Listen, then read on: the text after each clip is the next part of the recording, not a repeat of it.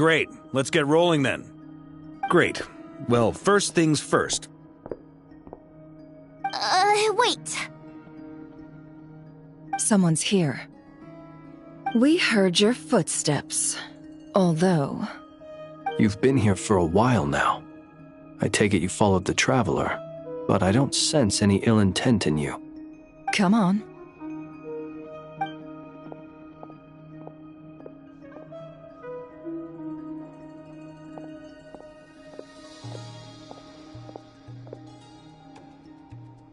I figured it wouldn't take you long to notice me. I come bearing news from my lady, the Knave. Dottore went through the motions of returning to Snezhnaya, but it was obviously a facade. However, he has not returned to the Kuvaki Experimental Design Bureau, nor has he made an appearance in Noche Town. Well, in that case, he'll be in his lab way up north. I always wondered why he applied for his own private pad. He was planning this all along. Tell them that Sandrone and I will go on ahead. If they still intend to pursue this matter, they should meet us at the research center in the northern tip of Nodcry. Nice of Columbina's two best friends to think of us. We appreciate the heads up. Our sincere thanks to the Fatui for your aid. Lady Damselette may have left our organization, but at least some of her colleagues remain genuinely concerned for her well-being. Not to mention that the doctor's increasingly cryptic conduct gives us great cause for alarm. We have crossed swords many times before, but it's not personal. We're just on different sides. We don't lack humanity. And so, as fellow friends of Lady Damselette, it's only right that you should be in the know about this. Arlecchino's situational awareness has saved us a lot of trouble. I'll leave the map here with you. If you do decide to head to the research center, please proceed with caution. And remember, at least while you're in Nodcry, Lady Arlecchino's subordinates are your comrades if you want them to be. This is very accommodating of you. We can't thank you enough. Just doing my duty. I shall take my leave now.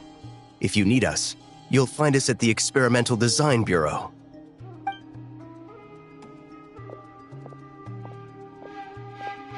So, the doctors left the Experimental Design Bureau and headed to some research center up north. Marionette seems to think he's been planning this for a long time. But when did it start? Before he even arrived in Nodcry? It seems his loyalty to the Tsaritsa is lip service at most. Behind the scenes, he may even be working against her. Whatever his motives, we know that he's decisive and incredibly ruthless. Facing him unprepared would be a recipe for disaster. At this stage, it's difficult to predict his next steps. I suggest we split into two groups. We need some people to stay behind and guard Noche Town. Well, as much as I'd love to help, infiltrating research labs isn't really my area of expertise. But at least take Cool Your Jet's Ducky with you. It should be some help during the battle. And as for Miss Inefa, I suppose you will stay to protect Miss Aino? Detecting operational logic. Protect Aino. Priority. High. Just in case, Servarka, I think it would be best if you stayed behind as well. You can leave the research center to us. I mean, I would have said the Knight of Berea should probably be out on the front line, but okay, fine. Leave Noche Town to me. Be careful out there, okay? If things get out of hand, fall back right away. Yehoda will be on hand to assist you. In my absence, she can handle any intel-gathering work. You got it, boss. You guys make sure to get back here in one piece, all right? We will. Things are moving fast. We'd better head off soon if we hope to keep pace.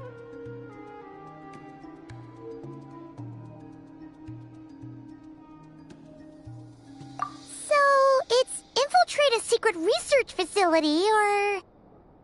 Yeah, alright. Paimon will help out here instead. Sounds like it's gonna be a pretty intense fight. We all have to bring our A-game here. So, anything you need to wrap up before we leave?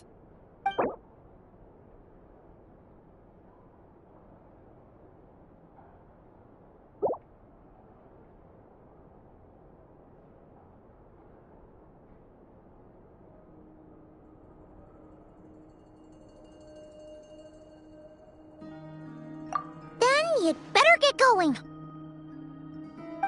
Very well.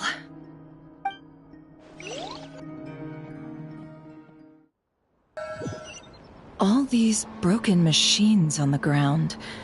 Someone got here before us. Could it be Arlecchino and Sandrone?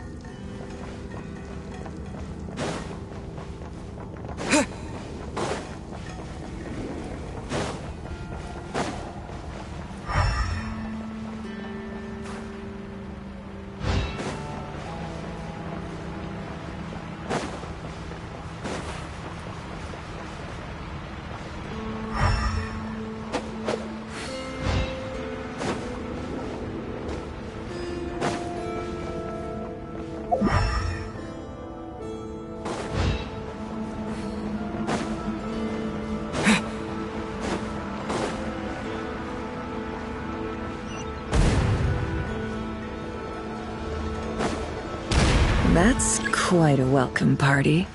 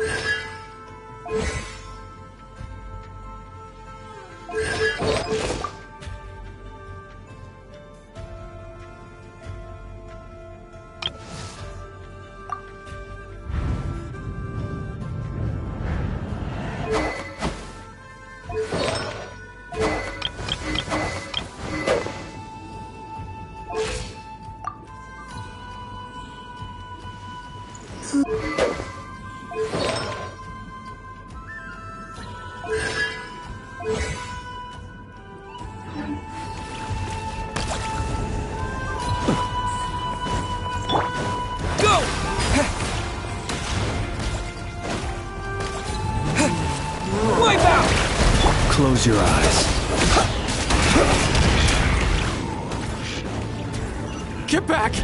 I said get back! Do you hear me? Why isn't it working? No! Don't come any closer! Don't!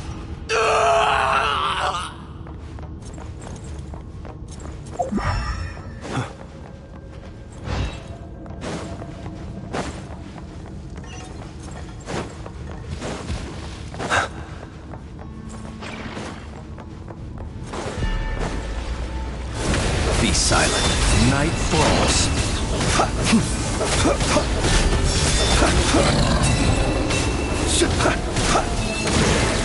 Close your eyes. Night falls. You poor souls. May your spirits find peace. Grab that key on the ground. We'll probably need it at some point.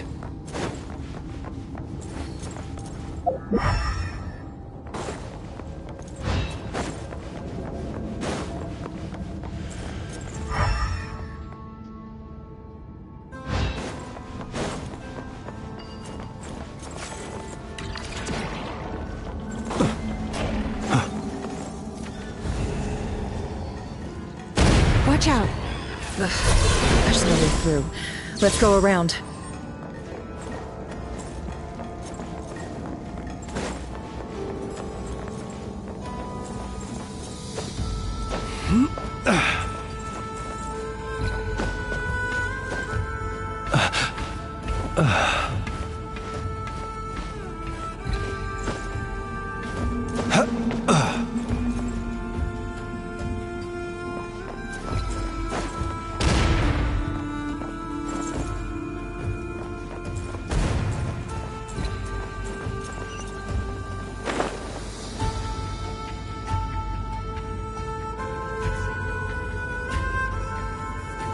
What the? Trespassers? Here? What's wrong with you people? We're looking for the doctor, and we understand he might be here. I see you're fleeing the facility. You looking to settle a score with the doctor? Good luck with that. I don't think you have many chances left. Perhaps. But you might have a chance to live if you start talking. 2 other Harbingers had the same idea as you. They're already inside. But what good is it gonna do? The doctor wouldn't do something like this unprepared. Seems to me that you're not too thrilled about being his subordinate. Also, is it just me, or do I sense monsters nearby? If you prefer their company to ours, that can easily be arranged.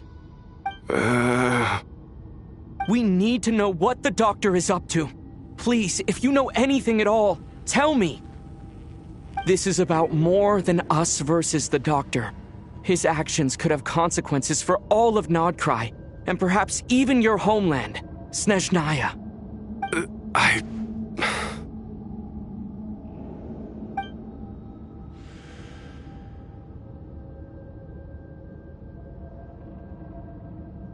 He's building something. Ambitious doesn't even begin to describe it.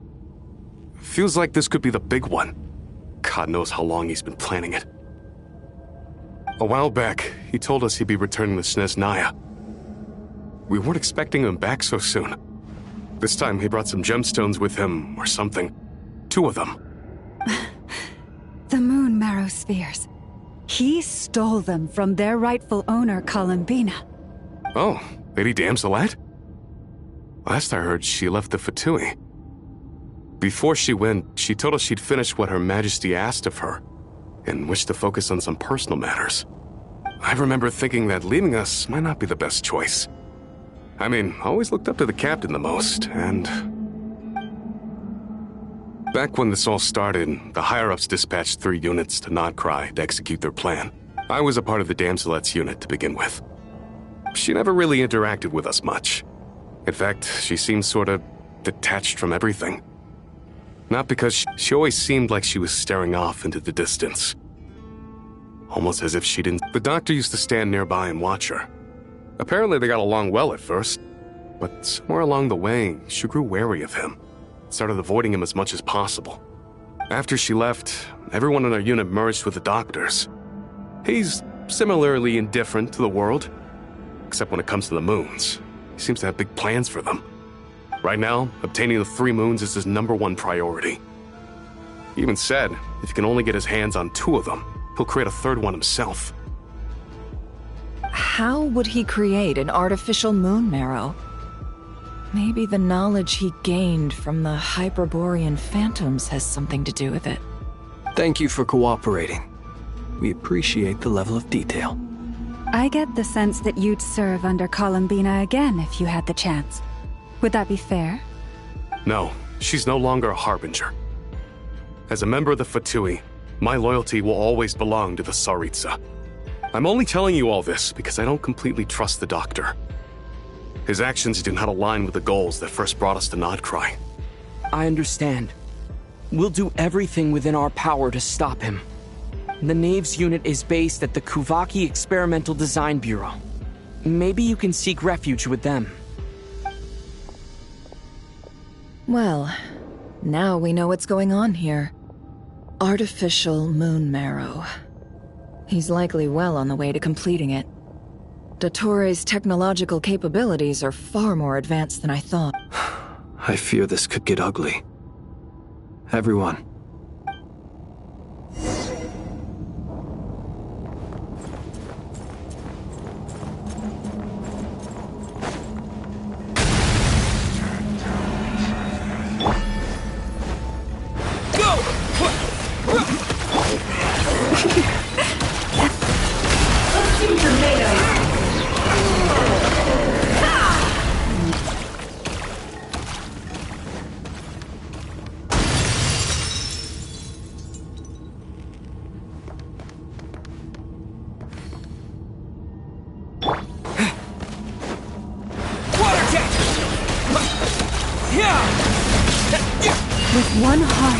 we pray. You poor last left. It all adds up. Let's see what you're made of.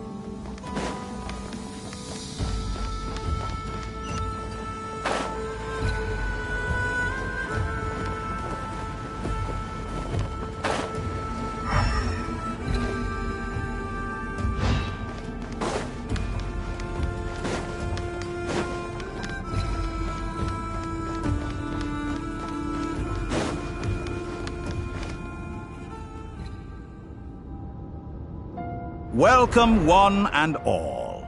I've been expecting you.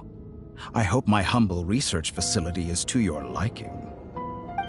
Yeah, we really appreciated fighting our way in through a horde of monsters.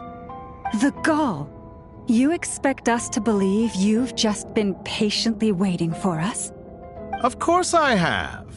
Should I be worried about something? Everything seems to be going quite smoothly so far, and you've shown up right on schedule. First Sandrone and Arlecchino, now you. Ah, quite a surfeit of guests I've had today.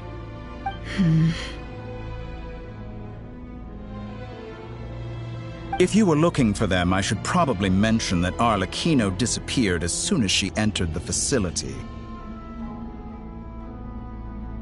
As for Sandrone, why, she stood right here only moments ago demanding answers from me at the top of her voice. Hardly out of character.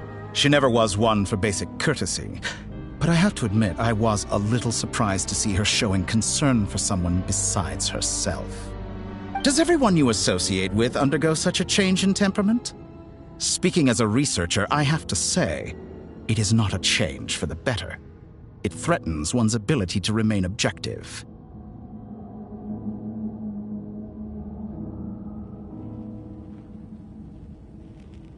Well, since you ask... So you've got your hands on the moon marrow, and now you're claiming godhood. Don't you think that's a bit of a stretch, Dottore? I must protest what you are insinuating with that phrase, claiming godhood. I am not claiming anything. I am stating a fact. You're a researcher. I'm sure you appreciate the distinction between the two. Huh? Wait, you really think you're all that? You'll excuse me if I'm not being a polite little lady for you. We're colleagues. We both know what kind of person you are. By the same token, I knew you'd respond along those lines. You and I both understand that facts speak louder than words. To that end, I've had my people send you a small gift. It should go some way toward helping you understand my present position. What gift?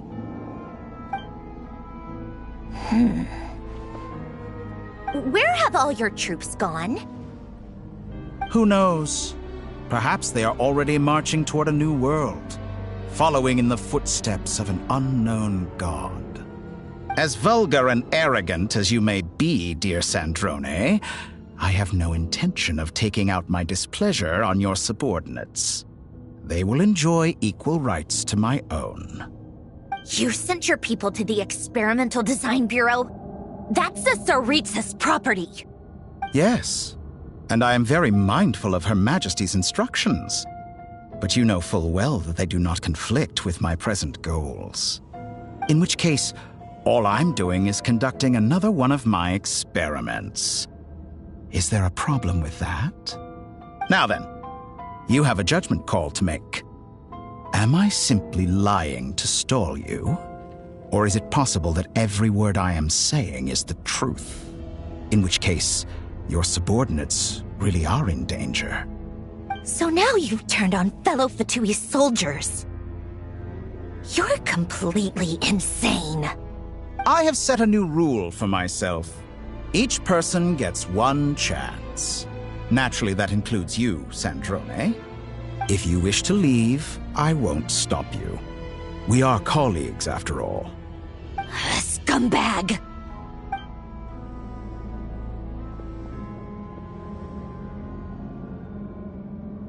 Still, I hadn't counted on Sandrone sparing any thought for the people of this world. Shame. I always found her self-centeredness to be one of her few better qualities. How can she ever hope to achieve greatness when she's so obsessed with protecting her little design bureau? It's more than a little disingenuous to speak of achieving greatness while taking hostages. Or does honor no longer mean anything to you? Honor? I have the marrow of 2 moons in my possession and will soon complete the construction of a 3rd. I will be the god of a new world. And you speak to me of honor? How charmingly naive. Those are sacred relics. You do not deserve them. In my view, many in this world do not deserve to be alive. And yet, I mercifully permit them to go on living, do I not? You'll come to regret your actions. Will I now?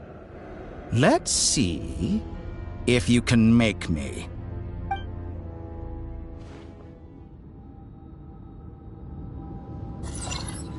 No more lies. Bombs away! Be silent. To dust. Target acquired. For the everlasting forest.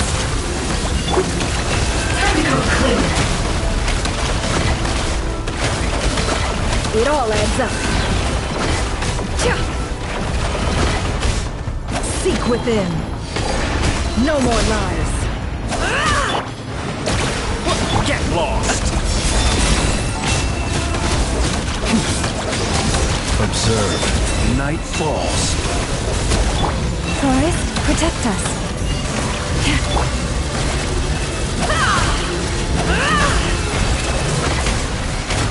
Is this all it takes to tire? Can't hide the truth. Arlecchino. Thanks for the assistance.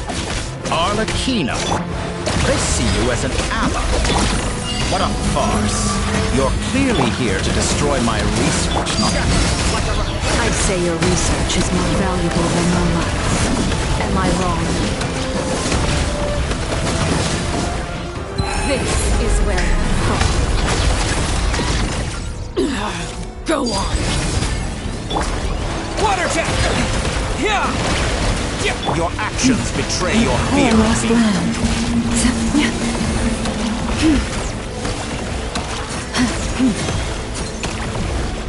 Is that the best you can do? It all adds up. Get lost. Your actions betray your fear of me.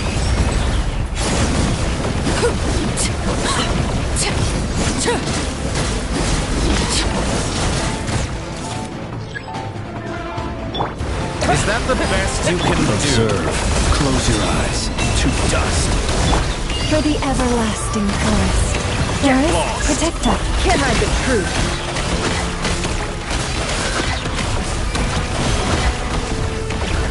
No more lies.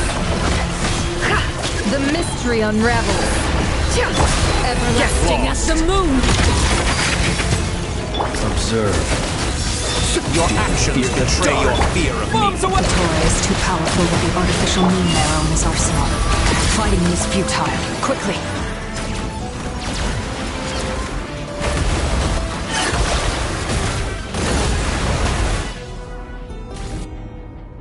Let's go. I've always thought it is wiser to flee than surrender.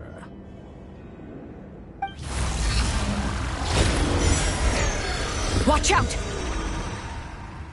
What the? Forget about me! You should... Where's the Traveler?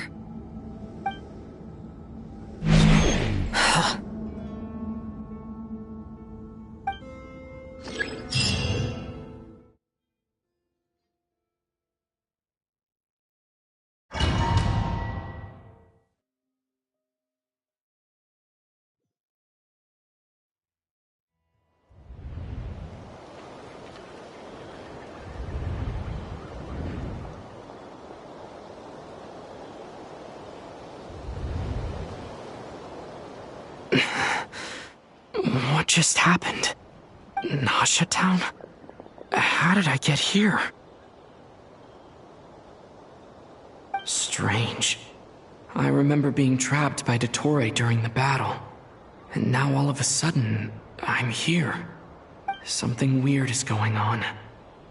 I guess I'll start by exploring the area. Huh? Traveler? What brings you here at this hour? Huh? What are you in the mood for today? A hot dog? Or something else? We've got some special discounts at the moment. Want to see the menu? Sorry, I'm not hungry right now.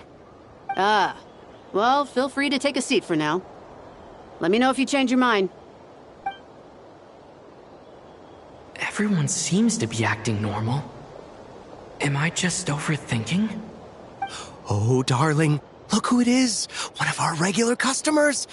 Get the Traveler something to eat, would you, dear?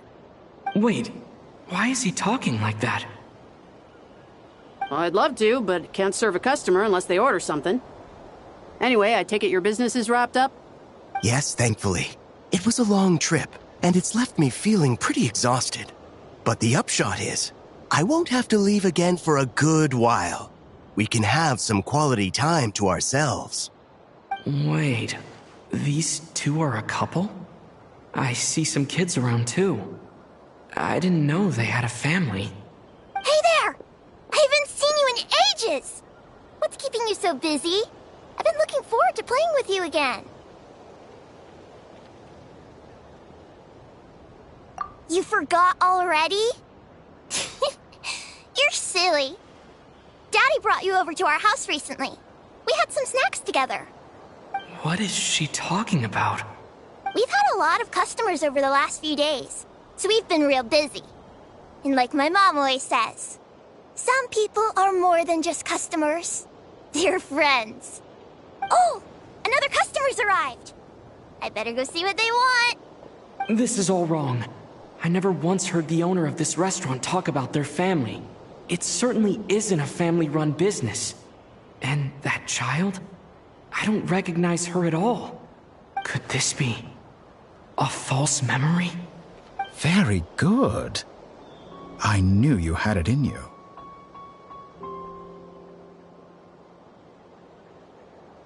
Aren't you going to try the house special? When did he show up? No. None of this is real. You don't seem to like it here. That's fine. We can change venues.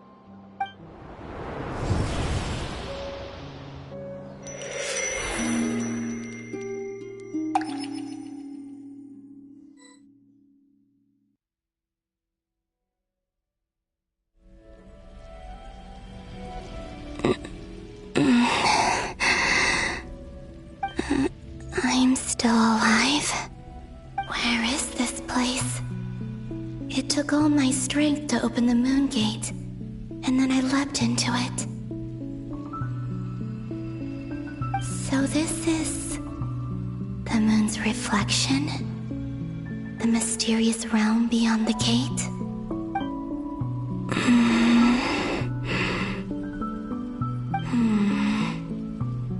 I can't sense anything. I guess I could try opening the gate once more.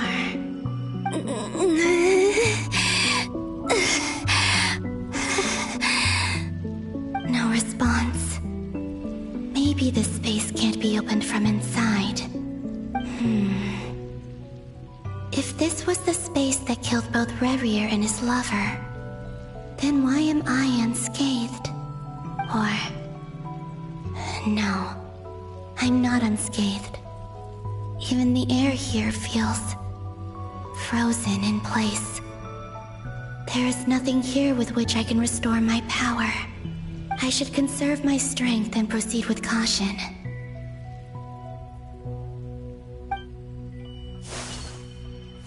I don't believe Dotori's scheming will stop just because I escaped. If there is any chance that I can get back to the others, any chance at all, I must return.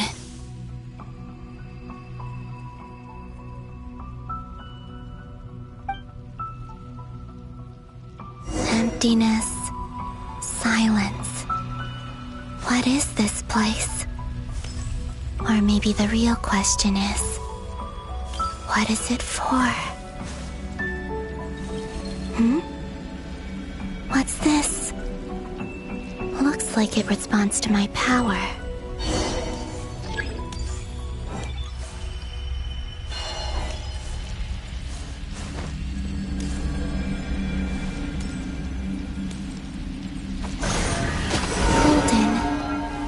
Like Kuvaki. Is it some sort of guide? And why does it feel so familiar? I might as well follow it.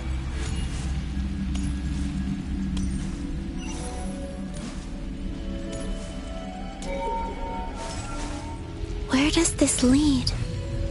Could it be the exit?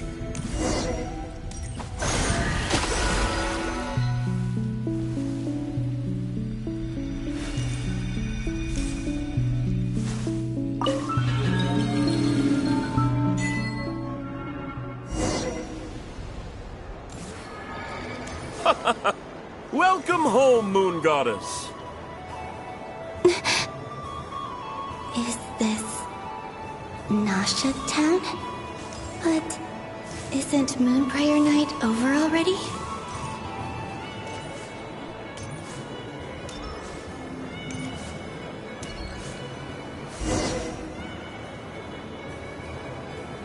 Goodbye for now, Columbina. I hope you have a wonderful night. I will. Llama, everyone else, and me? Are these my memories?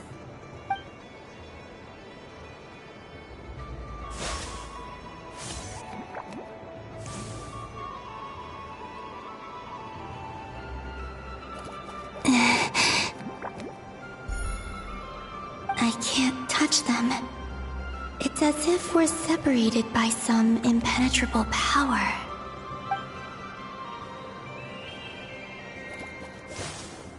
Over here! Over here!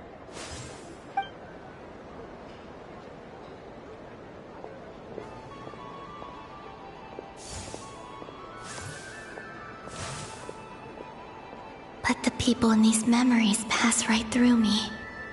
Just like when I disappeared. If only I had known what would come to pass after that. Even so, I should still take a look around. Just being back here, it gives me the strength to keep going.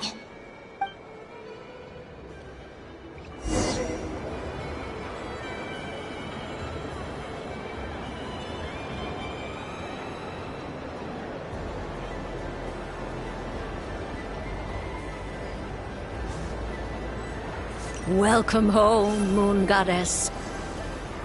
Oh, you're the genuine article. Alice was right. This Moon Prayer Night was worth watching after all. Oh? Yes. That was the fortune-telling stall run by Barbeloth from the Hexen Circle.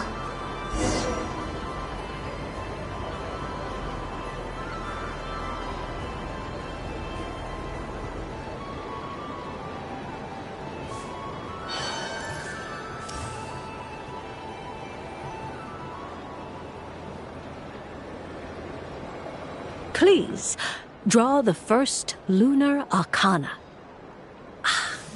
This represents destiny and is the foundation for the divination as a whole.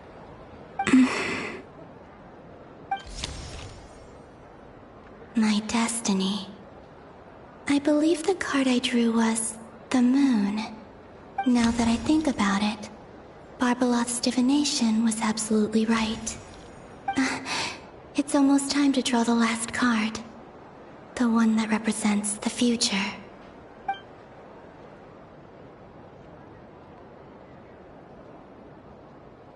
That was the card that popped out on its own. From here, I think.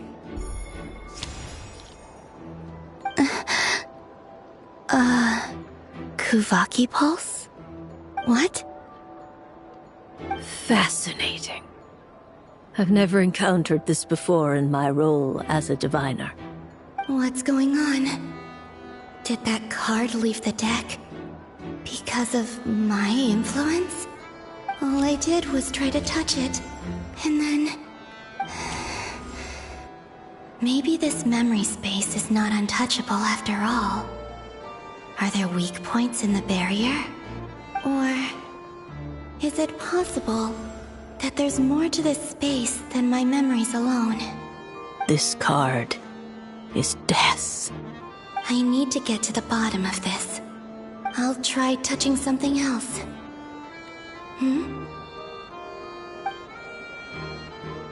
Is this the wind? No, it's gravity. It's pulling me outwards. No, Traveler!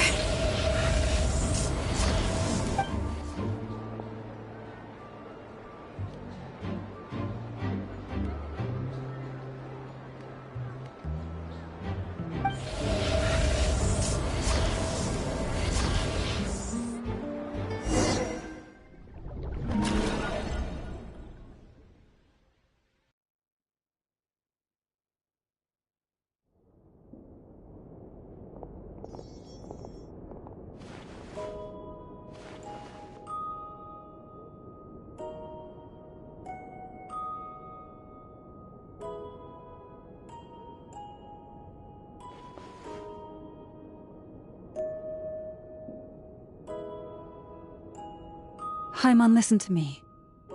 From the bottom of our hearts, we are so sorry. We completely understand how you must feel. The Traveler is trapped, and we all feel responsible for it. Don't say that! Paimon's not a little kid! You didn't leave him behind on purpose! There was nothing you could do!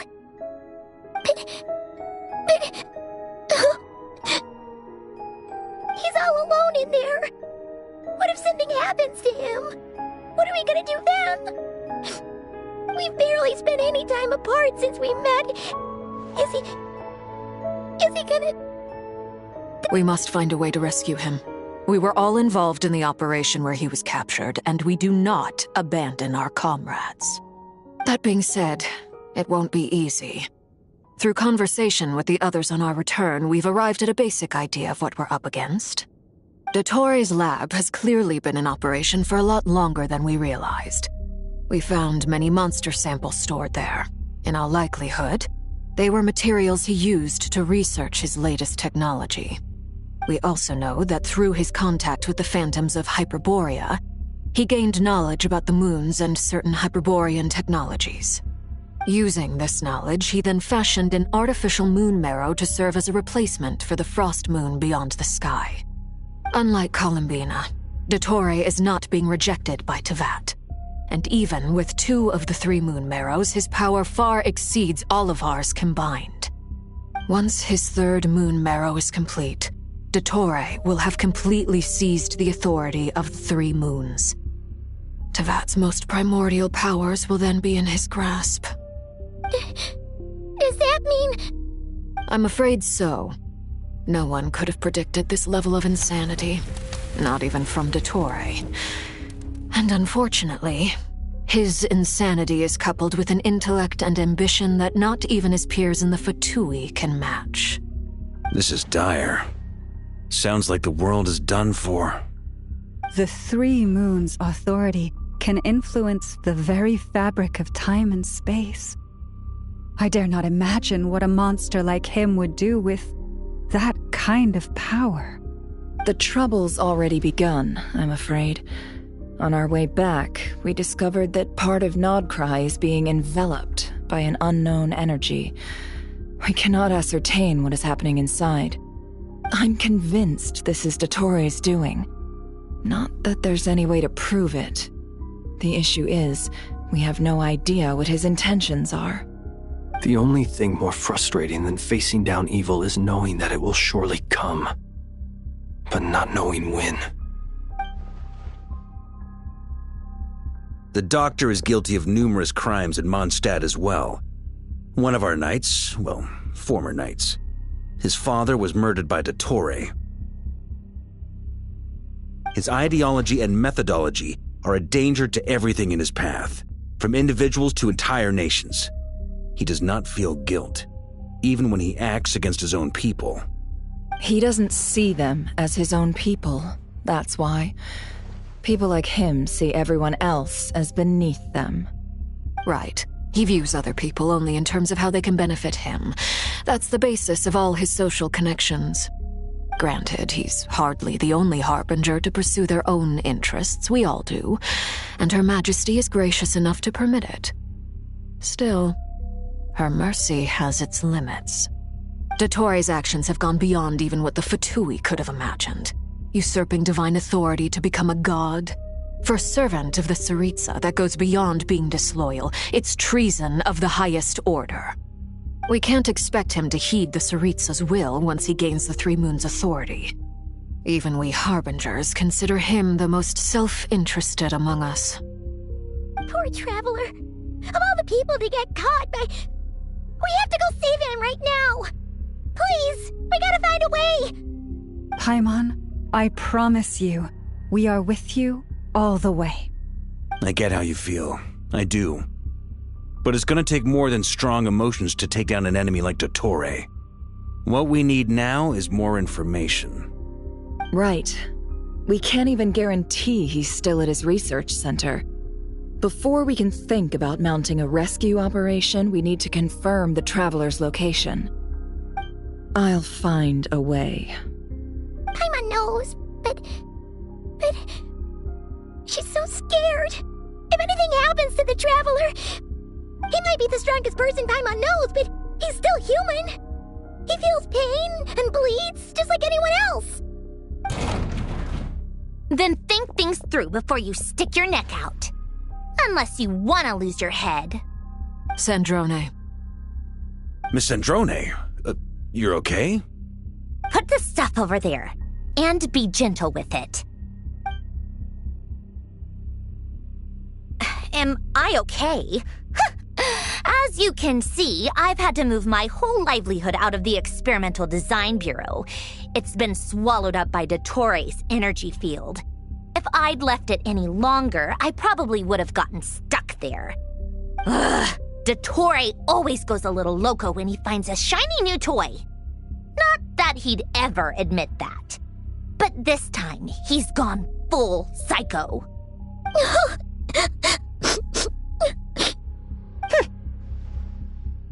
Just go ahead and cry already.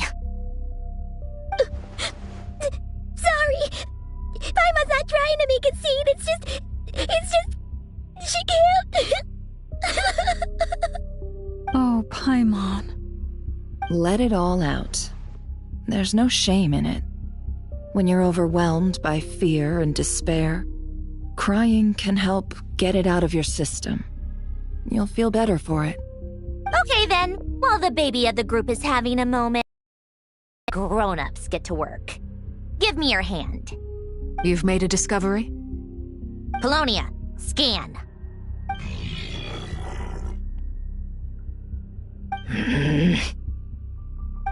You, hand, now. Oh, I thought you'd never ask, my lady.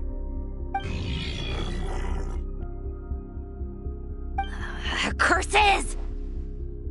You're next, then you.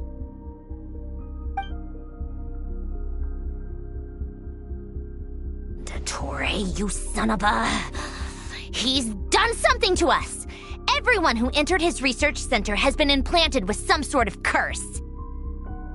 I don't feel anything unusual at the moment. Does that mean it hasn't activated yet? Is there a way to figure out its purpose and what might trigger it? My best guess is Dottore created it using the moon goddess's powers. 1 second, analyzing. Ugh! That friggin' maniac! So, what twisted game is he playing this time? The moment I analyzed the energy composition, some encrypted text appeared in my mind's eye. And when I deciphered it according to the Fatui standard encryption protocol, I got the following message. Feel free to run, or you will perish in nod cry. He's mocking us. Yep, he loves to toy with people. Only in this case, there might be more to it. But I didn't detect any murderous intent or malice either in the message or the curse's energy. As if this is him at his least malicious. Or perhaps all people are cowards in his eyes. Maybe he thinks the threat alone will be effective. What a despicable person. And he has the Traveler in his grasp. If I may, as unhinged as Dottore may be, he has always exercised great patience with the objects of his interest. I remember a comment he made when we first arrived in Nodcry. He said, "This world is, on the whole, an exceedingly dull place. But at least there are a few intriguing features, such as the gods or the Traveler. Presumably, they interest him because they're unknown quantities. He wants to understand as much as he can about them." Agreed. The Traveler is Tevat's fourth descender. All Harbingers are aware of this. Since Dottore took such pains to capture the Traveler, he is unlikely to kill him right away. Okay, but we still have to do that rescue operation. Of course. I also think we need to read between the lines with Dottore's message.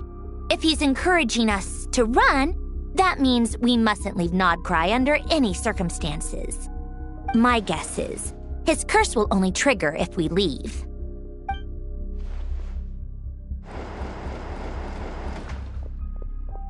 We've discovered multiple energy fields. Albedo is still attempting to analyze their structure. He told me to report back first. Each field is slowly growing, swallowing up more of the surrounding area in the process. And the pace of their expansion has increased since we first examined them. He's probably trying to swallow Nodcry whole. His nefarious ambition knows no bounds. If this continues, the whole of Tevat will be in trouble, not just Nodcry. The loss of Columbina could not have come at a worse time. Do we think she's truly gone for good? She entered the space beyond the Moon Gate, knowing what became of Rerir and Thalindus. I'm sorry, but I fear the odds aren't good. Don't be ridiculous. If I know her, she's busy finding a way back as we speak just so she can annoy me. She isn't dead. Whatever has become of her, the fact remains that we are two comrades short on the eve of a decisive battle. We need to find out the Traveler's location, but there is also other work to be done. Agreed. Whatever Dottore's planning, we have to get the local populace somewhere safe. So, as well as a rescue mission, we have to organize a mass evacuation at the same time. It would be best if someone could approach leaders of neighboring nations and negotiate emergency asylum for Nodcry's inhabitants. Can anyone handle that? Snezhnaya is one option. I'll see what I can do. Guess it'd be so much easier if the Traveler was here. No! Stop thinking like that, Paimon. Paimon will join you. She's pretty well connected thanks to the Traveler. Maybe it'll come in handy. Either way, that's what the Traveler would do if he was here.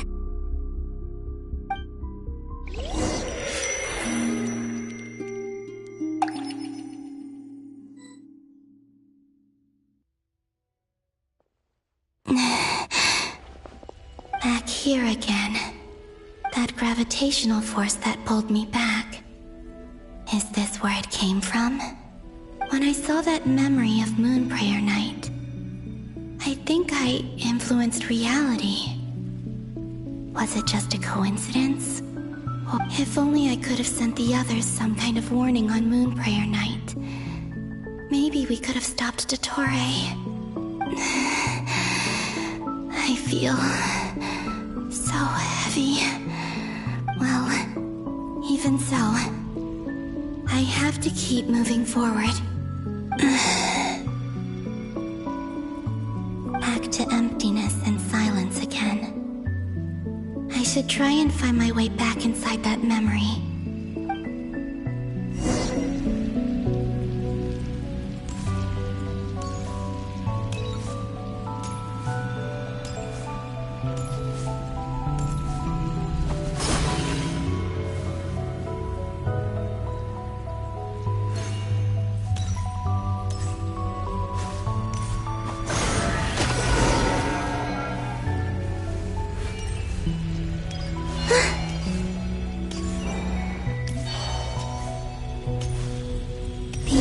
From last time is it looks like I need to gather these scattered fragments.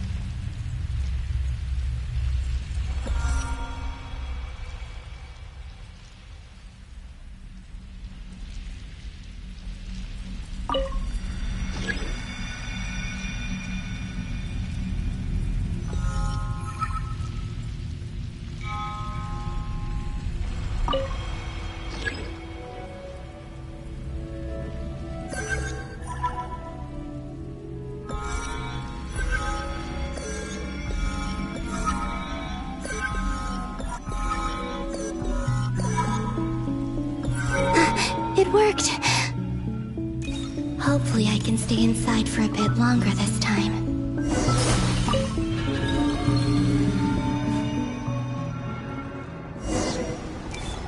Ad Astra Abyssosk. Welcome to the Adventurers Guild. What? This doesn't look like Moon Prayer Night. Extra, extra! Latest issue of the Nausea Express! I don't think I've ever been here. Maybe this space isn't comprised of my memories after all. There aren't any festive decorations around. Is this Nausea Town after Moon Prayer Night ended? Did Dottore's plan not affect the town? Or is no one aware of what happened because he used the Three Moons' authority? Let me see if I can influence anyone else. So, what do we do next? Wait, that voice. Paimon? The most important thing right now is to find that mage. Lauma the Traveler and Mr. Varga are here too. I'd better go pay the Fatui a visit. Traveler!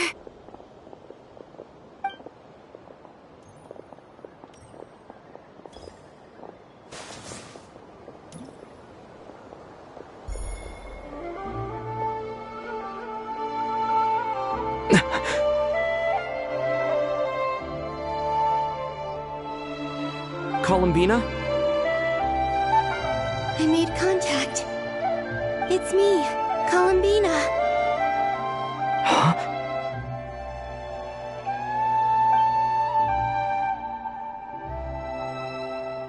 Traveler? Let's go! This is no time to be spacing out!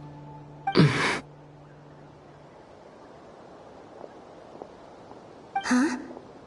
Wait a moment. This has happened before. This is what happened when I disappeared. I stood right over there, thinking that no one would ever find me again. It was only when he called my name that I decided to follow them. But did he turn around because he sensed my touch just now? Is it really possible that from in here, I can change the past? If I keep following them, maybe...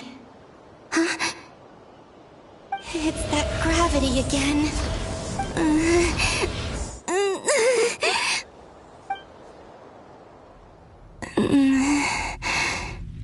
Every time I influence reality within that space, this force intervenes and pulls me back. It's as if it's trying to stop me from leaving.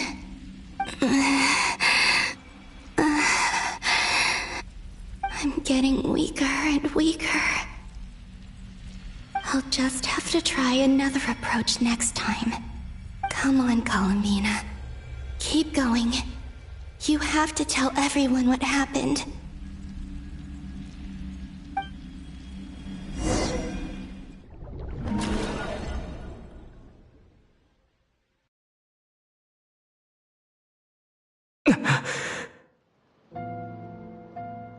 Suddenly, I've been plunged into darkness.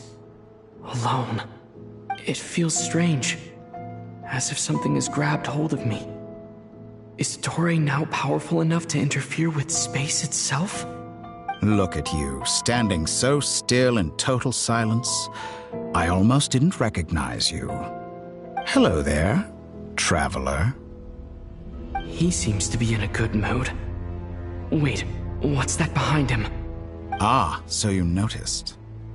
This is the completed Trilune. 2 primordial moon marrows and 1 artificial specimen. You are wary of it. Good. Maintain that reverence. You performed well in that recent battle. Brave and reckless as always. Courage is the sign of a true hero, and impulsiveness is the hallmark of those who strive to advance. I say this not to belittle you. Most creatures are far more timid by comparison. 3 moon marrows? Does that mean the artificial one is now complete too? Well spotted. What do you think? For a replica I built myself, I dare say it looks the part. Dottore, are you planting illusions in my mind? I have no interest in fooling your eyes. On the contrary, I hope to show you the true essence of all that you see before you. Is this not a beautiful city? People live in peace and find joy in their work. The streets are safe. People can even leave their doors unlocked at night. You might say it is the Elysium everyone dreams of. All available data indicates your values and worldview conform with the mainstream. This kind of society should be quite to your taste. False beauty is deceitful. Lies are to no one's taste. I wonder, is it your moral standards that are too high? Or your expectations of reality? Answer me this. If someone existed in a sweet dream from the moment they were born, a dream in which they never once felt pain, which do you think they would consider superior? The dream or the reality? That's pure sophistry. It has nothing to do with your actions. As I suspected. You have yet to understand all of this for what it really is. What do you want from me? You sound impatient. Do you think the only reason I'm keeping you is because I want something from you? If it's not, then why haven't you killed me yet? No one can stop you if you're as powerful as a god. I'm delighted you recognize that fact. I believe we last squared off in Sumeru. Ah, the memories. How time flies. You and I have both grown. I'm not surprised that Arlecchino and Sandrone worked with you. You've always a way of slowly but surely ingratiating yourself with all levels of society. People laud you as a hero, but I suspect there's more to it than that. Oh, but to be clear, I don't say that to flatter you. Do you always give your opponent an appraisal before you deal the final blow? Call it a long-time habit. I'm a researcher, and one of my duties is to give an objective assessment of my subjects. But you misunderstand. We are not opponents. Not at this moment. I just want to talk. Think back to Tartaglia, Arlecchino, Capitano, Colombina, and now even Sandrone.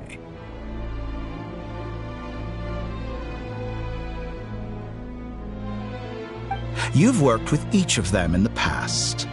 I believe you can work with me as well. What makes you so sure? Well, why not? Should the good associate only with the good and the bad befriend only the bad? I like to think we could have a more mature relationship than that. Surely you don't think all your relationships are grounded in friendship or shared ideals? People come together because it benefits them to do so. If you think of the people you admire, you must surely admit that they have provided some benefit to you. Morality, ambition, dreams. People have plenty of words to embellish the nature of their relationships. But once you break free from those ethical frameworks, you will see that the only thing connecting the two of you is mutual benefit. And that is what I'd like to talk to you about. We're finally getting into it. He's probably been planning to kidnap me for a long time now. But for what exactly? He has the authority of all three moons. I won't be able to gain the upper hand in a fight. Best if I pretend that I'm willing to negotiate for now. You say you're a god, but you also speak of mutual benefit. What could a god want that the three moons cannot provide? Excellent question. But before I answer, I would ask you the same thing. Gaining Colombina's allegiance was a rare and extraordinary feat. But the Moon Marrows are now in my hands, and I have the edge over her. For this artificial moon is not being rejected by Tevat. Her identity and lineage may have been a thing of glory in the old world, but they were also shackles that prevented her from ever integrating into Tevat. I, on the other hand, you may view me as a thief, but I have overcome that limitation. So what is it that the three moons cannot grant you? What stops you from negotiating with me to get what you want? I don't make deals with lying psychopaths. That's quite an accusation. Are you expecting me to get angry with you? Well, this is one aspect in which my personal growth has served me well.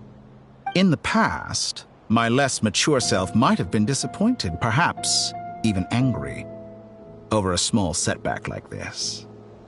Like when you and Lesser Lord Kusanali joined forces to oppose me, for example. But things are different now. Just as the rich do not quibble with the poor, I no longer find myself perturbed by these trivial affairs. Human relationships end with conflicts of emotions and interests. But relations between humans and gods are different.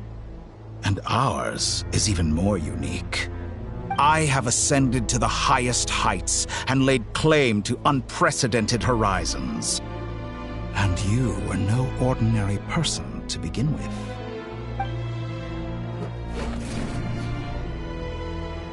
Allow me to show you the world, Descender.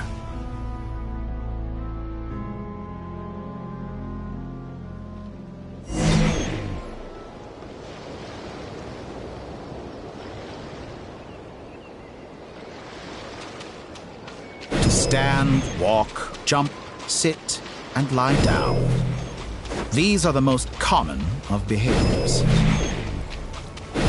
Have you ever wondered why we were born following such laws? Who stipulated that we could not fly instead of walk?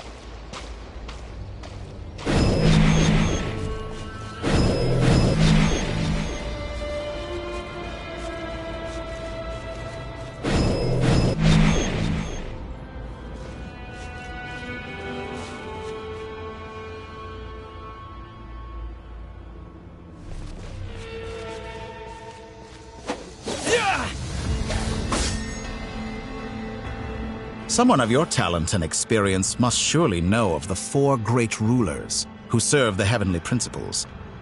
They govern life, death, time, and space. One wounded by a blade will die from blood loss or infection, and one who falls into a lake will drown in agony. The elderly wallow in solitude, and the solitary age faster. Eventually, new life is born, only to embark on the same path of suffering. These 4 divisions anchor the world and shackle those who live in it. But they themselves transcend its boundaries, squandering the power bestowed by the heavens. All who live yearn for equality, but unless the gods prostrate themselves and profess that they are mere servants of the living, equality can never exist. Who makes the rules we must live by? Who has the right to restrict us? The limits of the body can be rejected.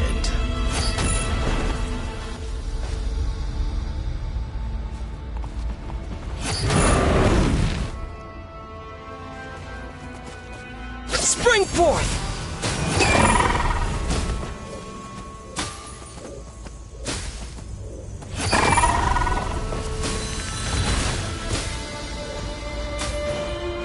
How does it feel to be among those with absolute power?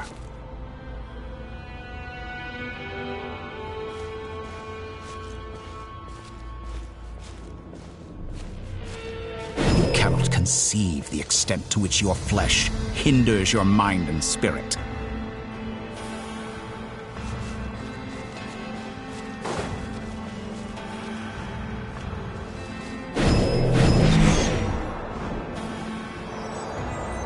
Only by discarding our useless, primitive eyes can we perceive a new world. How narrow-minded we all were in the past.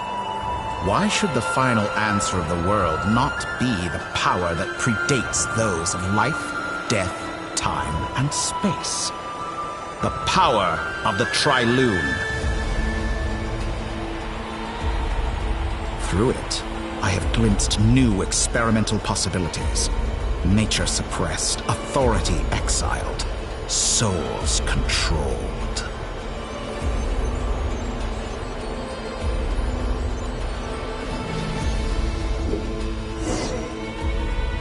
You know, I heard recently that a group of critics reviewed countless stories and drew an interesting conclusion.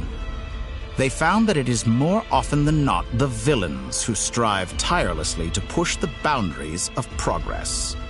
In fact, long before this, someone voiced a similar idea in an academia editorial. I felt a great affinity with this perspective. I have never been afraid to step up and play the role of the villain. Fanatics are trampled down for their transgressions, and those who transcend are rebuked for their audacity. And so, the majority of creatures are too timid to follow my lead. But all sacrifices made during my experiments have been worthwhile, as you can now see. I can offer you something new, something unique, precisely because I am a villain. Think about it. We are eternally bound through mutual interest. Can you truly say you would never turn to malice if it could give you the life you dream of? After all, what value do perfection and purity really have? They are fragile and feeble things, utterly tedious. I say, better to be governed by a flawed humanity than a gnosis. The true seeker of knowledge is the villain who undergoes countless tribulations in pursuit of their goal. I'm sure many people have told you that you're different. Because I'm a descender? Exactly. Very clever. But what has that got to do with you? I do not conceal my wicked deeds, my selfish desires, or my greed. A true researcher must act as I do if they are to understand and speak of the truth. And yet, a knowledge seeker like myself will inevitably grow tired of studying Tavat beyond a point. You have traveled to all corners of the world and met many people.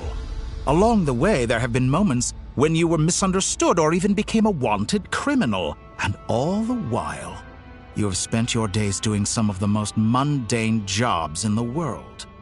You fight and toil, claim minuscule rewards from my friend Pantalone, then you fight some more, winning some battles and losing others as your search goes on. And this cycle continues, with no end in sight. Surely you must sometimes grow weary of being stuck in this same loop day after day. We're completely different. I embrace everything that life throws at me. I am engaged in every step of my journey. How does that make us different? I too embrace what life brings, researching everything that interests me. Think of all the novel things I've managed to create, like the artificial moon marrow. Don't you see? As unique a specimen as she was, even Columbina is not irreplaceable. Take that back! She's gone because of your actions! I didn't say that to anger you. Though admittedly, I don't see what there is to be angry about. Anything Columbina could do for you, I can do better. I know what your ultimate goal is. You wish to walk the path your sister walked, and seek answers from her at the end of that journey, don't you? Someone like you could never understand what it feels like to care about another person the way I care about her. Perhaps not, but that doesn't mean I can't help. I could find your sister right now, bring her before you, and make her give you the answers you seek. Don't be so presumptuous. You'll never begin to understand the situation between us. Oh, no. This is no presumption. I'm only offering what I know is possible with the power of the Trilune. But it seems like you would sooner continue with your journey through this world. Why? Do you truly desire this journey? Or is it simply a necessary process from which you cannot escape? Think of all the time and energy you have spent, everything you've had to endure just to make it this far. Is this really what you want? Or has your hand been forced by the promise of that final answer? Yes, you have made many friends. But do they ever spare a thought for the void in your heart and what it yearns for? What you want is not friends. It is family. But do they know this? I, on the other hand, am far more considerate. Join my experiment, and in return, I will bring your meaningless journey and all its struggles to an end. This is a malicious attempt to manipulate me. But at the same time, he's stating some very human truths. Of course he's right about my predicament. How can I deny it? I have faced ungrateful strangers, never-ending troubles, an endless quest for answers. I want to see her. After everything I've been through, words can't describe how much I miss her. How much I want to be reunited with her, wherever you are right now. Do you miss me too?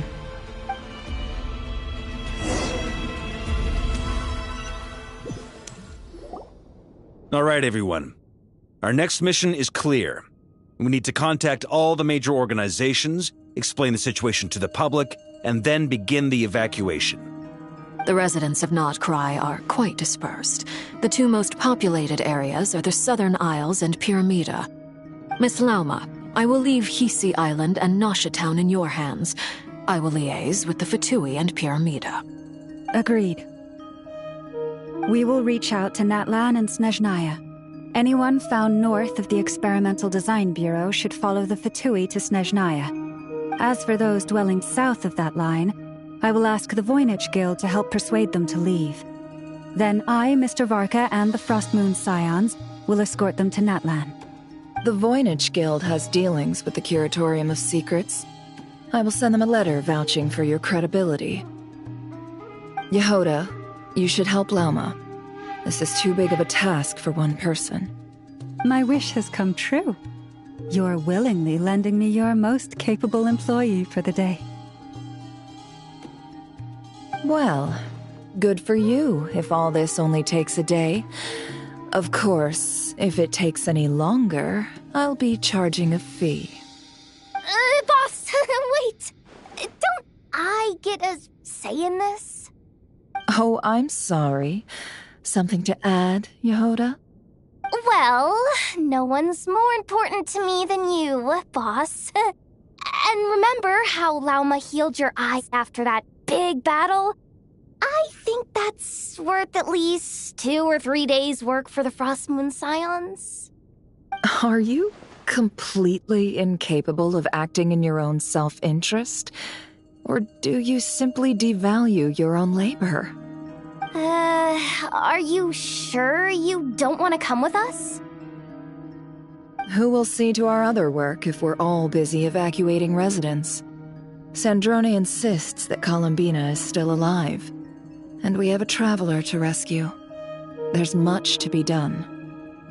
But boss, I'm just worried that... Well, Nefer, I'll link up with you once my tasks are complete. What makes you think I'd need you to do that? I'll need it.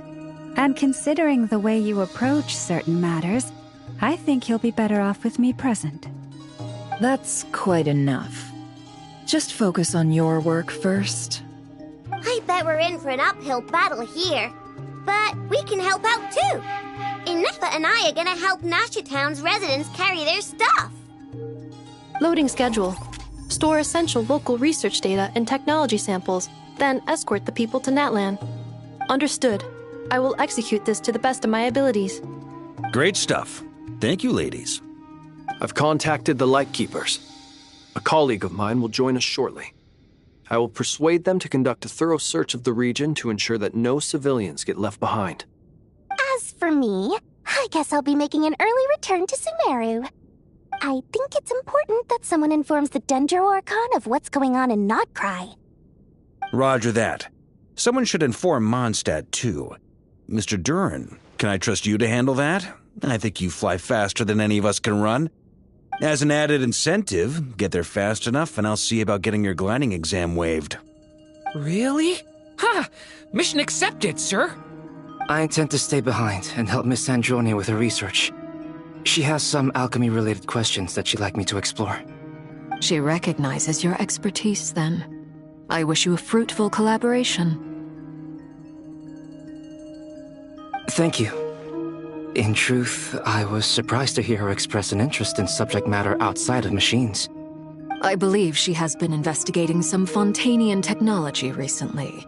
She made a point of bringing the relevant materials with her when she left the Experimental Design Bureau. She's sorting through everything in her room as we speak. I should mention that we have one other friend who isn't present. He hasn't made his position in all of this clear. But if we know anything about him, he's likely investigating on his own. Paimon's been very quiet today. But I know how close she and the Traveler are with the Natlanese. She should come with us to the border. Okay. Paimon will do her best. Make sure to heed Sandrone's warning. Many of us have been cursed by Dottore. As such, under no circumstances should anyone cross national borders. Remain within Notcry. That aside, personally I have faith in Columbina. Things look grim, sure, but who knows how it'll play out. Same goes for rescuing the Traveler. Both of them are important allies and friends. We'll be counting on you to gather intel on them, Miss Nefer. Oh, wonderful. You're all here.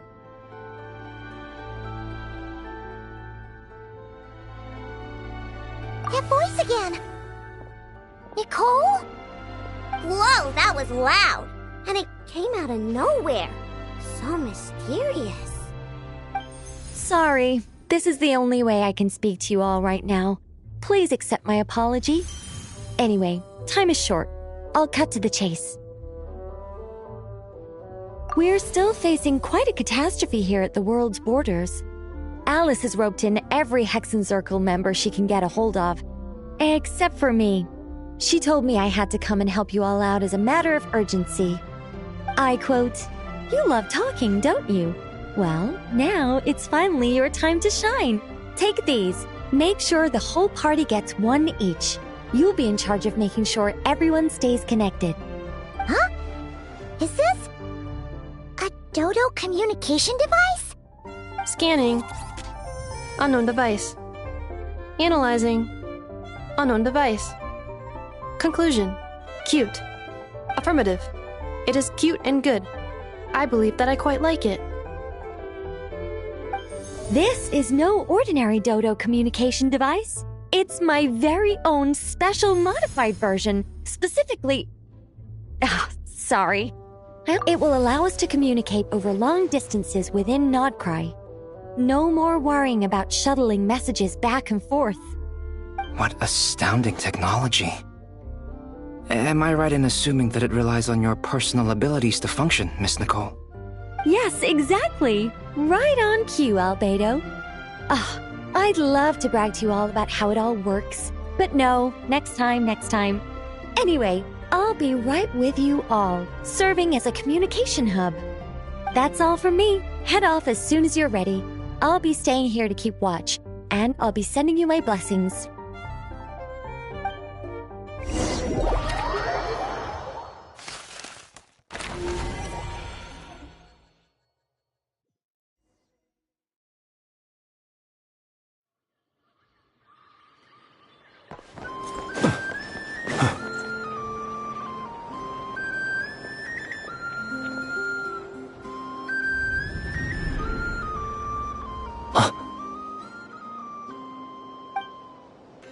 Sir Flint. Perfect timing. I just arrived myself. You are most considerate, Master Ilua. But in fact, I know you have been sitting here for quite some time. If you saw me, why didn't you say something? I was curious to see how long you could sit still for. Also, shouldn't you have managed to sense me approaching? That would be a first. You always seem to appear out of thin air without making a peep. Also, how many times do I have to tell you not to address me as master? I don't qualify. I beg to differ. Why should a young man so well versed in social graces as yourself not be worthy of that title? Please, Lord Flint's... Sir Flint's. I'm begging you, don't flatter me into complacency like you do with everyone else. You understand me better than most. My newest acquaintances tell me I love complimenting others. What do you think? I think they don't understand why you do it. You just love puffing people up till they're a big, happy ball of hot air that floats away into the sky. In all sincerity, I can only hope that they bring good tidings when they come back down to Earth. Is the situation that bad? We just held a strategy meeting. Let me fill you in.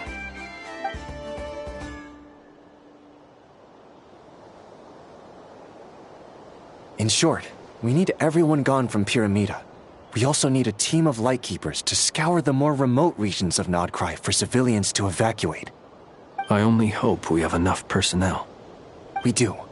Old Man Nikita will definitely help, and we can recall anyone out on patrol to focus on this instead. Good. I'm sure you and the others will make short work of this. Now, don't forget. Once you've completed this task, make sure you and the rest of the team evacuate to either Snezhnaya or Natlan as well. Flint? If you've got something to say, Master Ilua, why not guess what I'm thinking right now? You mentioned that you have something else to deal with later. How difficult is it going to be? I doubt it will be easy. I know you're a lightkeeper, and it's your duty to protect others in times of crisis. But I have a feeling that you'll be walking into grave danger. However bad things have gotten in the past, Nodcry has never faced a mass evacuation before. But from the sounds of it, you don't intend to come with us. I don't mean to pry, and it's probably none of my business. But whatever it is you're intending, you don't have to go through with it, you know. I've been afflicted with some sort of curse, and I'm told it may well trigger if I set foot outside of Nodcry. As such, I cannot leave. I have to act, if for no other reason than to fight this curse. What? No. Why? Why would anyone want to curse you? There are plenty of people out there willing to trample over others in pursuit of their own goals. Frankly, Sir Flint, I am furious. You're making light of what is an incredibly serious situation. Indeed I am. And? And what? I told you, I'm furious about this. Nothing I can do about it, I'm afraid. Things happen, and we just have to deal with them. If you find yourself feeling angry, perhaps start by drinking a big glass of water. Hey, you mean you're completely unmoved by my anger? I'm devastated. Then allow me to express my sincerest regret. Come by the lighthouse sometime. We'll catch ourselves a few fish, have a little barbecue, play some cards, and bask in the sun. Maybe I need to spell this out. Lean in a little, Flint. Oh my, this doesn't bode well. Word is that you were caught up in a real horror show recently. People were amazed that you returned safe and sound. They've been debating whether you're even human. I've returned safe and sound from plenty of crises. When you say people, do you mean other people? Or do you just mean you? Fine. I'll be frank. You're not human, are you? Heavens. Now that's a horrifying thought. You know what? Forget it. We'll revisit this once it's all over. A sound plan. Albeit a little ominous sounding. Just promise me you'll come back in one piece. All right?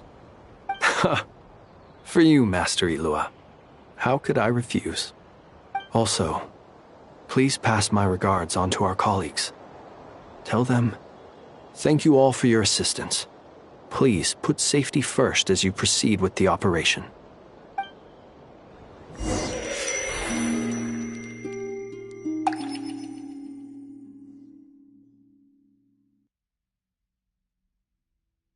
I have to keep searching for a path toward reality.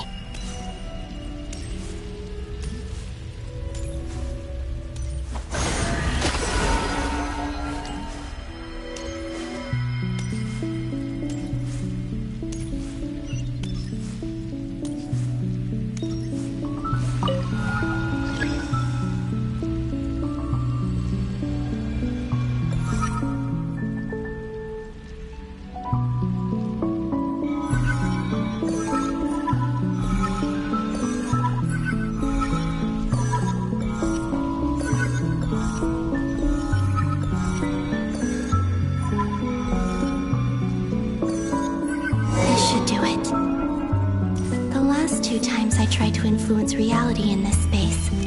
It consumed a lot of Kuvaki. I'll try and be more careful this time. I need to leave key clues behind using less power. I hope everyone still remembers what I said on Moon Prayer Night.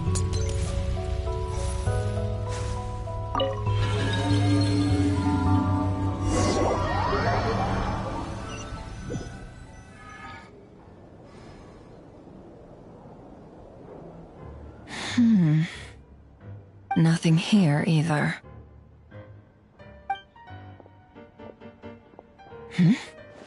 Flint's? Ah, Miss Nefer. What are you doing here? Unless... I just spoke with Itlua about arrangements for the search and came for a walk nearby. As for you, why would... It appears we think along similar lines. And neither of us likes to accept things at face value. As well as figuring out how to gather intel on the Traveler, I wanted to confirm some of my own suspicions. Also, We'll need to bring a lot of force to bear against Dottore, even if we're only looking to rescue the Traveler. We can't leave anything to chance. You don't think Columbina perished either, do you? I'm merely considering the possibility that she survived, just as you are. How much can we really know about a deity like her anyway? Do you remember what she said on Moon Prayer Night? About using moonlight to send messages to us? Of course. I think that's why we're both here. Where have you checked so far? I've been focusing on the outdoors. Anywhere the moonlight shines. I checked most of Noche Town, but didn't find anything. I checked the Curatorium of Secrets, and a few rooms where I thought I might find some leads. But no luck here either. The only places I haven't looked yet are the rooms in the flagship. But process of elimination isn't the only thing that brought me here. Oh, really? What's your other reason? After all that build-up, our mystery ally never showed up even once!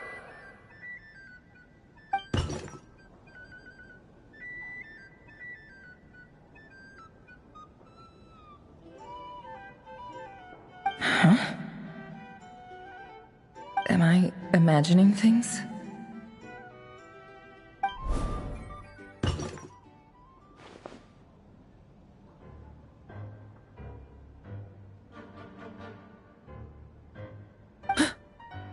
Come on, let's see what's going on. Oh no. I knocked over a vase as soon as I came in. It must have been caused by a Kuvaki fluctuation when I entered the space. Although, it seems like I'm not about to be pulled away this time. It looks like as long as I'm careful with my actions, it doesn't count as influencing reality. Anyway, is this the flagship? The Traveler mentioned that's where he was staying. I only went into the lobby last time, so I've never actually been here before. How does this space work? If nothing else, I can now be sure that it is not simply memory. He mentioned where his room was. I think it's this one.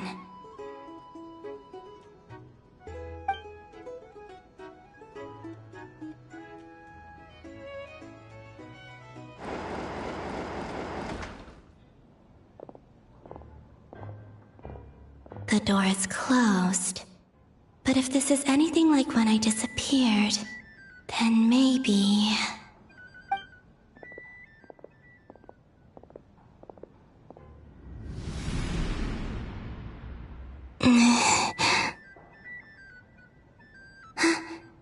I'm in. He and Paimon aren't here at the moment. I hope he's okay. I wonder what happened to him after that battle with Dottore. Best not to dwell on that for now. I need to try and leave them some clues. Please, Traveler. I really hope you find this.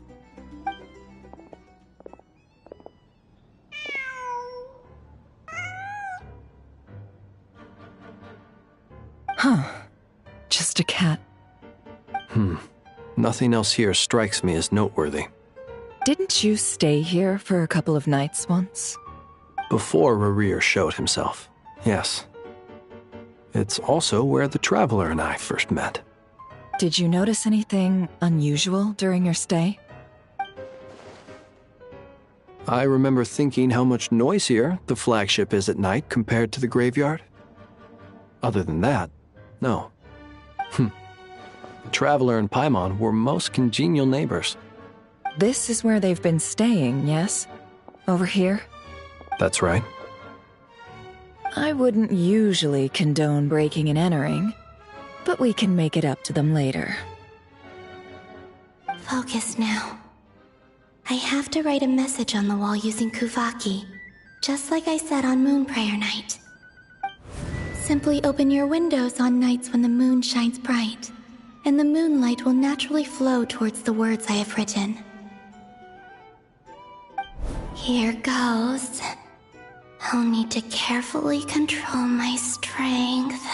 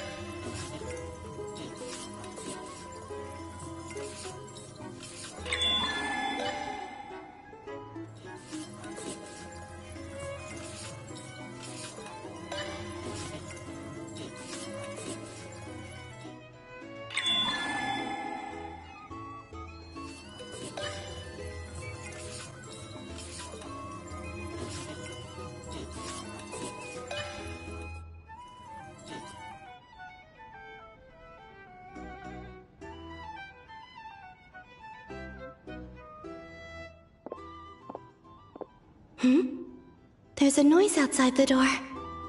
Is he back?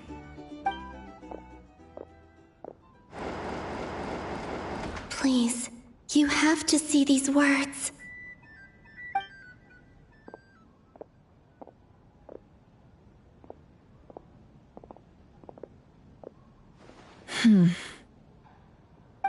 Well, do you sense anything? Unfortunately, no. And this place was our last chance. Not necessarily. We've only looked in Noche Town so far. Miss Columbina said she would leave messages at her friends' dwellings. It's still worth checking where Miss Lauma lives and where I live. Let's try and make some time to look into those then. Wait. What are you waiting for? Paimon might have overeaten slightly. What's that look for? This is a victory feast. It's normal to eat a little more than usual. The Traveler in Paimon. It's really you. But why are they talking about a victory feast? Huh. You worried Paimon sick while you were out there fighting Rare. So this is your chance to make it up to her, alright? Wait. So this is the night after the battle against Rare. How did I end up here? That's quite a long time ago now. Wait. Time. That's it. Every time I've entered reality within this space, it's been at an earlier point in time. Every one of those points has been before I fell into the moon's reflection. And everything I've done to affect reality really did happen in the past. Does this mean that within the moon's reflection, time flows backwards? Starting from the moment I fell in? Not long till Moon Prayer Night now. It's gonna be even livelier than tonight. Although, it's gonna be sad saying goodbye to the damselette. She seems like a really nice person. Paimon. No, I can't. Even if I make contact, they probably won't understand what's going on. And in any case, I'll likely get pulled away again if I do. Instead, I have to find a way to get them to notice what I've written using the moonlight. Wait, even I hadn't thought of doing that before Moon Prayer Night. They'd never conceive of that possibility. Is there truly no other way? Don't lose heart. We'll find a way somehow. Huh? Oh, you say that, but the Frost Moon is beyond the fall sky. If we wanted to go visit her, how would we make it through to the other side? We might not have all the answers now, but I'm sure we'll find a way one day. Huh. Guess someone's gotta be the optimist. The present. The future. That's right. There are still things I can do. What's your plan? Flint's, when you were staying next door, did you ever open the window? No. The rooms here are dark and damp, and there's such a buildup of dust on the windows that the moonlight can't even get in. I didn't think it was worth the trouble. The moonlight. I think I see where you're going. One moment. I'll see if the owner is available. Don't bother. Time is of the essence.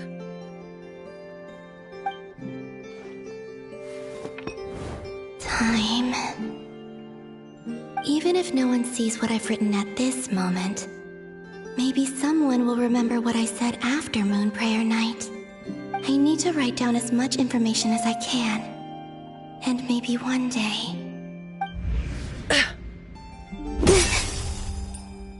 Huh? What's up with you? You can't even hold your cup steady. Are you getting tired? A little. Well, you should probably hit the hay then. You've had a really tough couple of days for you.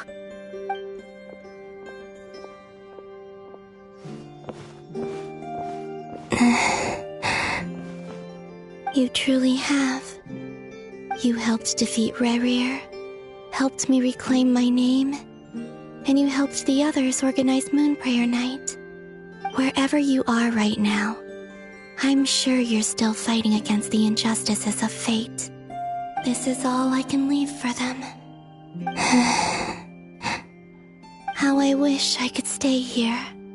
But it's time for me to go. I hope to see you again in the next time, and if the opportunity presents itself. I will surely return to your side. Huh.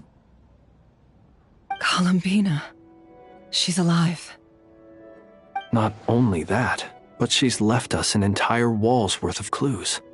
She even wrote down what would happen on Moon Prayer Night. It's just a shame we found it too late. I am here. Time in this place flows backwards.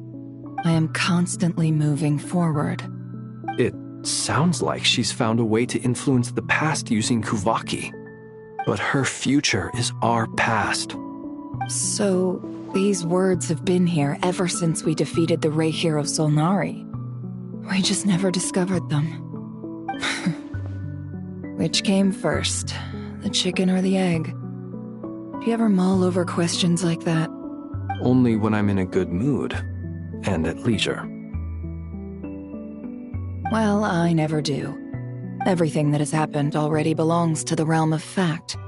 As a business person, and especially an intel broker, what I do is extrapolate from those facts to try and read the future. An admirable philosophy. It's a means of survival. Let's go. We have a wall's worth of clues to share with the others.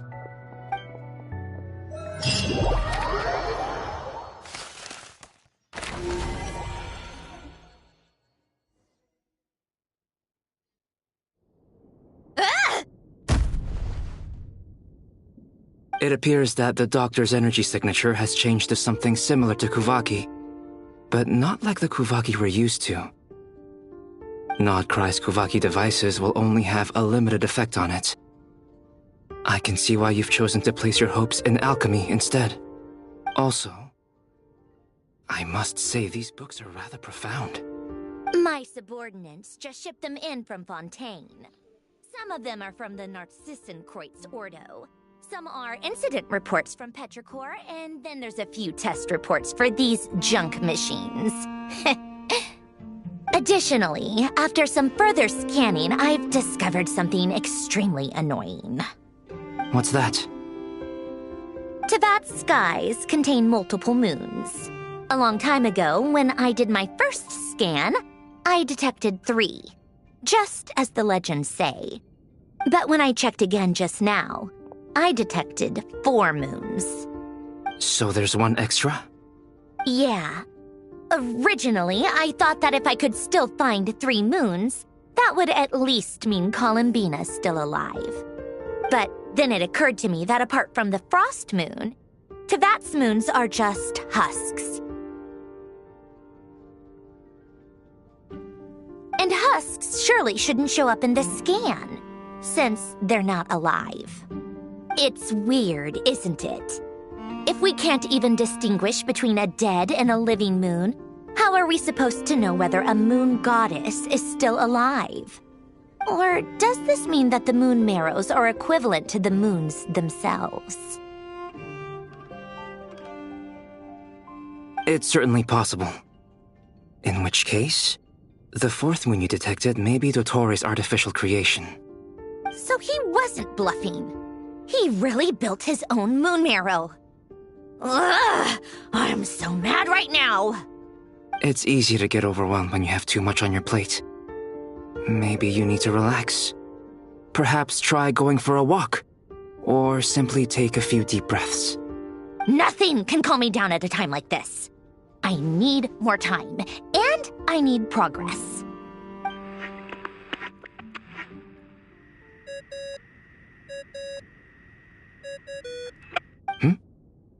It's Mr. Flynn's. I really hate that ringing tone. Ugh. First the four orthants of the Narcissenkreuz, then moon marrows. Now what? Oh, sorry if we're disturbing you. Might I ask what's troubling you? What do you want? We're busy. Are you still at the Curatorium of Secrets? Yeah. Look, everyone else is still out, so there's no hurry. Plus, I'm busy, so I would appreciate if you gave me some space. Even though we have crucial intel to share? Fine, I'm listening. Do you intend to share it via the Dodo communication device? Ordinarily, I would, but this is a unique situation. I think it's best that we discuss it in person. See you at the Curatorium.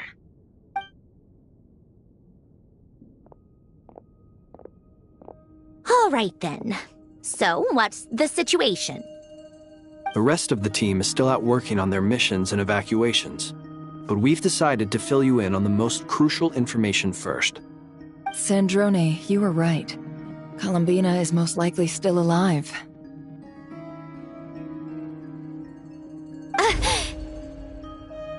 That's the best news we've received in a while. By a long way.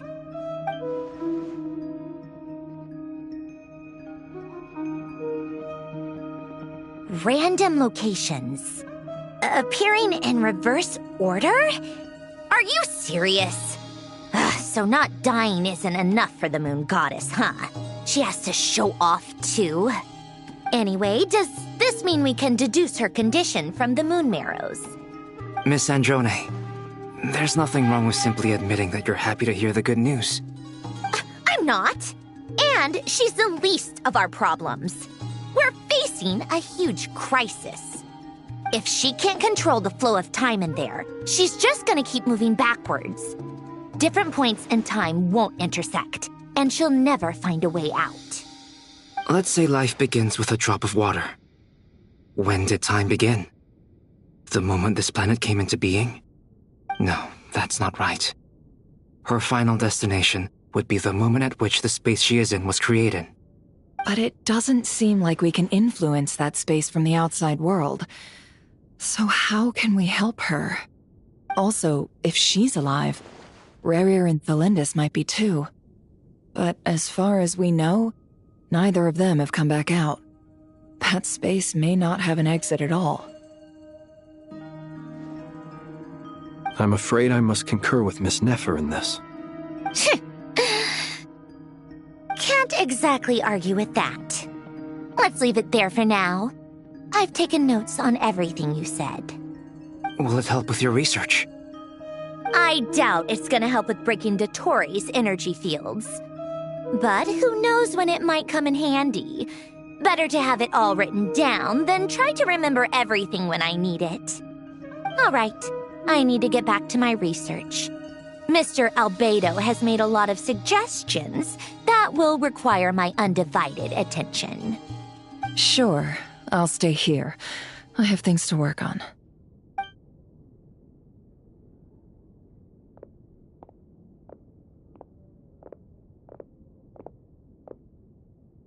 Paimon, are you there? Oh, right. She went with Varka to Natlan, didn't she? Good thing we've moved her and the Traveler's luggage in here. Speaking of the Traveler, where could they be? There's a note from Paimon. Paimon here. Not in at the moment, but if anyone needs to borrow her stuff or the Travelers, go ahead and help yourself. Paimon won't be mad. Also, Traveler, if you get back before Paimon, make sure to get some rest. Paimon misses you a lot, but put your health first, alright? How sweet. Well, since you offered, Paimon, don't mind if I do. This is the Traveler and Paimon's luggage. All the items they use day to day are here. It's well organized. I wonder which of them is responsible for that. What do we have here?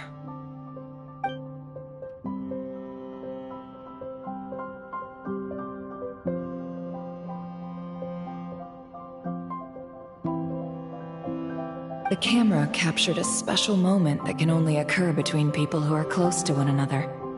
You can really sense how the photographer feels about their subject. I wonder why this picture was placed outside. Is it because Paimon recently looked at it?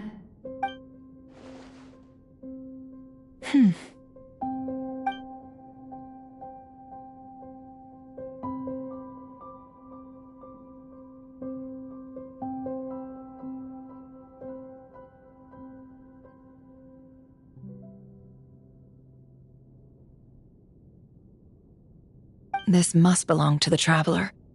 Perfect. I'll use this. Hang in there. We'll find you.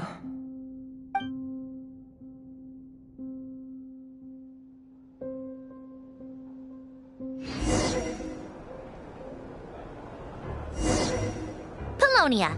Search keyword world formula and bring...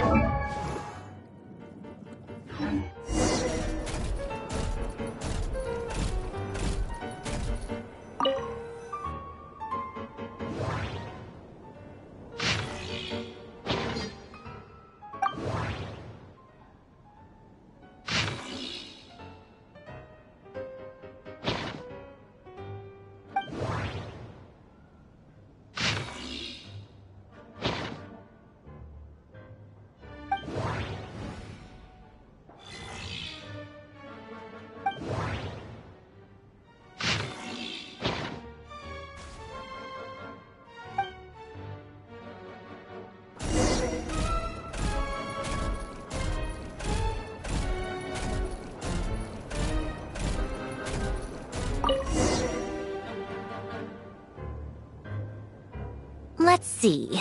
This one is... Ontonki Sermon Dictation concerning the apocalypse.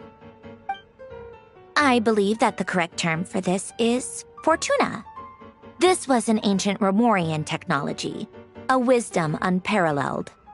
I never imagined that Romorian ideas would be so similar to the diagram I have named, the world formula. This is strong evidence that human civilization should gradually shed possibilities as it continues to explore and evolve. The end of humankind may well be upon us right now. The sparks of civilization shall run out, unless we consider introducing variables from outside the system. Variables. Surely that can only mean one thing. Descenders? Dottore likely captured the Traveler because of his descender status.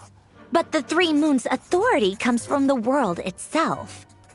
Why would Dottore need anything beyond that? Where does this variable factor in? The world formula calculates the fate of an entire world. Introducing a variable would therefore give us...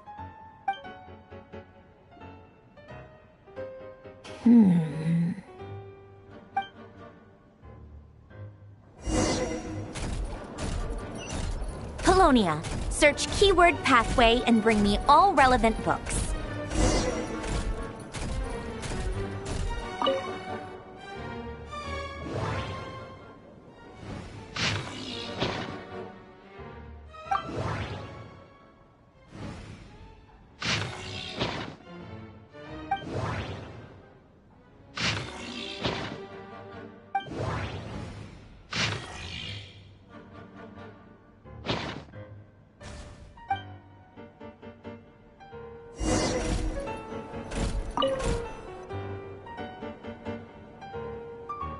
Otonki Sermon Dictation. Explications on the chemical marriage. Observe and compute the pathway displayed in the guidance diagram. Deconstructing and reversing its effects could generate potential ideas.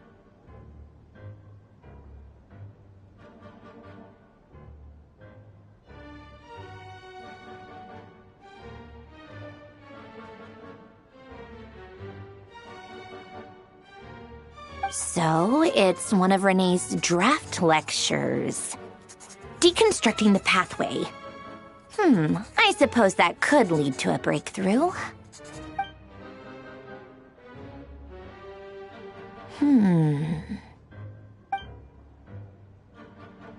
This is so long. This guy sure loves showing off his knowledge.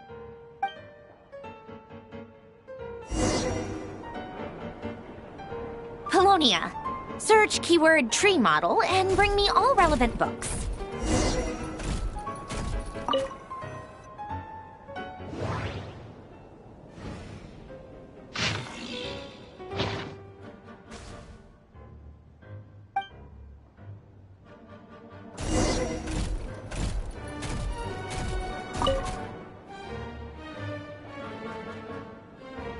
Most of the experimental devices proposed by the Lilia Crucis Ordo are built based on the simple and basic logical structure of a tree model. Lilia Crucis. Guess they were trying to cover up the name of the Nautitzenkois Ordo? When Duke St. Germanus departed, he said, "It seems that there's no going back." Alas, he is only a genius when it comes to machines. In all other things, he is but ordinary. Excuse me? I'm sorry. That's just ridiculous. What kind of book is this? Great Detective Herlock, The Alchemist and the Clockwork Saint? Isn't this a novel? Come on. Still, the author swears that they knew Renee well. Whatever. I guess it's not beyond the realms of possibility that Renee would say nonsense like that on occasion. Memory, wishes, souls, and persona. Frankly, this sounds more like occultism, but if Albedo vouches for it, I suppose there must be some alchemical basis to these techniques. The way Alain Guillotin saw it, the world was comprised of machines. The universe needed machines, and thus his technologies were created. That's why I was born. René, his full name was René de Petrichor, if I recall correctly. Sounds like he and the town must be intricately connected. That place was also the source of most of our information regarding Remurian civilization. Seems like some of his projects were based on their technology. The cutting of souls and storing them in vessels. These seemingly unrelated techniques underpinned René's research. Assuming that the 4 orthants correspond to alchemical categories. The chemical marriage model? Alain would have scoffed at that. He never would have let those theories or parameters anywhere near his mathematical formulas.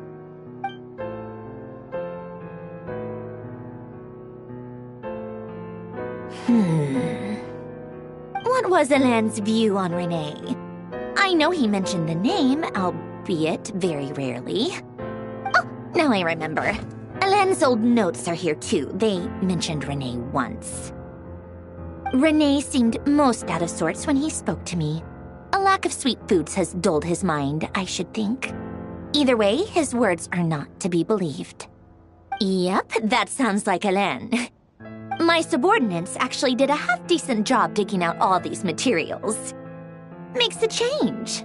Good for them. Some of Alain's old files are completely consistent with these records. He must have gotten them from the Tower of Gestalt. I never knew he got his hands on René's records that early. He may have kept them, but he never even attempted to use them. Didn't believe a word they said. Come to think of it, René's world formula was filled with calculations of constants. That shows he believed that the fate of the world to be predetermined. As for Alain... it's been too long. I forget what he said. What would he have said? A guy like him, fervent believer in machines, but not headstrong enough. The world can be changed. It is worth persevering. Yes, that's how he used to think at least. He created that procedure to save this world. Yet the scale of the world's fate proved too enormous. The result was beyond his ability to calculate. He died having never seen the outcome. And there I was, left behind in the ashes of his dreams. Did you really never take a close look at Renee's research? Or did you read it but deem his philosophy incompatible with your model? The very thought of trying to incorporate his ideas probably made you feel sick to the stomach. Well, don't worry, because there's a whole new category of lunatic in town. Next to Dottore, every other madman looks sane. You once asked me what I wished for. Should have asked him instead. He's the one pining for things you'd sooner die than witness.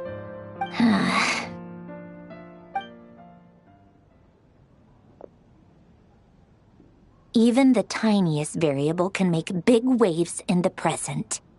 Now then, allow me to put these incompatible fragments together in your stead. First, establish and verify the existence of the Great Circle. Absolute nihil on one end, absolute reality on the other. Now, search between these two extremes. Then, the construction criteria. Variables. The sparks of civilization shall run out unless we consider introducing variables from outside the system. Input variables. Traverse the world, space-time, and civilization. Then extract the essential nodes from the records to determine which variables they point to. The primordial power that differentiated itself from the void. The power of light. Yes, light. Records. Hyperborea. This is so horrendously complicated. After all that, I'm still missing a few variables. I need to think this through again. How do you think it looks, Polonia? Like the frenzied scrawlings of a madwoman? Fine, keep it to yourself. It's not like you can talk anyway. I'll assume you gave it a passing grade. I jest. But true madness does often start with trying to save the world. What would Arlecchino and Columbina think if they saw this incomprehensible hen scratch? They'd probably have me institutionalized. So would Rosaline. She's been dead for a while now. When I close my eyes and think back, I can still see her face. And that enormous dress she used to wear. Such a bizarre choice. What possessed her? Oh, and the clack-clack of those heels used to drive me insane. No one's asking me, obviously, but I hope you all know that I never wanted to save the world. I'm not crazy. I don't have delusional ambitions, and that's a clinical fact. The world needs a solution, but I don't need the world's validation. It's the world begging me for answers, not the other way around.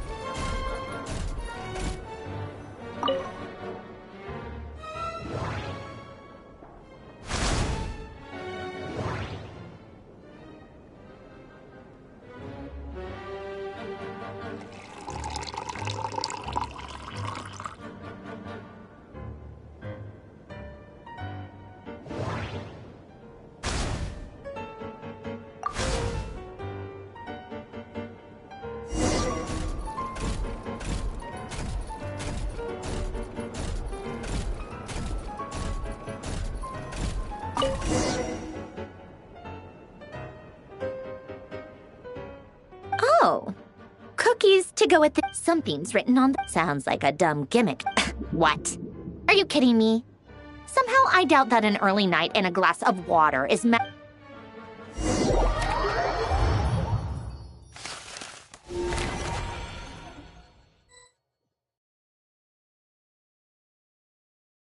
Lady Arlecchino, word has reached us that Lady Marionette's troops are all in position. They are ready to act as soon as the order is given. Excellent. The only thing is, they are fewer in number than we expected. It looks like many of them must have lost their lives at the hand of the monsters released by the Doctor. Can't be helped. Allow them to join our ranks, and keep in contact. As you wish.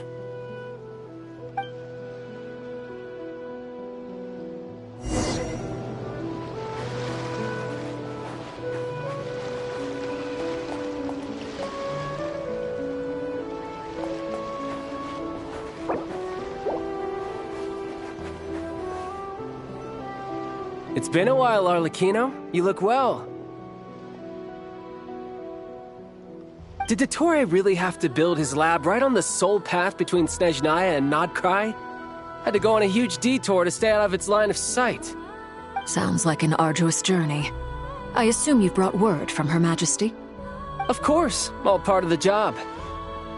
Firstly, the Tsaritsa has authorized Fatui Internal Affairs to review Dottore's case.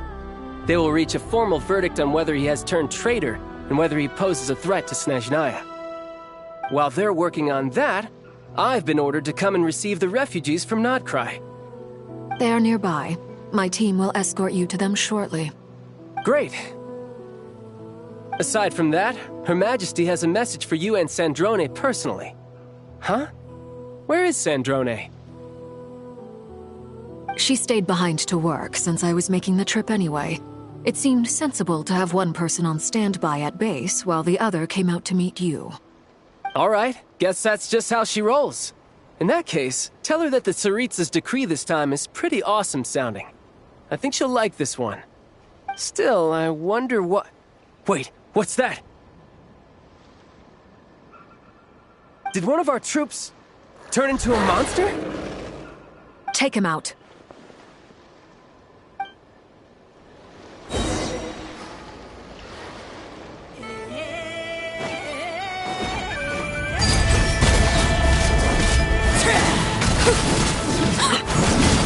You can run, can't hide. You've gotten stronger, Arlecchino. Nice. Stop that right now. I appreciate the praise, but I am not fighting you today. I knew it.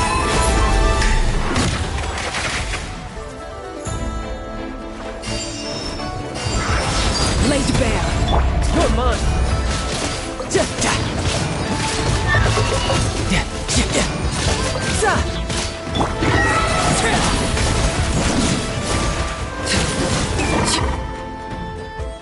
I can't believe it. He was a living, breathing human one moment, and the next... Another fine piece of work by our dear colleague, I'm afraid. What in the world has been going on in Nodkrai? A lot. But long story short, Dottore stole 2 moon marrows that should have belonged to Columbina, then built a 3rd moon marrow of his own to concentrate the Trilunar Authority in his hands. What? What do you mean he built a moon marrow? People build roads and houses, not moon marrows. What's his next DIY project? He's gonna build a god? You could stand to be less surprised. We are harbingers. The work we are engaged in makes the creation of gods seem mundane by comparison. I tell everyone who asks that you once crossed swords with Rex Lapis while serving as a key supporter for Rosaline's plan.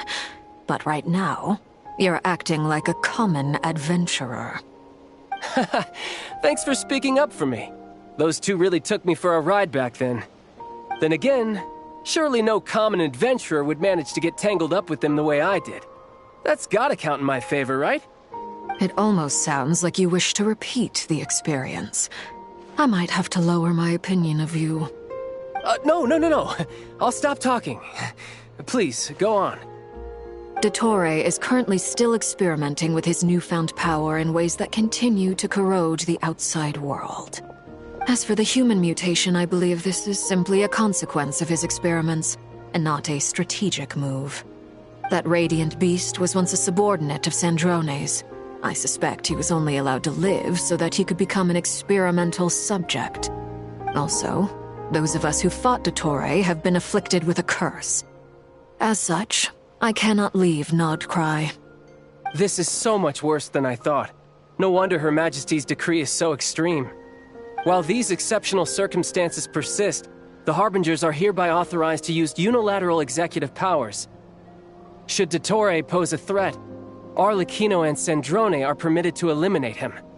My thanks to Her Majesty. I will pass these good tidings on to Sandrone.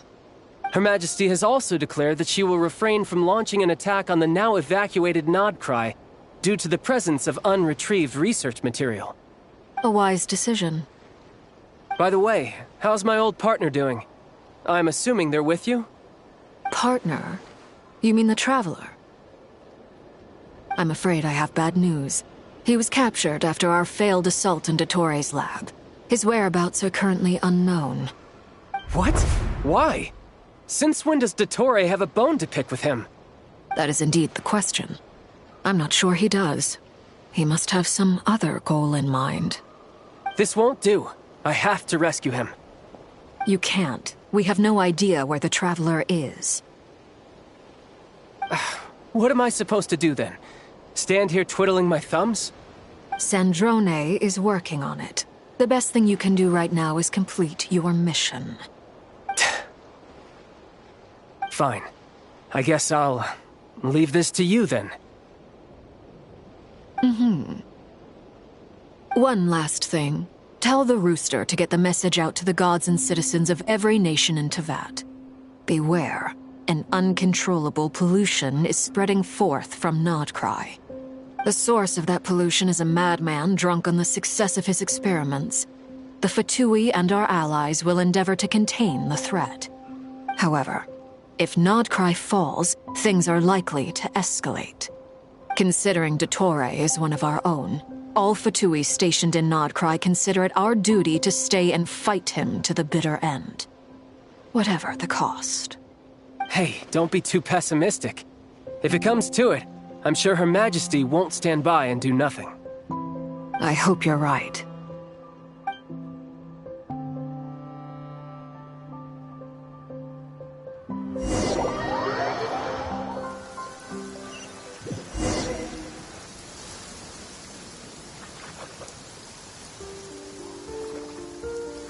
You're right on time.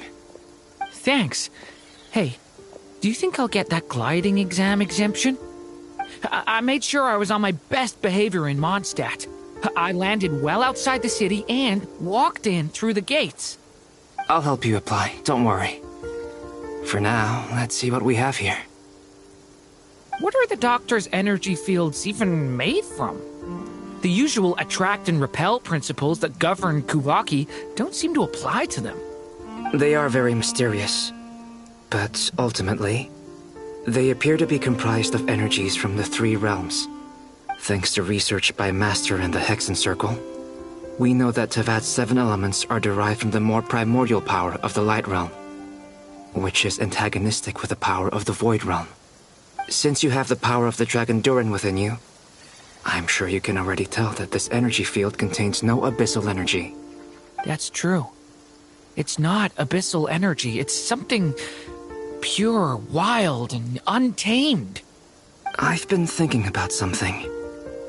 Do you still remember the device that Dory supplied from the Academia when you and Miss Columbina fought Reria? That was one of the most marvelous feats of ingenuity I've ever seen. The design, the craftsmanship, the material selection. I couldn't fault any of it.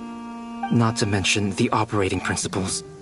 Surely the most ingenious feature of all.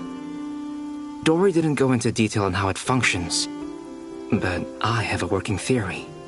The clue was that Miss Columbina was somehow able to use the pyro energy that you provided, despite the fact that, as a moon goddess, she should only be able to use Light Realm energy in principle. Now, all elemental energy is, of course, derived from Light Realm energy to begin with. Hence, I suspect that the device works by restoring elemental energy to its original state. This presumes a theoretical model of the 7 elements akin to that of light refracted through a prism. Perhaps it is no mere analogy. Maybe there is indeed a prism in this model. I almost wonder if the idea for the device was conceived based on direct observations of said prism.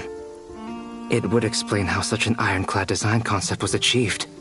It is at once a masterwork of engineering and a groundbreaking application of the Academia's latest elemental theories.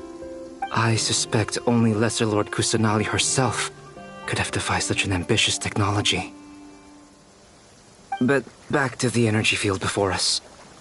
If this is pure light realm energy, its relation to elemental energy is one of integration versus division. Or you could say that the former contains the latter. Could this mean that elemental energy can dilute the power of the light realm? Should we give it a try? We should.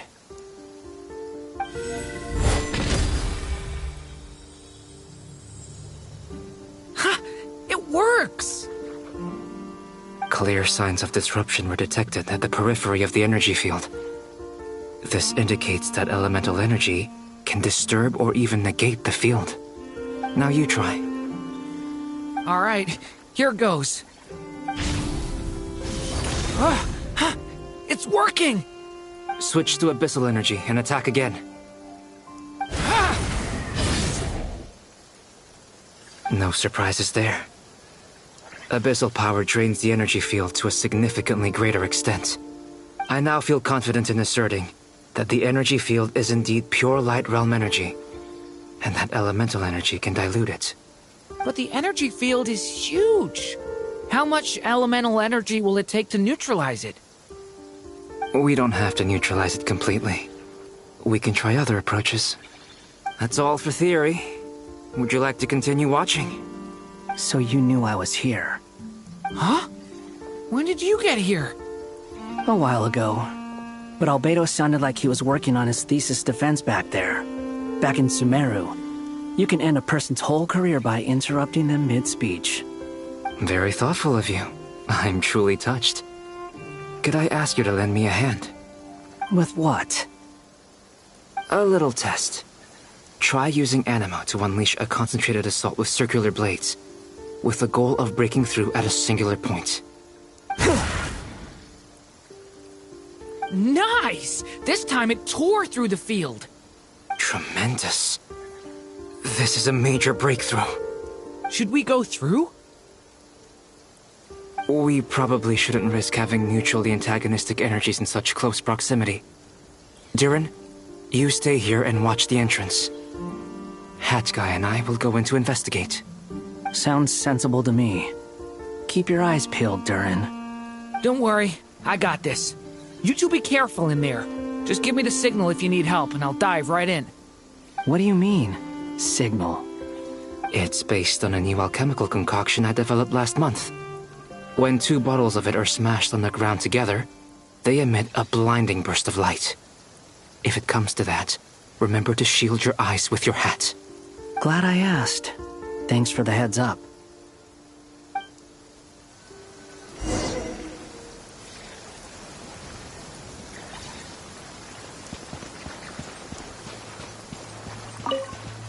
Like I thought.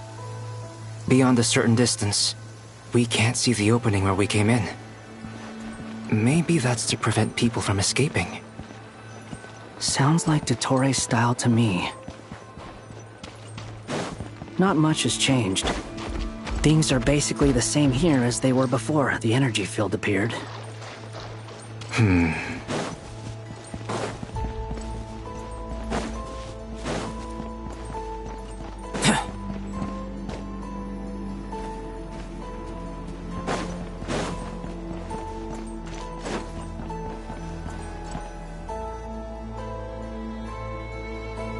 They have no heartbeat and they're not breathing. We can only assume they're dead. But there are no visible wounds. Also, there's an animal squatting next to each body. It's watching us. That's not an animal's gaze. What are you trying to tell us? Doesn't seem eager to talk. I guess maybe it's just an animal after all. Let's keep looking around.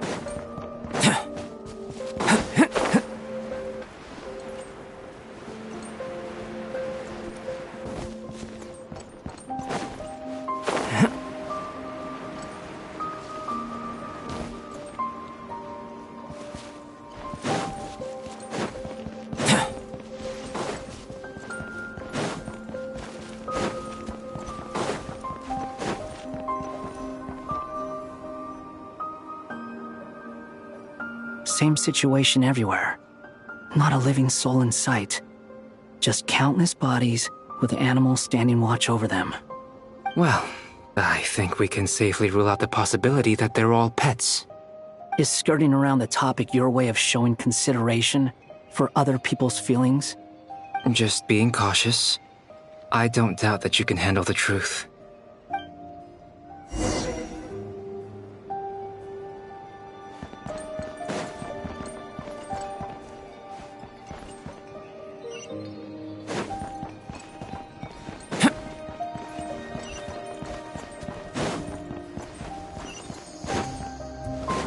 Careful. Please. Help us. Please. Over there. I hear a voice.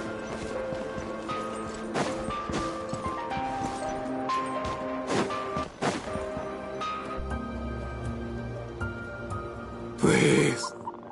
Help us. Please. What happened here? I don't know. Suddenly, everyone collapsed. Then my line of sight got lower. I still have some of my senses left. I gotta get out of here.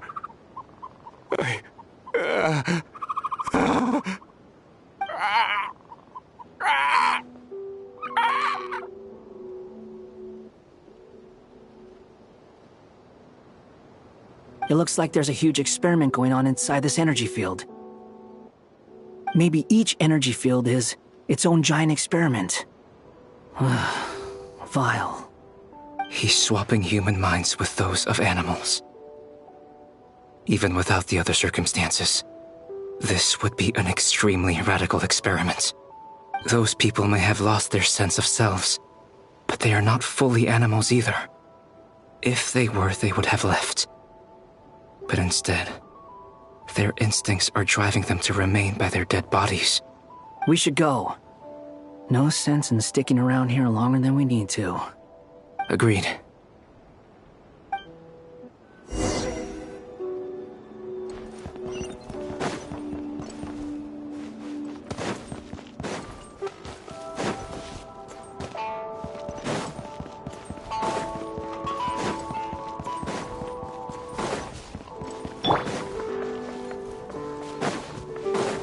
Rises.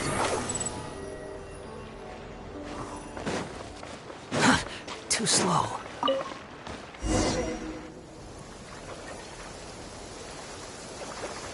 Ah, you're back! Everything okay? We saw some things that take a strong stomach. Otherwise, we're fine. We should share our findings with the others.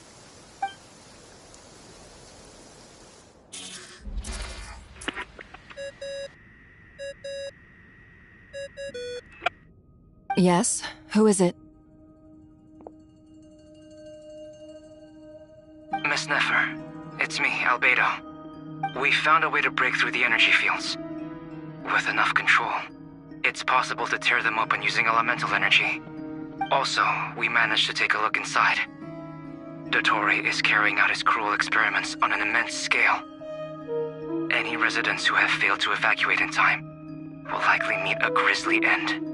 Sounds like he's living down to our expectations. Might I ask how things are proceeding on your end? I'm just about to get started. I'll be in touch once I have a result. Understood. Stay safe. I will.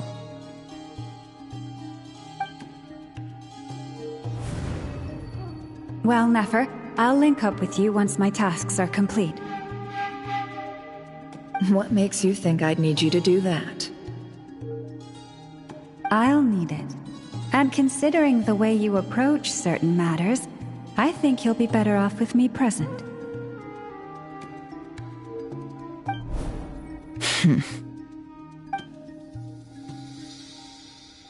Let's begin. Entering simulation mode. A vast wasteland. Is this the traveler's inner world? I was expecting something more vibrant, to be honest. Wait, Someone's there. What are you looking at? In that case, I'll look at it with you. I want to know all about everything you've seen and experienced. Is there somewhere I should return to? Or should I stay here and be the hero everyone says I am? I don't dislike my current life. Roaming the land, fighting battles, accomplishing missions, earning a living, looking after Paimon. It's not so bad. I guess the only thing that's missing is that you're not here with me. This is the conscious layer, which contains a person's true feelings. It is filled with both longing and kindness. I suppose anyone who lives long enough ends up wishing for someone who can't be there. Maybe it's the only way we can feel truly alive. Time to delve a little deeper.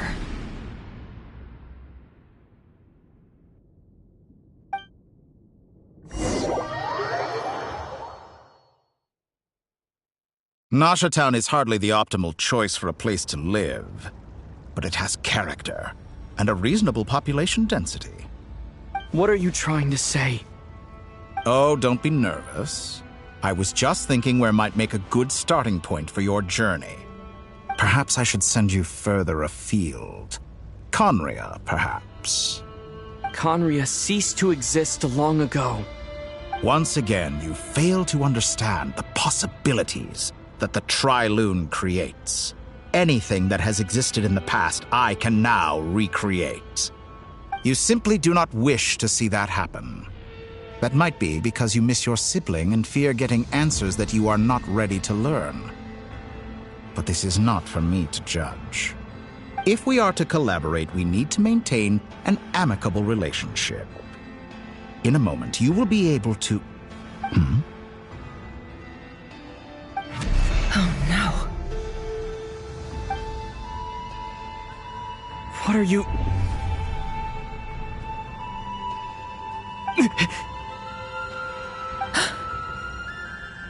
What are you gonna do? Don't move. Something unwanted has crept into... Oh? Gone as quickly as it came.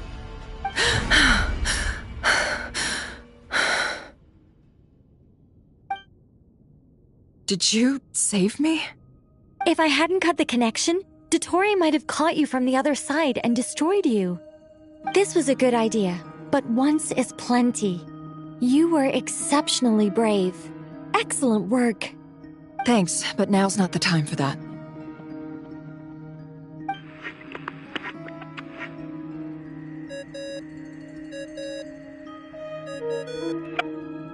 Albedo speaking. I think I know where he is. What is this endless darkness? I can't see anything, even though my eyes are wide open. But why? What happened? Ah, sorry about that.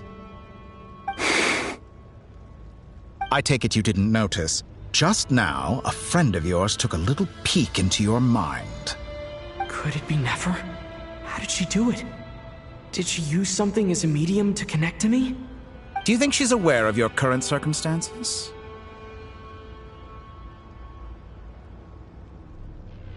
Oh dear. Have I stunned you into silence? I only wanted to slow down your time a little so I could stop your intruder in her tracks. It would have been nice to capture the spy. I must say, I'm finding the ability to adjust the flow of time rather intriguing. The moment you closed your eyes, time seemed to grow impossibly viscous, didn't it? A whole month passed before you opened your eyes again, but only for you. No one else was affected. I dare say this is something only a god can achieve. Point taken. You've proven once again that you have god-tier powers. Oh, you misunderstand. This wasn't about proving a point. I was testing things out. I find I learn best by doing, and I have to admit, time is not the easiest dimension to control. I only wanted to make you sleep for a short while, but it ended up lasting a whole month. Clearly some finesse is required to wield the authority over time as I wish. I hope you're not angry with me. It was only a month's discrepancy, nothing too serious. Had I been off by a year, a decade, or even a century, that would have been quite a different story. You could have frozen me for millions of years. So much for collaboration. You aren't showing much sincerity. Millions of years? To what end? I wonder if you don't understand humans all that well. They are very pragmatic creatures who understand only that which they can perceive with their senses. If I had you sit here for a week, I imagine people might sympathize. But if I left you here for 100, 1,000, or 10,000 years, the sheer size of that number would cause it to lose all meaning to them. They would not have the capacity to comprehend your suffering, and thus they could not empathize. Unfortunately, while gods do exist in Tevat, it is ordinary humans that account for most of the population. Their lifespans are so limited, their bodies so fragile. Did you ever really hope that they could begin to understand someone like you? Your long life and unique origins make you fundamentally different from them. How long will it be before they start to treat you like the alien you are? Before you are ostracized, outcast? Alien? Even I feel bad for you sometimes. This world has made you into a slave. So many times you have served its will, and not once have the powers that be ever thought to grant you the one simple thing you wish for. You have been treated most unfairly. I can change that. I will grant you special privileges and give you back the status you rightly deserve as a descender.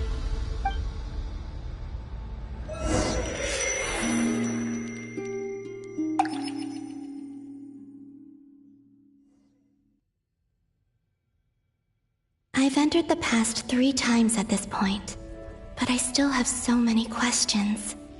For instance, beyond each point being further back in time than the last, what determines the specific locations at which I can make entry? So far, the common thread linking all 3 scenarios is that the Traveler has been present. But it's more than that. I know I sensed something familiar around him. What was it? I'll keep this question in mind as I carry on.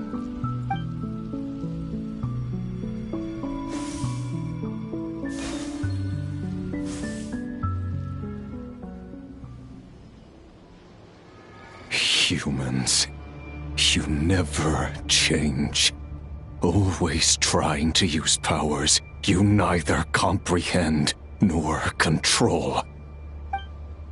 This looks like Star Sand Shoal. Was this before Rerir regained his physical form?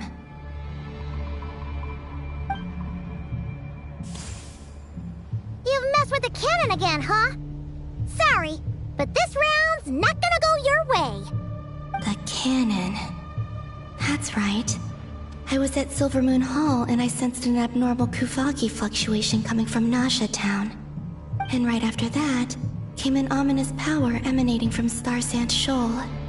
My body was once torn into countless pieces and hurled into the swirling chaos of time itself. But even so, my life and will were not extinguished. I wonder if I could try to prevent his resurrection. But how would I do it? What can I do, here and now? Traveler! Behind you! Look at that light!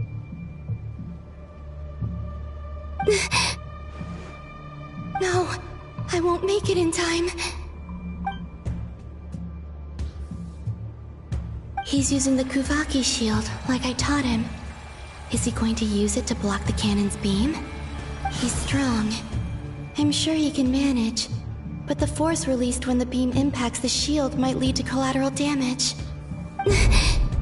Easy Island. The Frost Moon Scions will be exposed to lethal levels of Kuvaki. A question, if I may, kind Miss Columbina.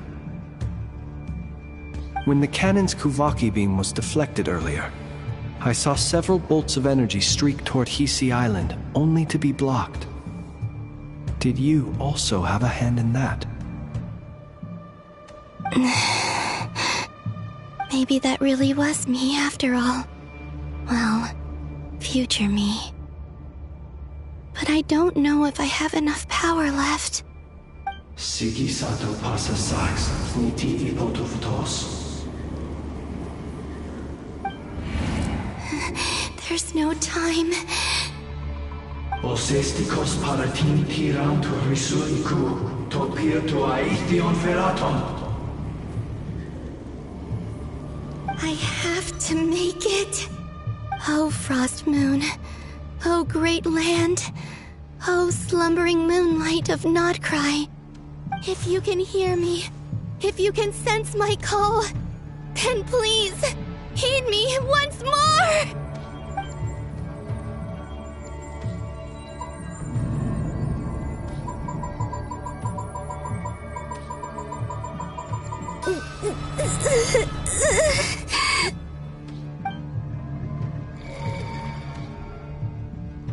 Did it work?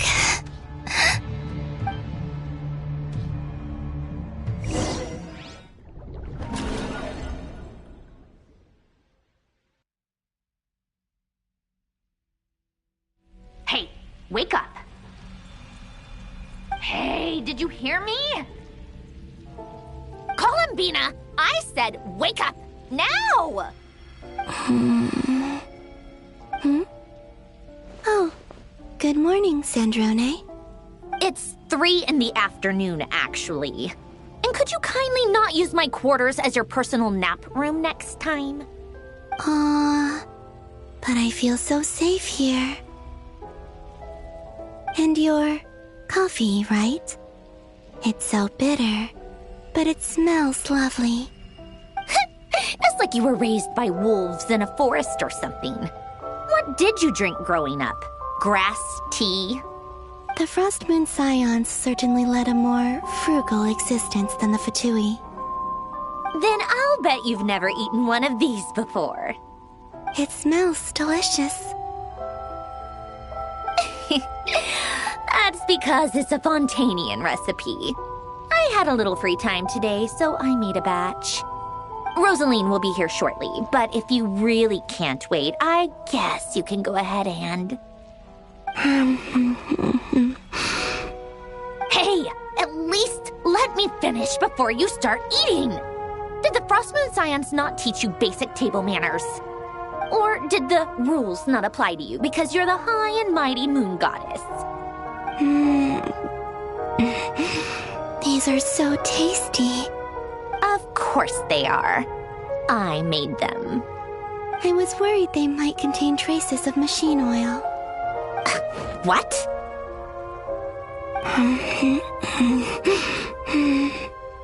You know, there's something I've always wanted to ask you.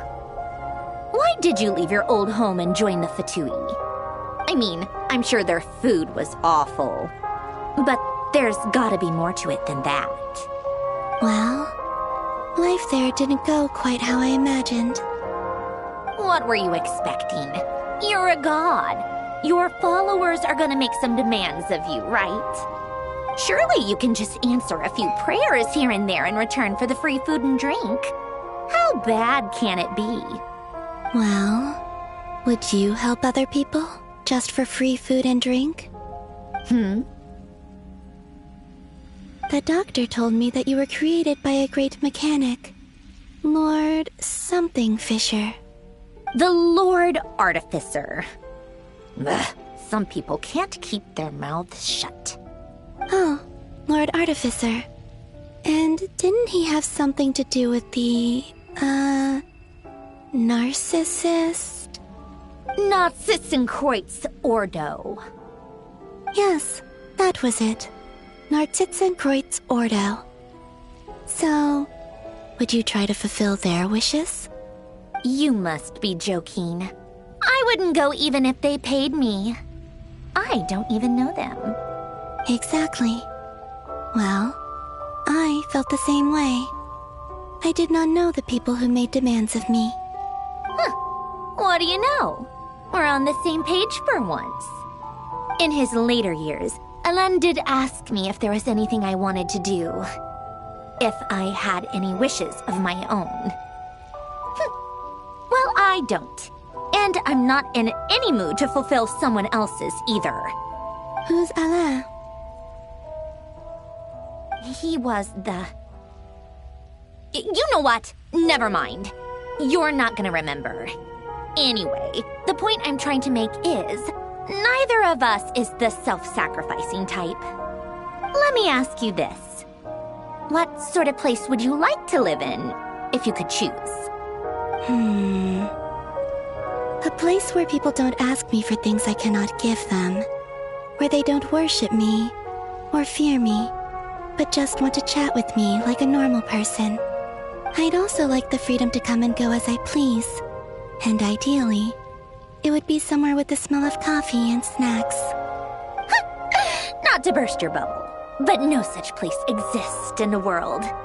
Now, take your snacks and scram.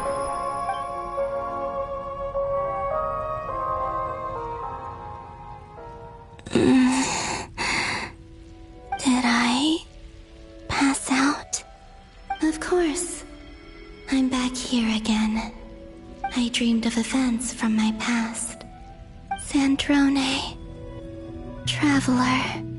I miss you all so much. Back there.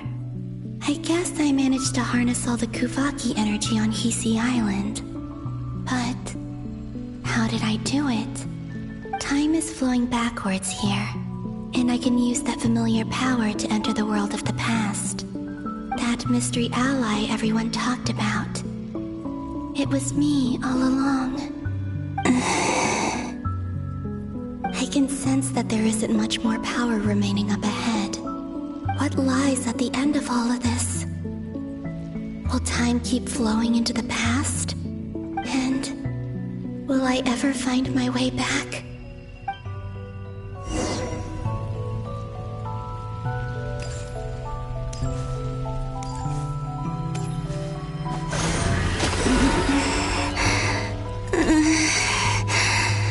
It's getting harder and harder to use my power.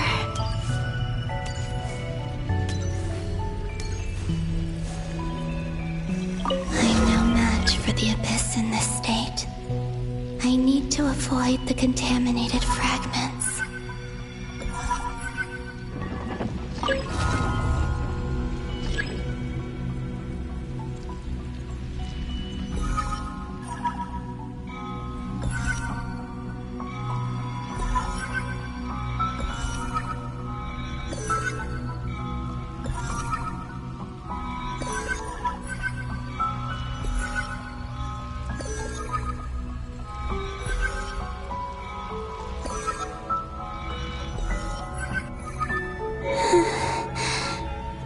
Time to go. I wonder where I'll find myself this time.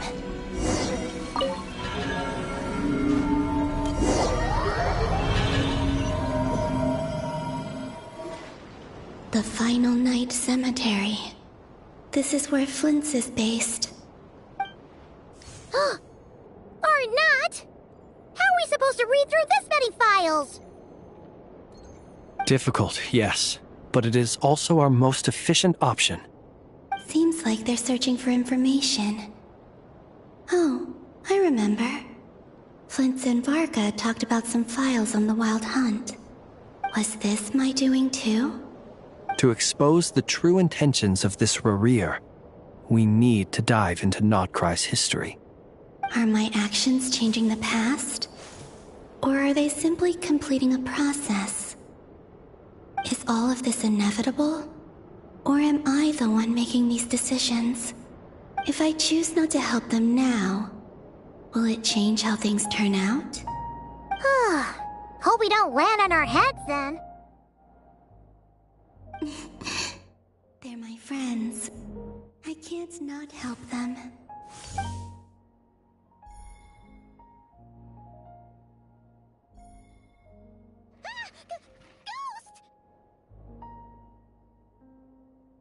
And the other one was... here.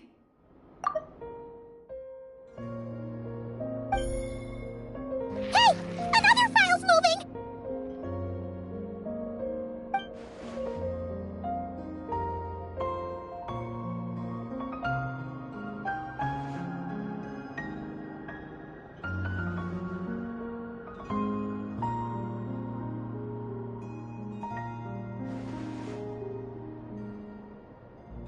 That should do it.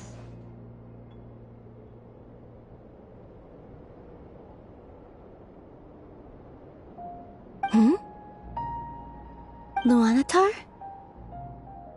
You can sense my presence? Wait!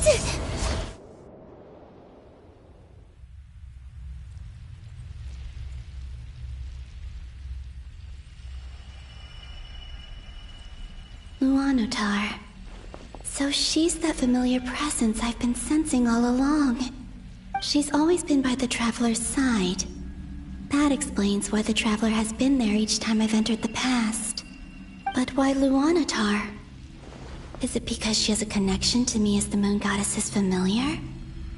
If so, why not any other Kuhenki? That's...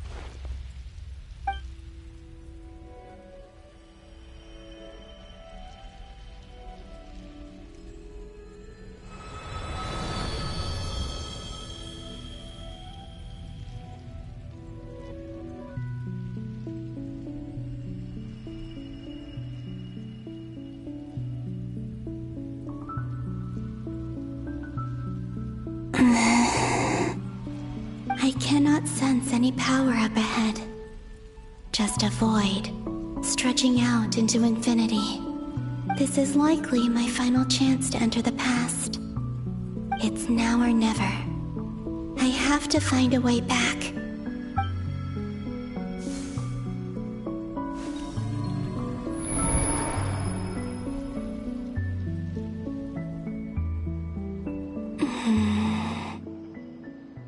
Easy Island?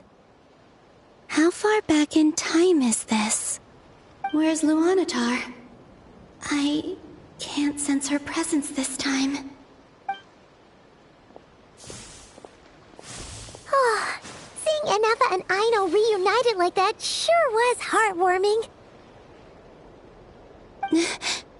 Traveler, Paimon. No, stay calm. I don't have much power left to change things. I don't even have that much time left here. Think, Columbina. How do I find a way back? A way back... to where? Do I go back to Moon Prayer Night? Or to the future that followed? And if I return in my current state, what will become of me then? Dottoro's actions that day proved that he'd been planning that for a long time. He had already seized the power of 2 moon marrows before capturing me. Even if I managed to get back, how can I fight against him when he wields the Tri-Lune Authority? I can't. If I go back like this, I'll be playing right into his hands. I have to find some way of rivaling the power he has usurped. Wait. Time flowing backwards. The Tri-Lune Authority. Does that mean... I think I know what the final destination of this lunar reflection might be. I know what I must do. Speaking of homes, we must already be close to where the Frost Moon Scions live. The vibe here feels different, just like the scenery. But how do I communicate my plan to my friends? Should I write it down here? No. Someone else will see it. I need something with a close connection to me. Something I can use as a medium to tell them what's happened to me in here. Now it makes sense.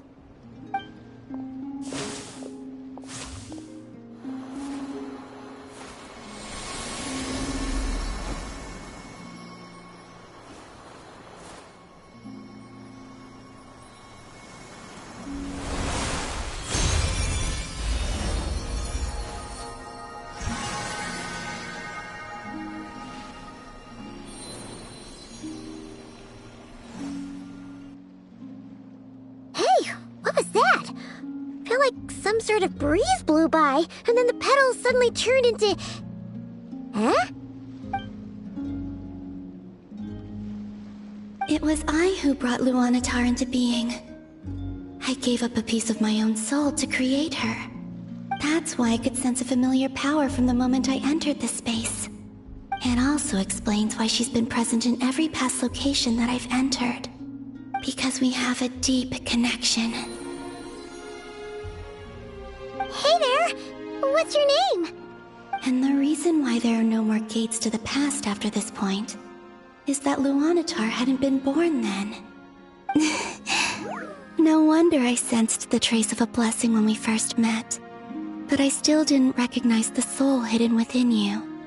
Back then, I was just a little lost dove. I had yet to become Columbina Hyposelenia. Go on now.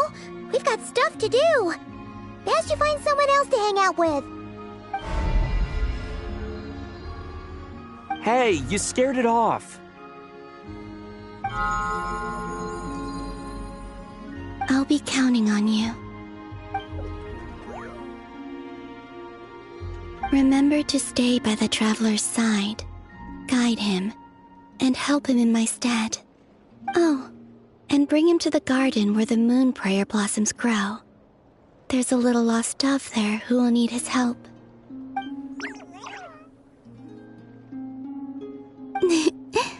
Go on.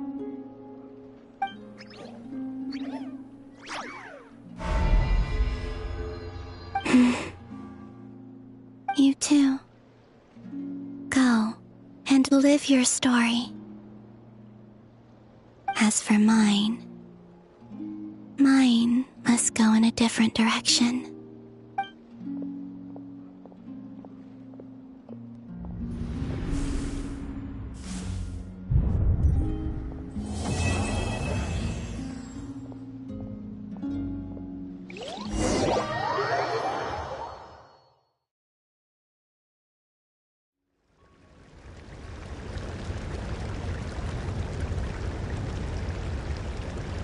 How would you like to experience the thrill of never being held accountable for your actions?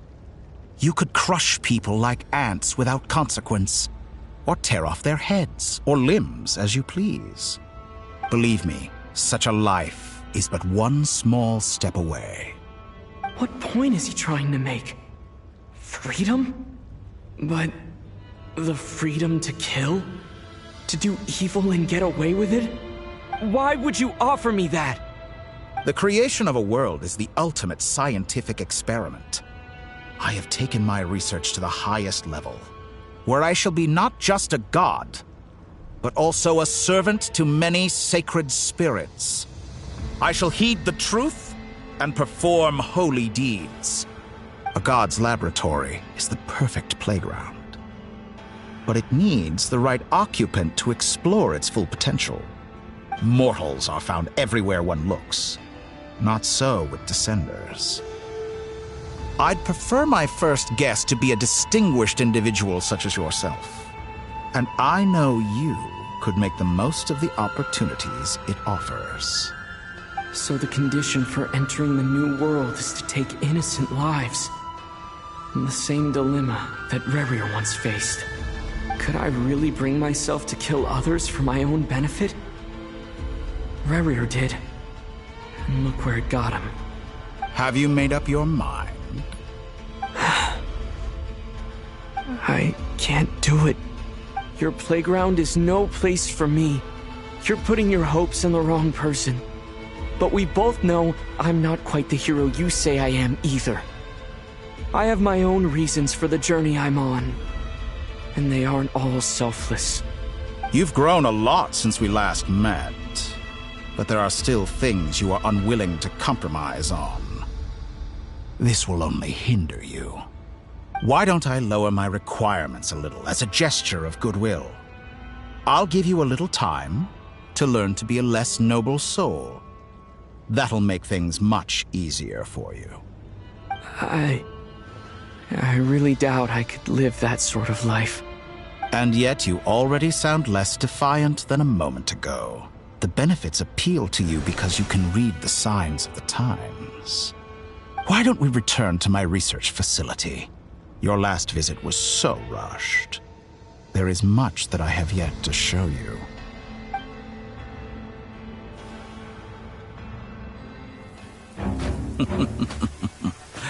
Now to that question, Heroes don't attack from behind. Guess I'm no hero. This is most disappointing.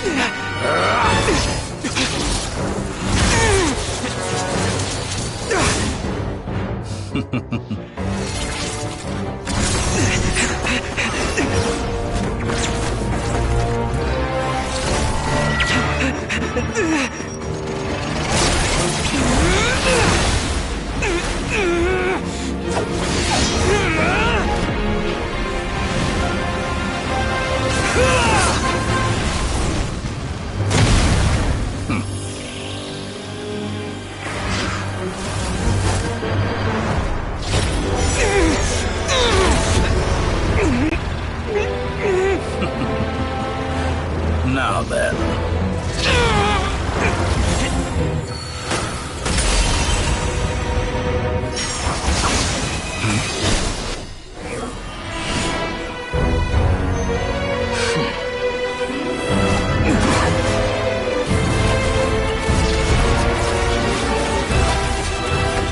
A new face. Interesting.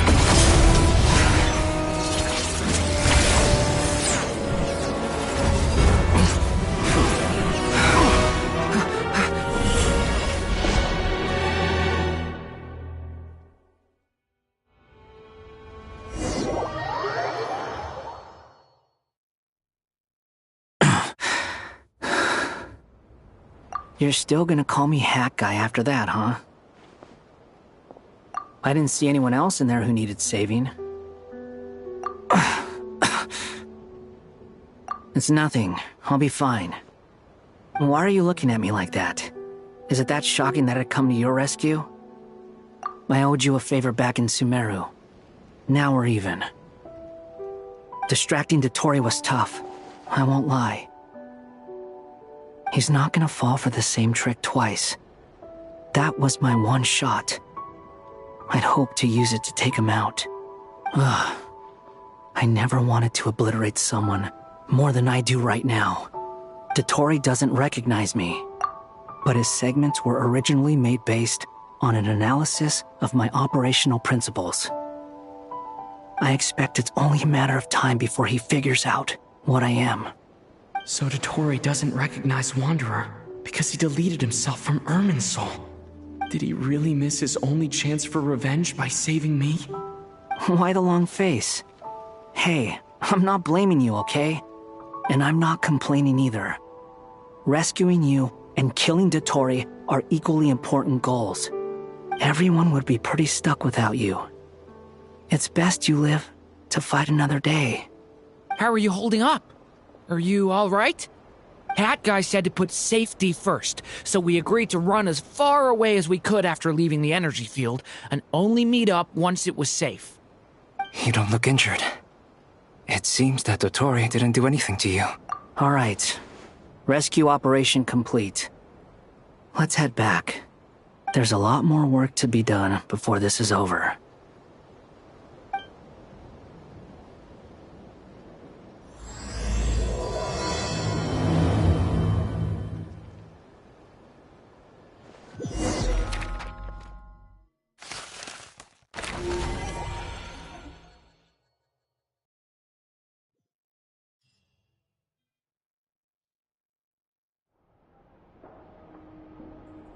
Understood. I will bear the Tsaritsa's degree in mind. I don't see what's so awesome about it, though. Does he really think everyone else is as immature as him? I'm not stooping to Tartaglia's level. I thought you might say that. How's your progress? Quite promising, actually. That alchemist Albedo gave me a few ideas. Remember how I asked you to look up some files for me? That stuff on the Nachtschützenkreuz Institute. René de Petrichor and Jakob Ingold. Elangilton despised Renee's theories and methods, but he never managed to come up with better alternatives either. So I adopted some of Renee's ideas. I thought Alain was like a father to you. He and Renee were mortal enemies, were they not?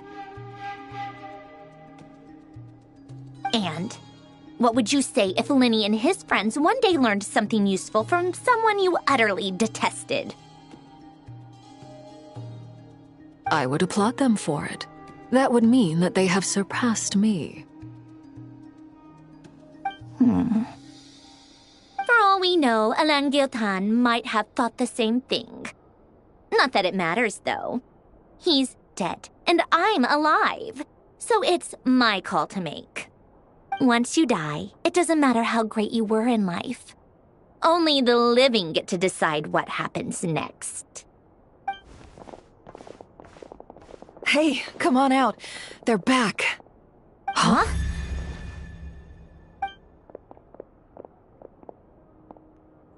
You're back? And your head's still screwed on? And you still have all your limbs? What does it look like? Way to keep your composure, madam. Excuse you. I am perfectly composed. Glad you're okay. Yes, it's a huge relief. Worry? Oh, yeah, right. You think we, the Fatui, were worried about you? We were worried sick. Hey! The Traveler and I were already friends. You are free to join this mission in whatever capacity you please. Much like your tea parties. It's a laugh a minute with you guys. I must say, I was quite surprised when Mr. Albedo told me he would need no additional aid. We discussed this on our way back as well. I am rarely so unequivocal, but in this case, we had full confidence in Hat Guy. He said he knew what he was doing. Albedo and I pretty much had to just wait outside on standby. Meanwhile, Hat Guy broke into the energy field and rescued the Traveler solo. You didn't have to mention that. Well, I'm thoroughly impressed. You are a force to be reckoned with, Hat Guy. Is he back? Is he really back?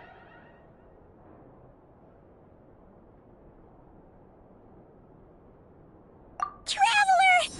It's really you! Oh, thank goodness! Paimon missed you so much! You can finally breathe easy, Paimon. It's great to have you back in one piece! Oh. Paimon's been having nightmares the whole time you were gone! Look at them. You know, once you reach my age, there's nothing better than watching a misty-eyed reunion between friends. It's nothing. Same goes when you get to my age, too. I bet Ino and Anefa would be tearing up as well if they were here.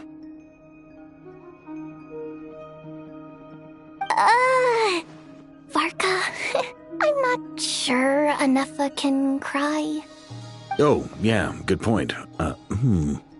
Hey, your eyes are looking a little red and puffy.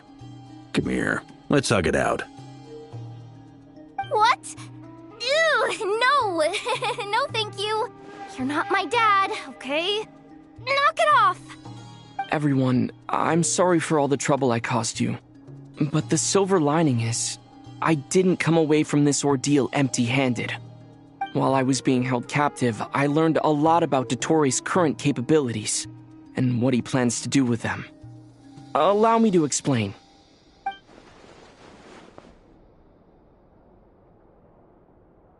The three moon goddesses were even more powerful than we imagined. No wonder Dottore believes himself to be equal to the gods, maybe even superior. Utter blasphemy. While everyone was gone, Nefer and I made an interesting discovery, and I believe Miss Sandrone has something to share too. Ma'am, perhaps you could do the honors?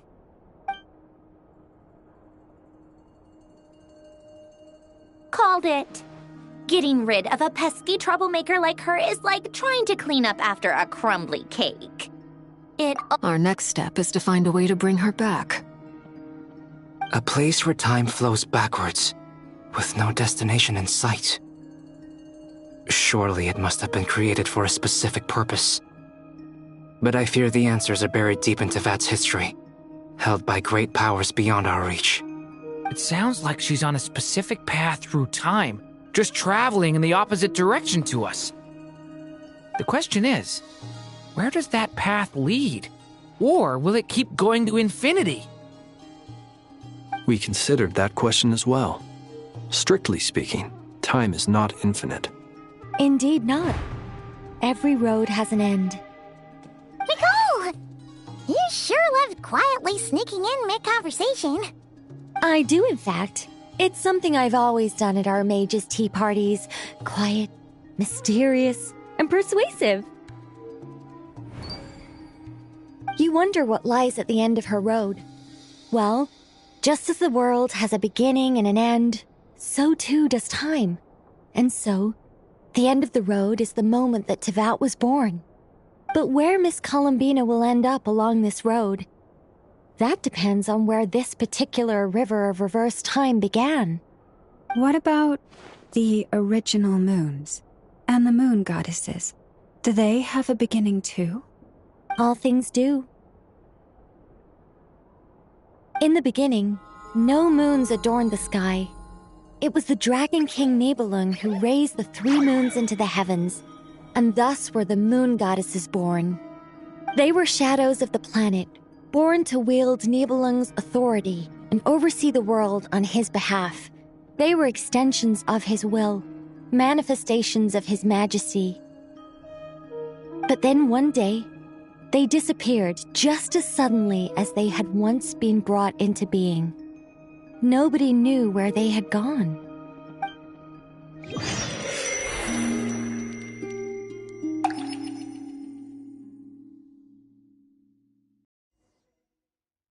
Like I thought, no more paths back to reality have emerged since. But how can I be sure that I'm going the right way without scenes from reality to keep me on track? I can't even be sure of how long I've been walking for.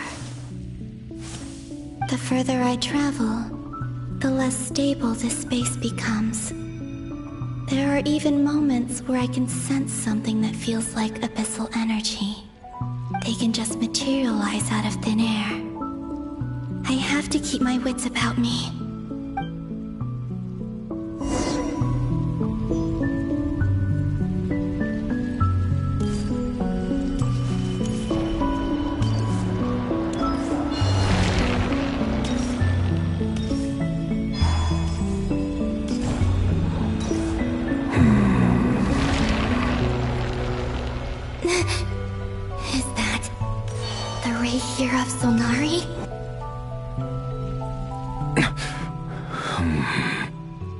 You are the moon goddess. But how? Please, there's no need. I'm not interested in fighting anymore. I find that a little difficult to believe. Yeah. Honestly, so do I. The way you used my own power against me was... It was a brilliant strategy. And then, in the final moment before I was thrown into this space, I got to see an old friend. Mr. Dainsleif. Right. It was so long ago now. But we were friends once. When I first got here, I was filled with hatred, remorse, and rage. How I cursed and devoured. I tore everything here apart. I was consumed by the desire to leave this place and have my vengeance. But to no avail. This is a place with no exit. This is the second time I've entered this space. Though I have no memory of the first. I was torn to shreds the moment I entered. But this time I survived. It must be partly because of this new body. And partly because of all the Kuvaki I absorbed in Nodcry. Are you the source of the abyssal power in here? Not all of it. Some is from when I first arrived here and tried to destroy everything. But there was already a degree of abyssal power here before I entered. And like a venomous snake baking in the merciless sun, it tried to slither into my shadow. Tried to? So, you rejected it? Yes. Because after that, the world suddenly became silent for a moment. What do you mean? The voices in my head, they were gone. And then I saw her. Her? Thalindis. My former lover. Never mentioned that she saw a memory of Thalindis leaping into the moon's reflection. More precisely, I saw her afterimage. I'm sure the real her is long gone. She was just an ordinary Conrian. She couldn't have survived here for very long. Anyway, why have you come here? Didn't you know it was a dead end? If I hadn't escaped through the moon gate, my friends would have been in far greater danger. Oh, I see. Because of your power. The power of a moon goddess. What? You'd like to know how I know, wouldn't you? The one who resurrected me said so. I could hear a deep lust for power in his voice. Do you mean... Dottore? Dottore. So that's what he's called. He'd been collecting fragments of my body for a long time. All so that he could resurrect me at the moment of his choosing. I had no interest in his research. But being as corroded by the abyss as I was, we were aligned as far as hunting the moons and recovering my strength were concerned. So that's why the Wild Hunt suddenly became so active in Nodcry. When I left the Fatui in my weakened state, Dottore must have felt that his time had come. Moon Goddess, could I ask a favor of you? What? I know this is a lot to ask, especially from someone who tried to kill you. If you refuse, I won't fight it. But this is the only thing I desire now. Nothing else matters. What do you want? I'd like you to take a message to Thalindis for me. Thalindis? But... Yes, she's dead. But like I said, I saw her afterimage. I can sense that some part of her soul remains here. Far, far ahead. Why don't you go and speak to her yourself? I can't. I don't know why, but I can't move freely in this space as you can. All I can see is a glimpse of her, walking away. Just like the moment when I last saw her in life. In return, I will clear these abyssal obstacles for you. No, not in return. I'll clear them for you. Whether you want to help me or not. It feels like something I ought to do. Why? Yeah. Why, indeed. I've been asking myself that question a lot recently. Why did I do the things I did? I'm tired of it all. Tired of the person I became. People used me. And then I turned around and started using others. I hurt a lot of people. I think I grew tired of it long ago. But I wouldn't admit it to myself. And ultimately, that's how I ended up here.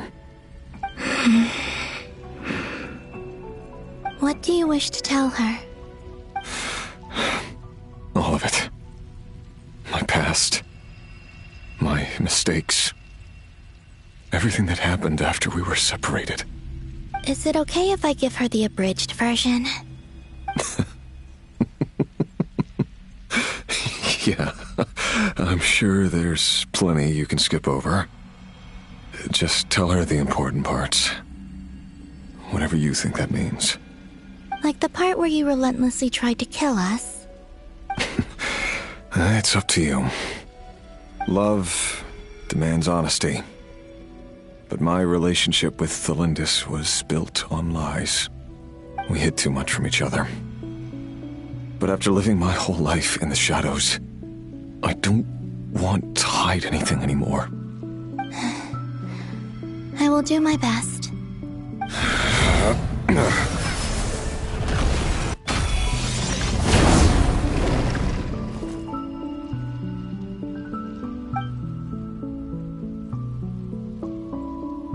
There. The Abyss will no longer stand in your way. Even though Mr. Dainsliff felt he had to fight you, I think he still regarded you as a friend. Dane? He said that you betrayed him. But he also felt great remorse at never having understood what you were truly going through. Why tell me this? Because if he'd known that someone could take a message to you, I believe that's what he would have said. Thank you. It means a lot. I know this will sound strange coming from me, but don't die, Moon Goddess. I can tell that you're determined to get out of here.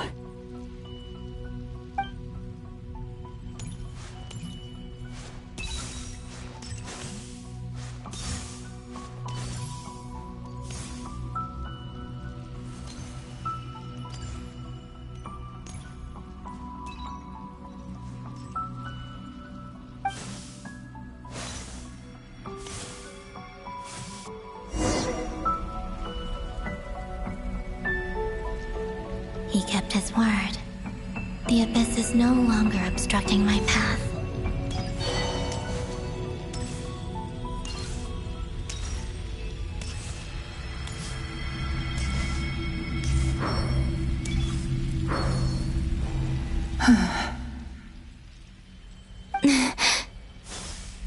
Is that the Lindis? She wasn't far off at all. And yet, they can never meet. Hello, Miss Thelindis. Who are you? How do you know my name? I've never seen anyone else here before. You can call me Columbina. I promised Rerir that I'd bring a message to you. Rerir? My Rerir? Is he well? He's doing better than he was. Better than he was, huh? Sounds like he's had a pretty rough time. Others have had a rough time on his account too. In many cases, their time ran out because of him. And I'm not just talking about the children of the Crimson Moon. So, things got worse before they got better. Could you tell me what happened, Miss Columbina? Are you sure you wish to know? Yes. This is my opportunity to learn the truth. No matter how hard it is to hear, I have to know. I admire your courage. However, time is short. I cannot stay here for long.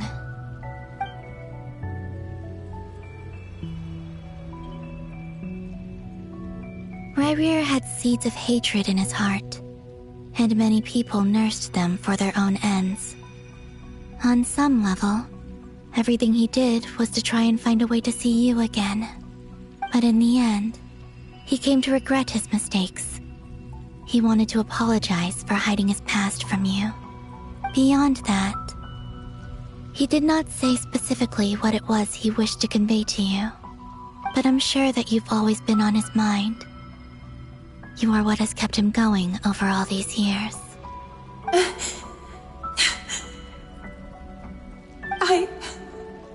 I'm sorry, Miss Columbina. This is so upsetting. I'm not sure how to put my feelings into words. It's all right.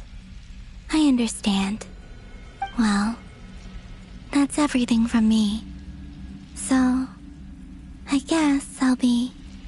Wait. One moment. Time flows backwards here. The road ahead only leads further and further into the past. I know. I intend to reach the end of that road. Without a moon marrow, without the 3 moons' power, you won't make it far. Wait, unless... Are you one of the moon goddesses? You could say that. I see. I often think to myself, if life is like a train ride, why haven't I reached the terminus? Where am I even going? And it's not just me, it's this whole place. Wherever it is, it seems like it's existed forever. It's such a mystery. Where is it going? I must seem so ridiculous. I can't answer these basic questions, and yet I jumped right in here without hesitating, only to be torn apart the moment I entered by powerful energy currents. Only my soul remains now. Thinking back, I was suddenly overcome with fear and terror in that moment. Perhaps I too became bewitched by the abyss. I may have been the leverage it needed to control Rayrir. I used to be a researcher at the Universitas Magistrorum in Conria, researching the iridescent moon's marrow. Eventually, I came to the conclusion that time in here flows in reverse. Rayrir was one of the Finster King's retainers. With me, he was in an impossible position. It plagued him constantly. I wanted to help him escape his lot in life.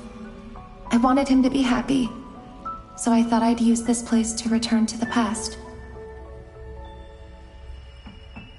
At the time, I thought I could just go back to the day that the Finster King first found the princess. It was only after meeting the princess that the Finster King started going too far with his research into the abyss. That was the day all of our woes began. I thought I could stop the king from ever meeting her and solve everything. I couldn't kill the Finster King himself, so I had to find another way to save Rayrir.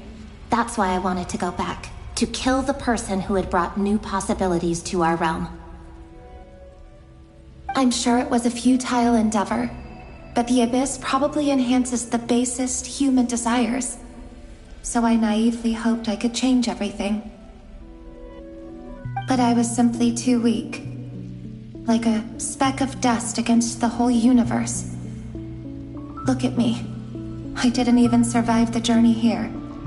Not physically, at least. I know I'm never getting out of here. But you're different. You can make it, and I want to help you. I owe you that much. How do you plan to help me? Have you noticed the golden energy that exists here? Based on my past research and my observations since coming here, I believe they carry you forward faster. I can share what I've learned and help you understand the pattern in which this energy appears.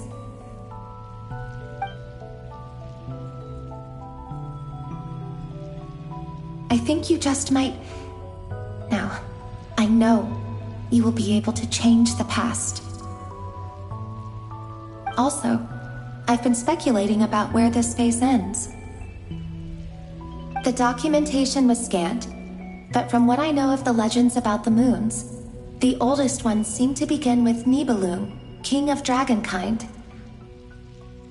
I have no way of verifying any of it by this point, but if it's true, you might be able to reach that era if you keep walking. Understood. Thank you, Miss Thelindis. I'm the one who should be thanking you.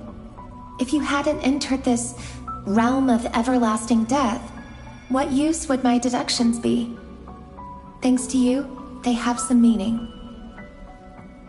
About Rayrir, I'm so sorry for everything. It wasn't your fault. That's not true. Because we both feared bringing trouble upon each other, neither of us ever told the truth. And that dishonesty sealed our fates. But enough about that. I wish you a safe journey, Miss Columbina.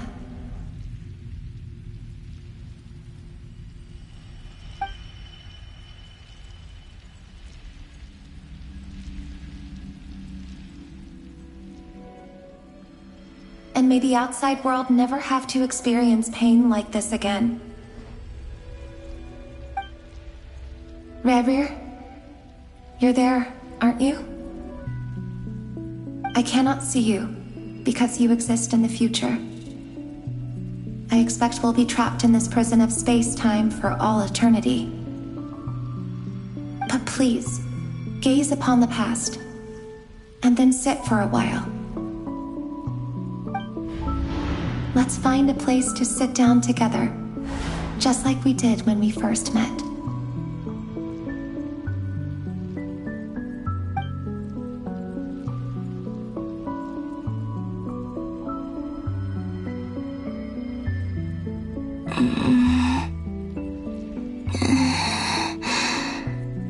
How long have I been walking?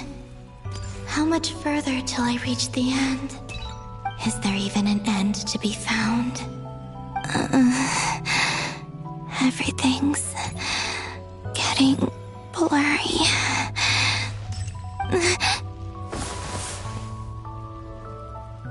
Huh? Are you all right, little sister? Have you come from the distant future?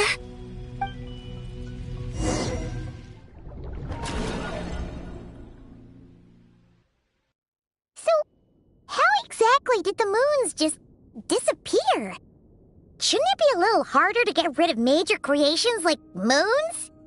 The world is a vast and ancient place. On a certain scale, all life lasts for but a fleeting moment.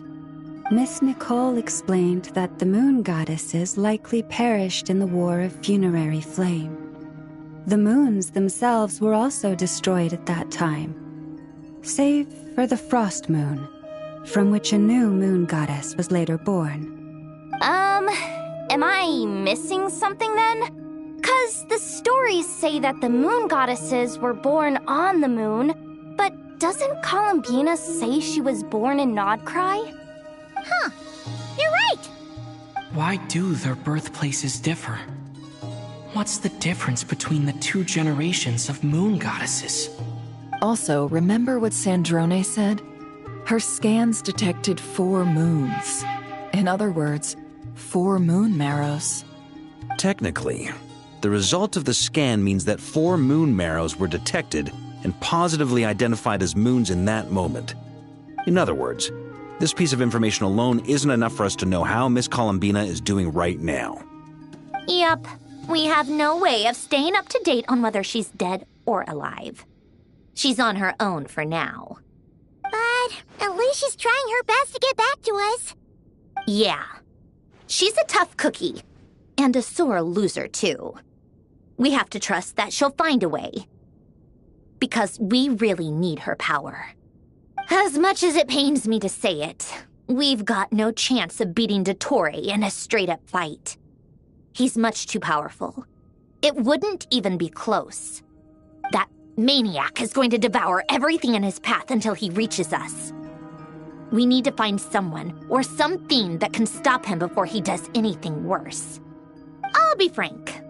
Our only hope of defeating this false god is with a real moon goddess on our side. I'm not just saying this because Columbina's a friend and I want her back safe and sound. It's just the truth. And I know that even she was no match for him when he attacked, but I don't have a better solution. We're not giving up on saving her, whether she can defeat Dottore or not. Right. Don't worry, Miss Sandrone. We're all aligned on saving Columbina. No one's trying to argue that we can only justify saving our friend because it will help save the world. This is about multitasking. We want to save both. So, she's more than just a moon goddess to you guys? Absolutely. Duh! She's part of the gang! And you are too, you know. Yes, I know. You don't need to labor the point. I knew that the moment I came running over with my documents that I was part of the in-group. I mean, if Arlecchino can fit in, I certainly can. Anyway, as for how we get Columbina back, I've been working on it constantly. But I think I'm still lacking certain information about the moon. I'd probably get there if I could continue my calculations, but the problem is, I've run out of computing power. Computing power? You mean you need more energy? No, the issue isn't energy, it's processing power. There's so much data to get through that the whole process has just ground to a halt. That's a tricky problem. René de Petrichor of the Nazissenkreuz Ordo once foretold the fate of the world. But I don't know how he did it. My guess is that he used the primordial sea's power. However, that won't work for me. His methodology was vastly different from my own. What's worse, they're incompatible. And, to top it all off, we can't even leave Nodcry. Ugh, this is so annoying. If I'd known we'd run into a bottleneck like this... Well, no, the design bureau's a bust as well. Curse that Dottore! Couldn't have made this harder for me if he tried. What do we do then? How about we grab a bite to eat and take a break? Maybe something will come to mind after you've cleared your head. You don't get it, do you? I'm trying to calculate the fate of an entire world here. And I need accurate results, not vague prophecies. Where the heck am I gonna find the computing power for that? Anyway, time to shelve the discussion on technical difficulties. Being a killjoy isn't very ladylike, after all. Either way, we've done what we can. Rest well, everyone. Remember to let us know if anything new comes up. Hat guy? Is he hinting that we should talk outside? Let's go somewhere a little more private.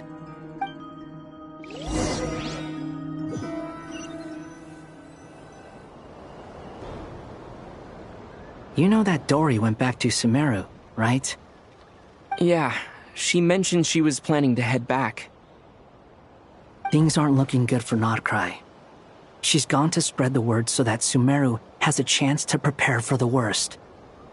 From what I know of Dottore, there are two possible reasons why he hasn't made a move yet. One is that he's still working through some kinks in his new powers. The other is, he wants to see how we're going to react. He'll easily devour everything eventually, so I guess he's in no rush to make it happen. The first false god he made was me. Now it's his turn. Even though my records were erased from Irminsul, Dottore's ideas haven't changed one bit. He once told me that becoming a god was like turning yourself into a hungry wolf or giant serpent to devour the moon.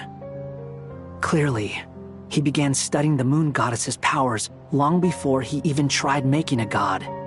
He's always wanted to get his greedy hands on divine authority one way or another. And in the end, he devoured the moon where I failed. In the desert of Sumeru, there is a chessboard built by King Deshret, also known as Al-Ahmar. I don't know if it was a real game, or if he was just trying to challenge his servants and citizens in some way. But creating games and setting rules, gods do that as a matter of course. That's the kind of power Dottore craves. Now he has the Trilunar Authority. His power is leagues beyond the common people. I don't think there's any point in other nations rushing to the front line. They're better off focusing on defense and hoping they can fend off any threats that spill out from Nodcry. Either way, Dory will inform Lesser Lord Kusanali, and she will contact the other gods in turn. The Seven will have some recourse available. If nothing else, their protection should keep the rest of the world from descending into chaos as quickly as Nodcry has. So on the bright side, even if Nodcry is doomed, your friends in other nations won't be in any immediate peril. That's good to know. But I'm not ready to give up on Nodcry yet. There's a word for people who refuse to let anything go. It's called being greedy. Maybe it sounds greedy to you, and probably naive too. But whatever you call it, that's what gives me the determination to keep fighting. Battles are fleeting, but the will to fight is a long-term commitment. Give up for even a moment, and your resolve will shatter. Why do you always feel the need to do the right thing? No one is born to be a savior. I mean, who's gonna criticize you if you fail or give up? Don't take this the wrong way, but Dottore said something similar to me. I guess the Fatui attracts people who don't believe in saviors. Not necessarily. It's less about belief for me. I just want to know how determined you really are. After all, I don't owe anything to anyone else here. Only you. You look kinda worried. If your arch-nemesis was about to achieve their ultimate goal, I think you might feel a little worried too. That's true. Dottore is about to become an omniscient, omnipotent deity. That's gotta be a bitter pill to swallow. Still, you're calmer than I expected. Obviously. I have to admit that my past self was a reckless fool who misunderstood not only the point of revenge, but how to achieve it. And as much as I want my vengeance, I know I'm not gonna get it by acting alone. If the world's taught me anything, it's to think before I act. Too bad it never taught me any other virtues, though.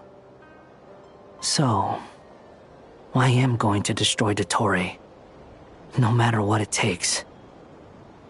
So, what's your plan? I'll get to that.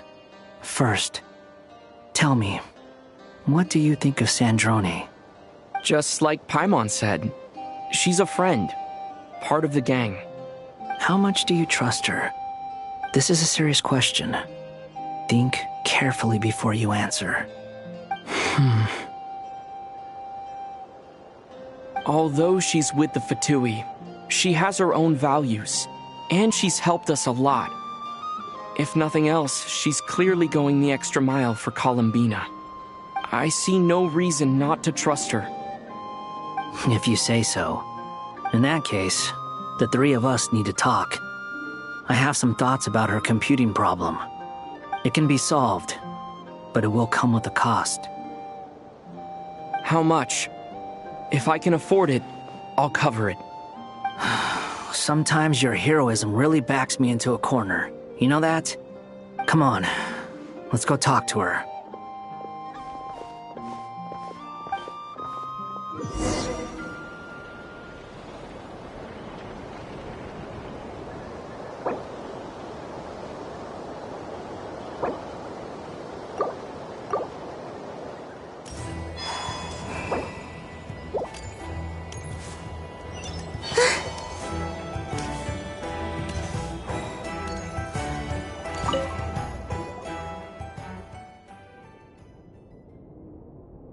Miss Androne, Traveler. Hey there. Paimon's here too! She was just helping them sort through their things. How did your chat go? That was fast. The call only just ended. Well, you said it was urgent, so we got here as quickly as we could. Albedo, I have some alchemy questions for you. I see. Looks like my knowledge proved useful after all.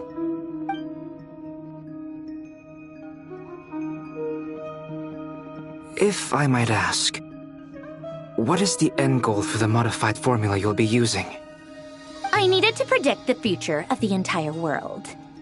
But I've run into some teething issues since trying to implement Renee's theory of the 4 orthants. I see. I'll have a look at it. Still, computing power is the real issue here. How do you plan to solve it?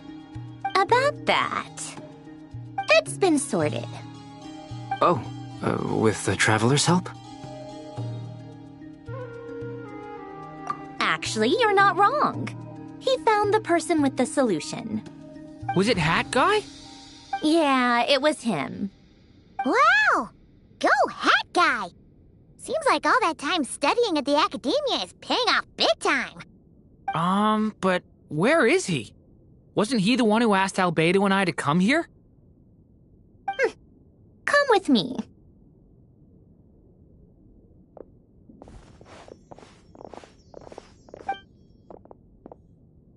Hat Guy? What's happened to him? Hat Guy! Can you hear us? No response. I guess he's in hibernation. Hat Guy mentioned that he was a puppet. It seems that his functions are currently shut down. I presume this has something to do with the solution to your computing problem. That's right. He and the Traveler came to see me. Wait, what? You have a solution? Would you calm down? Why do you always react so hysterically to everything? Excuse me? How would you know? You shouldn't be so quick to judge complete strangers. It's very bad manners. Oh, please. It doesn't take that long to figure out that you have a temper. Where does a mere student get that kind of confidence? I've actually published more papers than you. Not that status counts for much. Even Paimon's applied for academia admission. Huh? Are you serious? See? This is why I can't be bothered to explain myself. She recognizes no one's skills but her own. Okay, fine. I'll hear you out. So, tell me, how do you propose to solve my computing power problem? This world itself is constantly processing all kinds of information. If it's the world's future you're trying to calculate, you need a processing device that's designed to cope with that volume. Easier said than done. Only Irminsul can handle that kind of... Wait, is that what you're suggesting? But surely we can't just plug my formula directly into the ley lines. You should be able to tell that I'm not human, right? Yeah, I noticed. The technology, though, seems pretty ancient. Very different from Fontaine's. It's a completely different system. Conrian, to be precise. I'm what they would have called a puppet. Puppets need an energy source and processing power. The artisans who built them sought out the materials most suited for that purpose. You? Do you mean... The Traveler and I have talked it over. He's willing to vouch for you.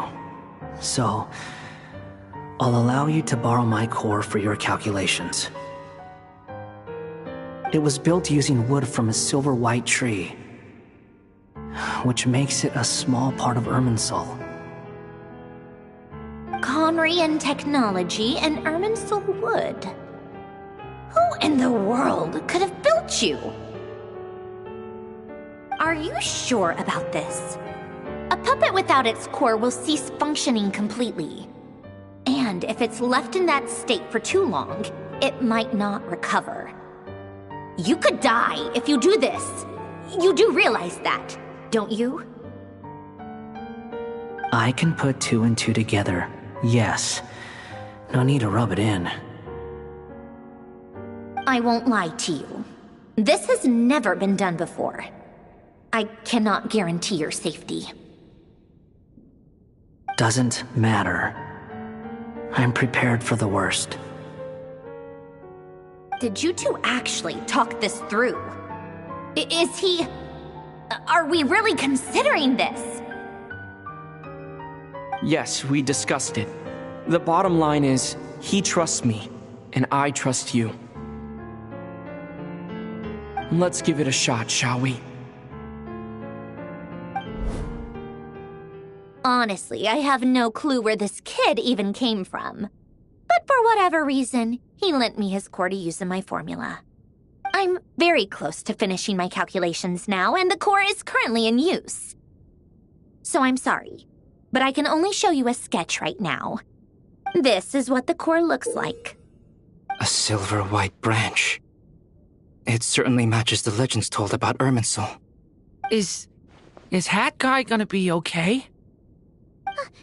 He's not gonna die, right? Right? In theory, he should be fine. As long as we put his core back in time. Beyond that, all I can say is that I'll try my best to avoid risks and make sure the core doesn't sustain any damage. I think I know why you called us here now. Someone needs to watch over his body and make sure it's protected until the process completes. Correct. He said that the only ones he trusts here are you two. He will have our undivided attention. Aw, Hat Guy. On a more positive note, things are progressing steadily on my end. I'll call everyone in for a meeting once the results are out.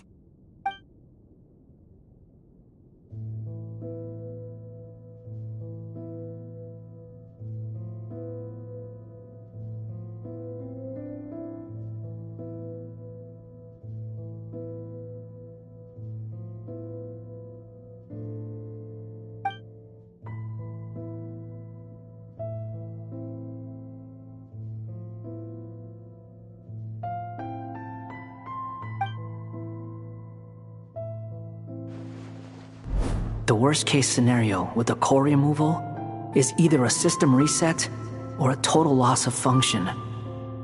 But I'm not afraid. A quiet death should have been my fate long ago. A core is completely different from a heart. It's like another vital organ entirely. I never believed it could be a true replacement for what I sought. But in the end, it turns out the core was more useful to me. Pretty funny when you think about it. It's like the punchline of my entire life. Do you think there's any difference between a puppet and a human? If not, then this would just be another samsara. I have already experienced both a past life and a next life. Part of me wonders whether I'm only capable of making this decision because I've become a real human. What's with that expression? Isn't this a good thing? Sandrone will succeed, won't she? She has to. She will. We all have to persevere until this is over. That's right. And I'll protect you all until the moment of victory arrives.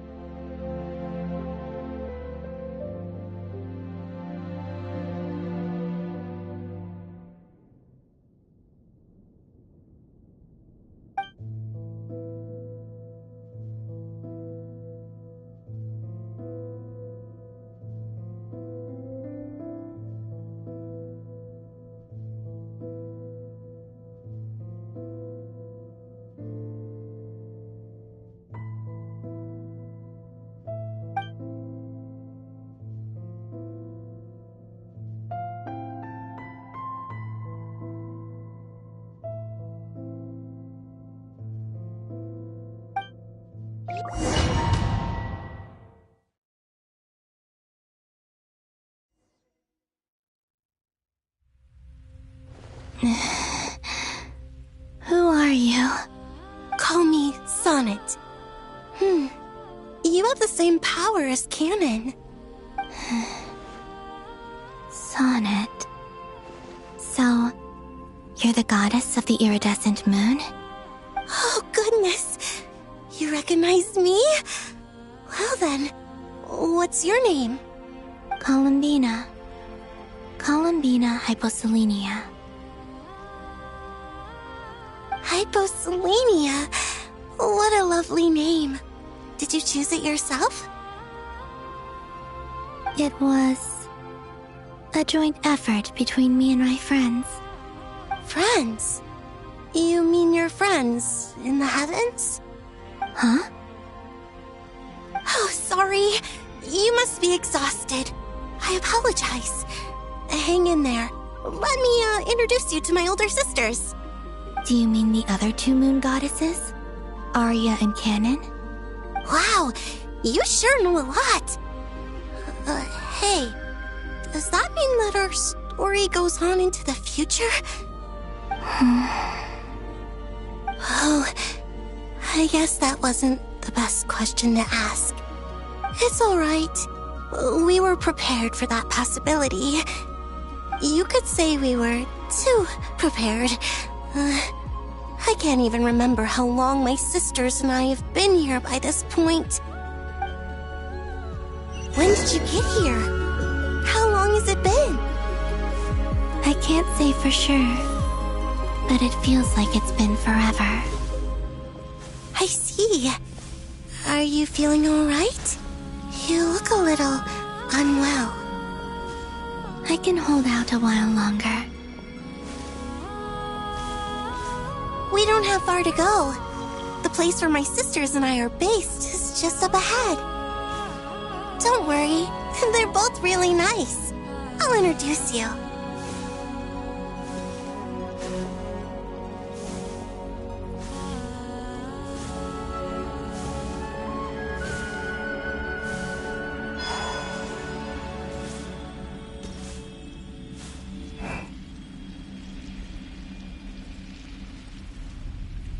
Sisters! I'm back!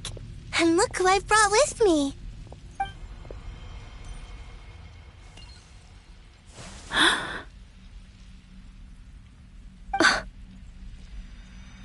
It's our lovely little sister, born in the far future. The pleasure is all mine.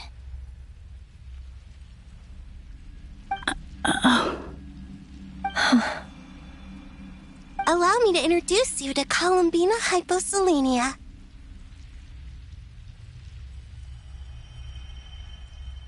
This is Arya, the goddess of the eternal moon. And this is Canon, goddess of the frost moon. Canon, don't you think Hyposelenia's power is similar to yours? Hello, Columbina. I apologize for our startled reaction just now. And please, forgive our little sister if she's been annoying you. She tends to talk a lot. It's fine. You seem shy. Don't worry, Columbina Hyposelenia. No one can hurt you here. Could you tell me where here is? Please. I must know.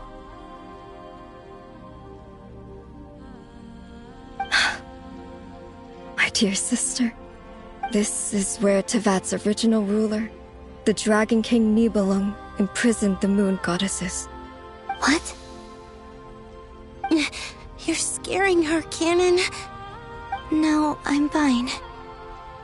Please, continue. Nibelung, our original master, created us in the distant past to maintain Tevat.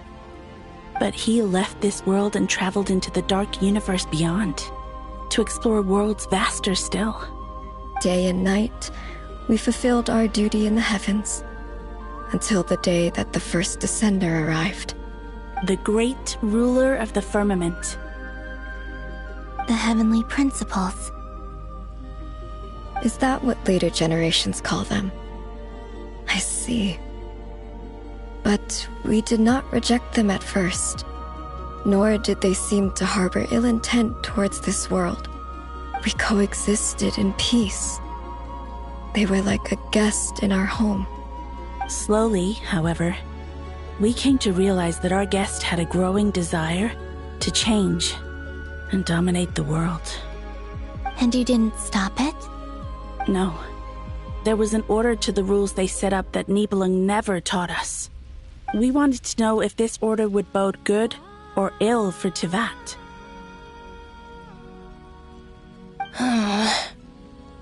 All right. Canon and I wanted to know. Sonnet was against it from the outset. Later, we discovered that this great ruler of the firmament bore an almost paranoid hostility toward the desire of certain life forms to seek power. Or perhaps they feared them. They would even cast down celestial nails as manifestations of their power, to punish the civilizations of the world below. Only this was far beyond mere punishment. Right. Their rules brought order, but the price people paid for merely testing the limits of those rules was far too great. I did everything in my power to help the punished escape catastrophe, but still, too many lives were lost. The ancestors of the Frost Moon Scions were some of the ones you helped. But just when we had decided to take countermeasures, the Dragon King, Nibelung, returned. And so began the War of Funerary Flame. So, that's the name the world gave that war in the future. Well, who won in the end? As far as I know, the Heavenly Principles won, although it came at a great cost. They remained in Tivat, where they continue to rule to this day. And the world's original master, the Dragon King Nibelung, was destroyed. And what of the moons? Are there still 3 moons in Tivat's skies? You can tell us the truth, Columbina. We know we are but remnants of a bygone age. We are prepared for the answer. Only the Frost Moon remains. But it has been cast beyond the false firmament by the Heavenly Principles. The eternal and iridescent moons were both shattered during the war. So death finally came for us in the end. Sonnet. But you're still here, aren't you? A moon goddess cannot live without her moon, Columbina. She's right. That's why I began to disappear. Because the Frost Moon is cut off by the false sky. How much worse it would have been if it were outright destroyed. Our souls may endure within this lunar palace, but if our moons are destroyed, then we shall disappear the moment we depart from it. I'm sorry. There's no need to apologize to us, dear sister. If anything, we owe the world an apology. If only we'd decided to act sooner, rather than arguing amongst ourselves. All the more reason not to spend this time in regret and repentance. Instead, we should focus our efforts on how we might help our future sister. Sorry? Don't you see, Columbina, your story is not yet over. Is that not why you are here?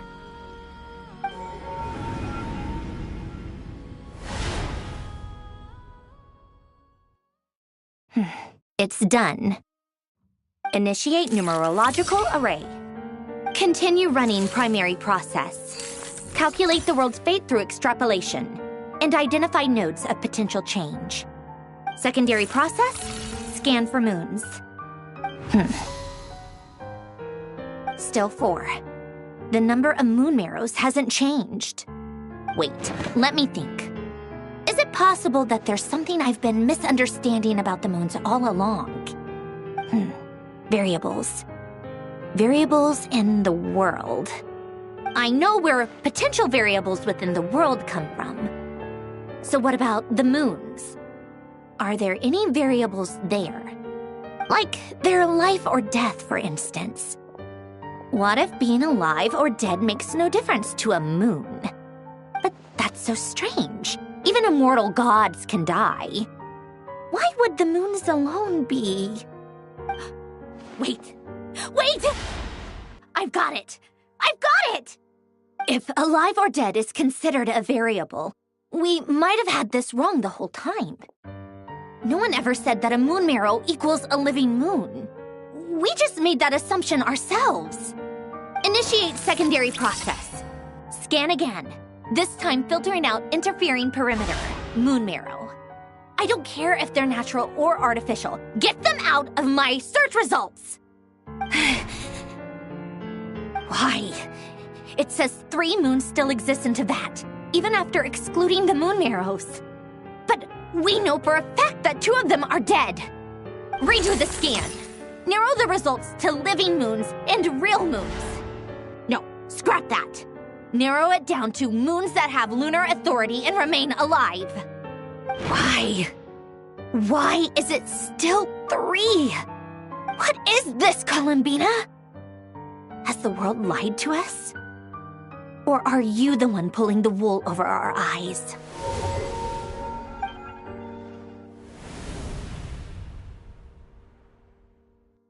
So, you think that the moon's reflection might be where Nibelung imprisoned the 3 moon sisters?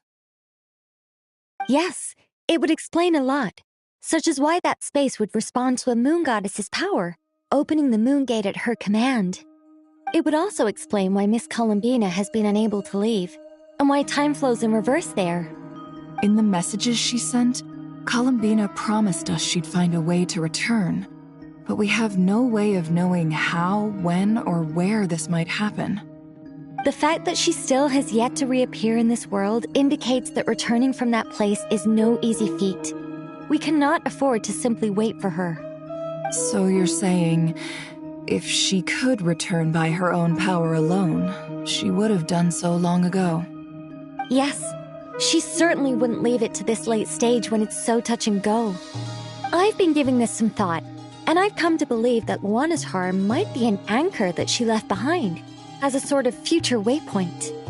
This could also explain why Luanatar is always by the traveler's side. Sounds like a plausible theory. If that's the case, there must be some criteria we need to fulfill to allow Columbina to return to the present. The question is, what could they be?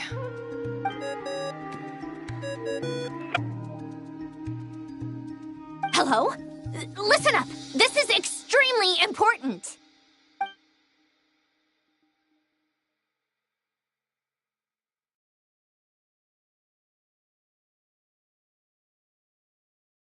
Not only is Columbina alive, but she may well exist in a form unimaginable to us. I'm still unclear on the details, but she's done something truly inconceivable in the past.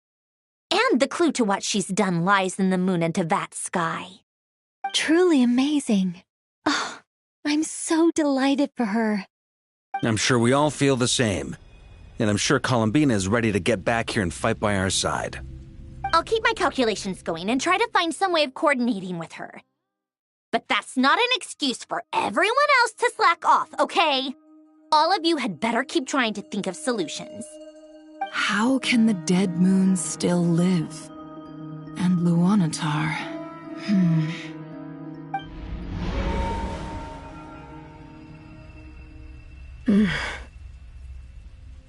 It's hard to believe that's what will happen in the distant future.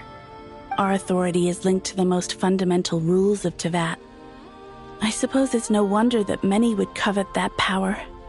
I didn't realize that when you said friends, you meant people who live down in Teyvat. That's so lovely. I always wanted to go down there and have some fun. Have you ever tried leaving this prison? Of course. Between us, we've tried everything. But no matter where we go, this space will eventually bring us back here. It's like the center of a whirlpool. Everything ultimately converges here, at the moment when Nibelung imprisoned us. In that case, have you tried using any of those pathways that connect this space to the real world? Sorry? What are those? They're passages through which you can make small-scale changes to reality by using Kuvaki. Or am I the only one who can use those passages? Because part of my soul remains in reality. Kuvaki. What is that? You don't know? It's a unique kind of elemental energy found only in Nodcry, the land from which the moons arose. Oh. Well, it's true that the moons first rose up from the part of Tibet you say is called Nodcry. But there is no difference in the elemental energy between there and anywhere else. What? Could you show us some of this Kuvaki hyposelenia? Maybe if we see it, it'll make more sense. Okay.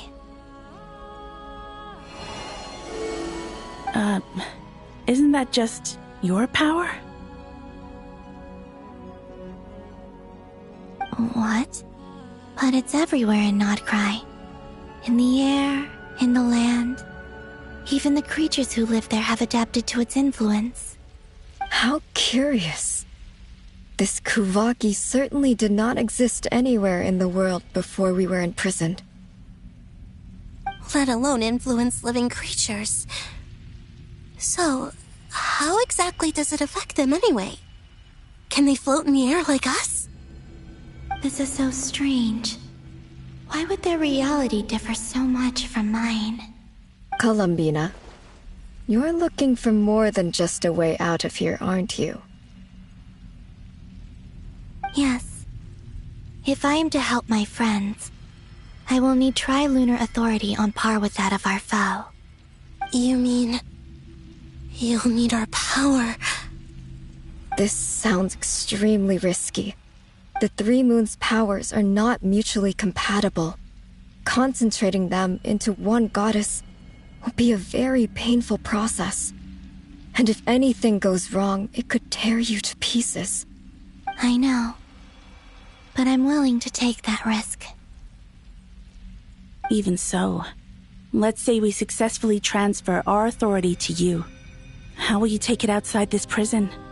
Nibelung constructed this realm specifically to prevent us from using our powers to interfere in his war. No moon goddess can leave this place alive. What if I don't leave alive?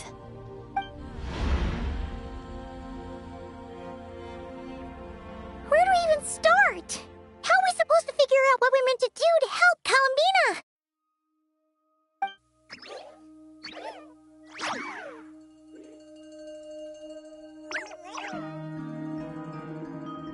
Columbina? What do you need from us? If she really got to the beginning of time in there, how do you think she'd leave us a message?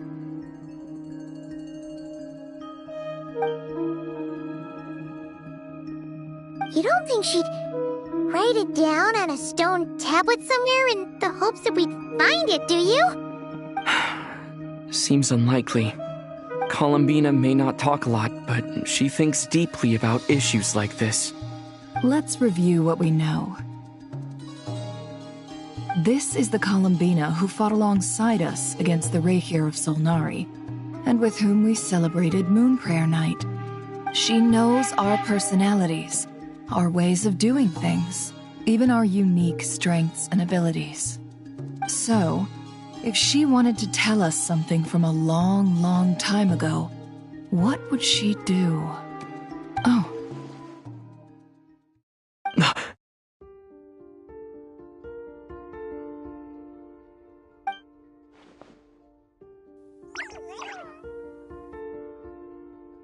Traveler, you once said that those golden ripples also appeared when Luanatar was born.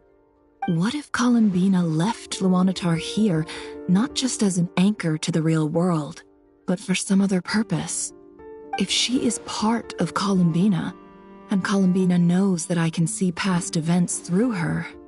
Oh yeah! Like when you peeked into Rarer's past through his heart! Nefer, wait! If you're right about this, and you can really see past events through Luanatar, your eyes, they'll... Oh, I know. Looking at Rerir's past in Conria was already enough of a strain on my eyes. Looking this far back into the past, it'll surely blind me. But it's our only chance. This is the only way. Boss. We spoke about this once, a long time ago.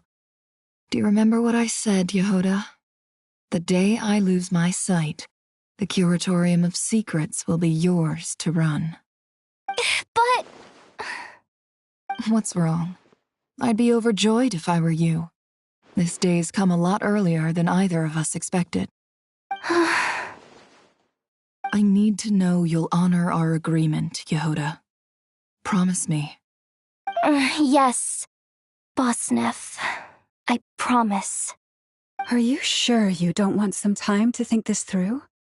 What is there to think through? I should have gone blind after our battle with Rerir. Frankly, it's almost criminal that I got away with it for this long. Then at least let me take some precautions on your behalf. And if you really do lose your sight, I'll visit your office every day and make sure you're well looked after. Oh, please, anything but that. I was actually ready to go through with this. Are you trying to scare me into backing out? As if I could ever scare you. I'll assume you're just joking to calm your nerves. All right, enough chit-chat. Let's do this.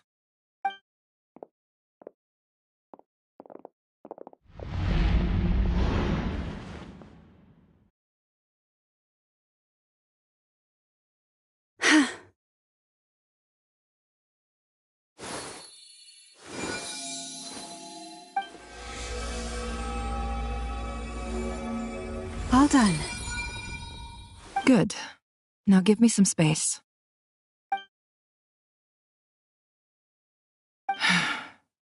Come on then, little one. Show me what happened in the past.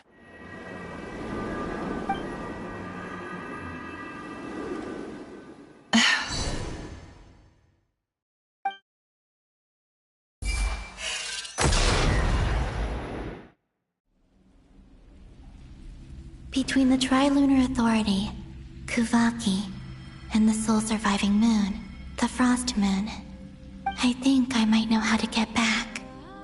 But I will need my sister's help.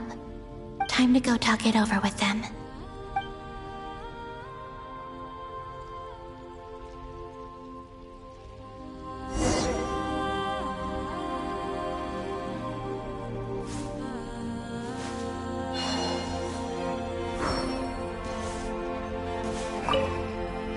Seems you have reached a decision. I'm all ears. What do you propose?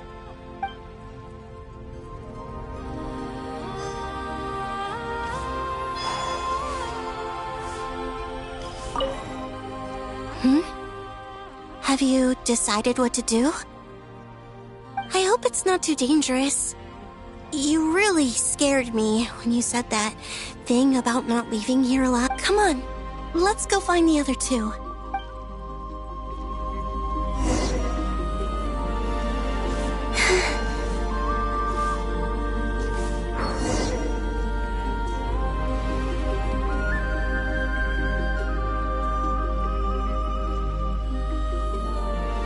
Have you figured it out, Columbina? Tell us, how do you plan to leave this place? I intend to die here, in this moment, and then be reborn in the future with the help of my friends. What? What are you saying? How can the dead be reborn?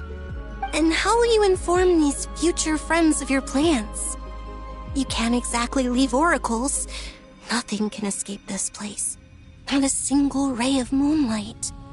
And even if you found a way, what if they never find the message you left for them? You'll...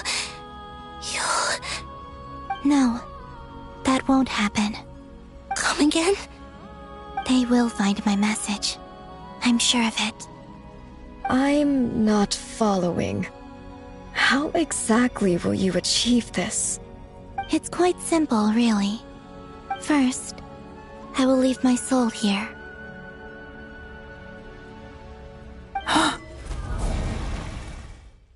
I see it. Your soul? You mean your divinity? Yes.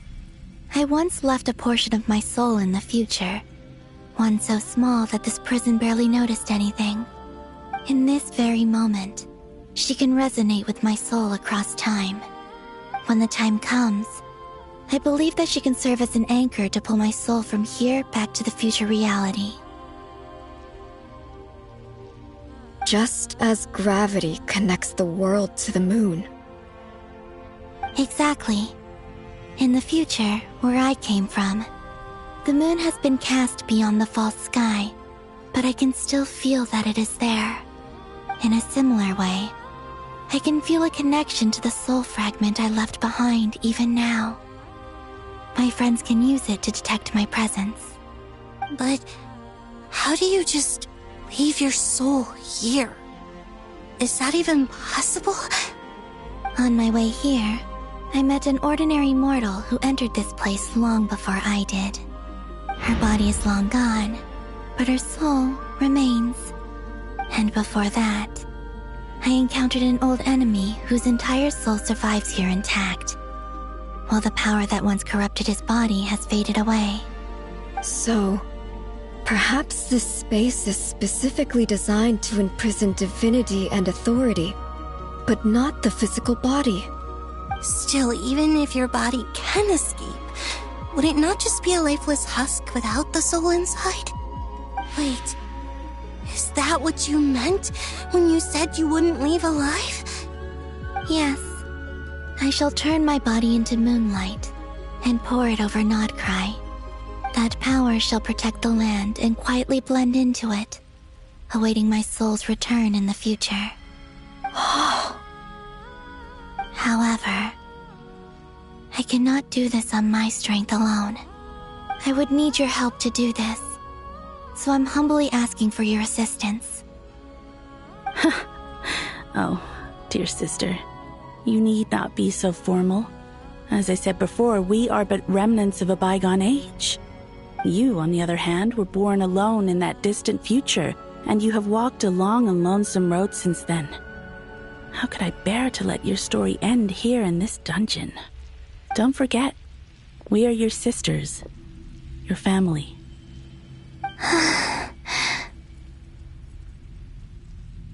Arya's right. Actually, I've always wanted a little sister. Can you imagine how it's been for me? Getting nagged by two older sisters all the time. Now, I finally get to be the big sis. And not just that, but I get to help you return to your world, too. How could I say no to that? Sonnet. Kennen?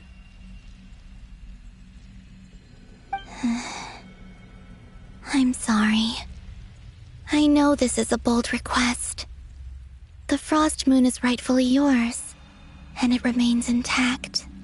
Oh, no, please, don't misunderstand me, Columbina. I was just thinking back on the years that the three of us once spent together. You cannot imagine how happy I am to hear of the future world you describe. The Frost Moon Scions, your lovely, kindly friends. For the three of us, whose purpose in life was to maintain the peace in Teyvat, it is a great relief to know that the people of this world live in such an abundant future. If your plan can save them, and save not cry, I will gladly give you all that I can. Besides, the three of us have been together since the day we were born. I could never abandon them to live on alone without them. Canon. Still, I do have one question I would like to ask you before we proceed. Certainly. What is it? Why do you cover your eyes?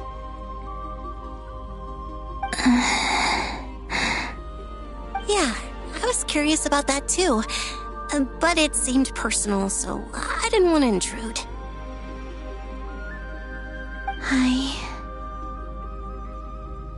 There was a time when I refused to look upon the world. I believed it was full of nothing but lies and falsehoods. I wished to hide my feelings, seal my heart, until I could return to my true home. I see. Perhaps that decision saved you from ever having to see the false sky again. But at the same time, you likely missed out on many true and precious things, like the smiles on your friends' faces. Promise me this, Columbina. When you return to the future, open your eyes, take a look at the world around you, and see your friends. I'm sure that you know this already, given that you long to return, but that is your true home. Give me your hand, Columbina. Arya, Sonnet, you too. Okay. All right.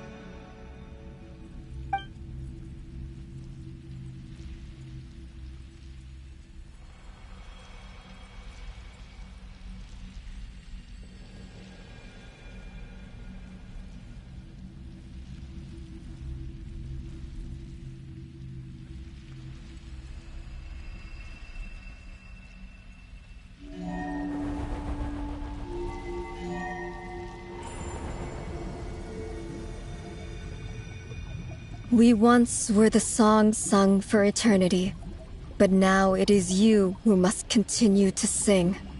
We once were the tides in the great river of time, but now we subside, and you arise. We were the messengers of madness and inspiration, but now the lies have faded, and your truth must endure. We are souls awaiting the sun.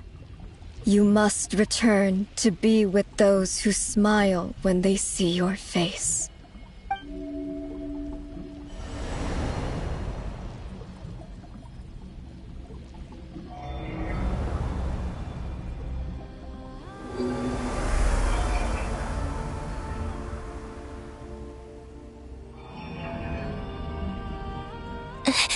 Is it done? Yes. We have transferred the authority over all 3 moons to Columbina Hyposelenia. From this moment on, she is the Tri-Lune Goddess, the one and only moon goddess of this world.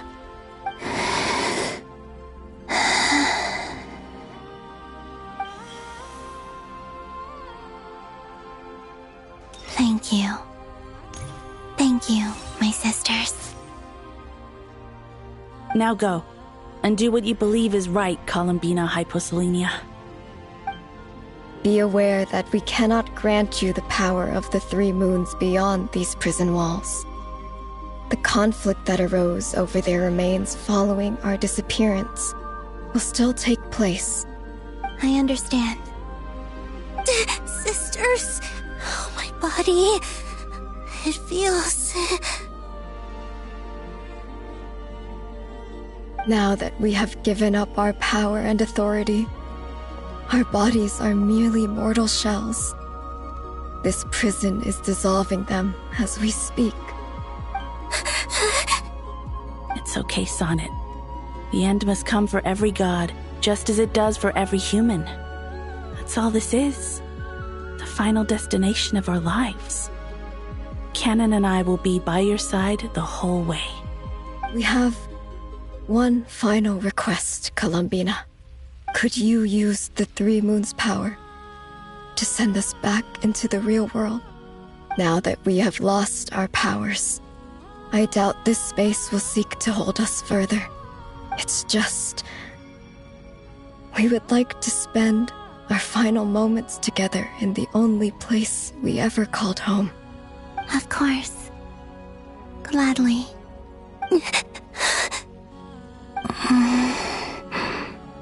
Sonnet? Yes? Don't... I wish I could tell her not to give in to the abyss. Not to be afraid. But is this really what I should say at this moment? Don't forget. I'm so glad to have a big sister like you.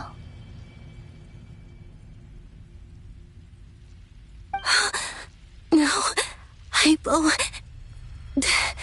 Thank you. I'm okay. I'm not afraid. As long as my sisters are with me, I won't be afraid.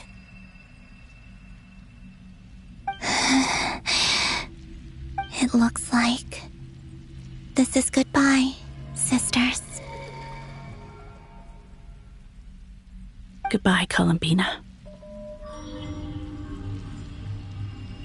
Take care of this world in our stead.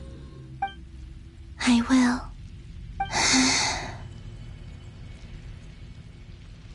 And now, it's time for me to bid farewell to my body, too. May it become the moonlight that keeps Nodcry company through the long years ahead. So this is why Nodcry was not always home to Kuvaki. It only appeared after I poured my body out upon this land, and only this land.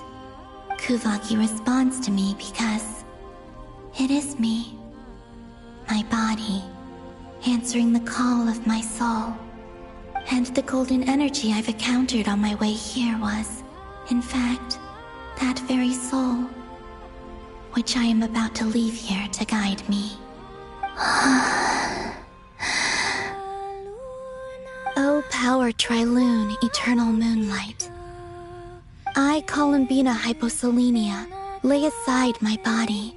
Let it be cast into the dark night to illuminate the future. May it be a companion to all who dwell beneath the moon.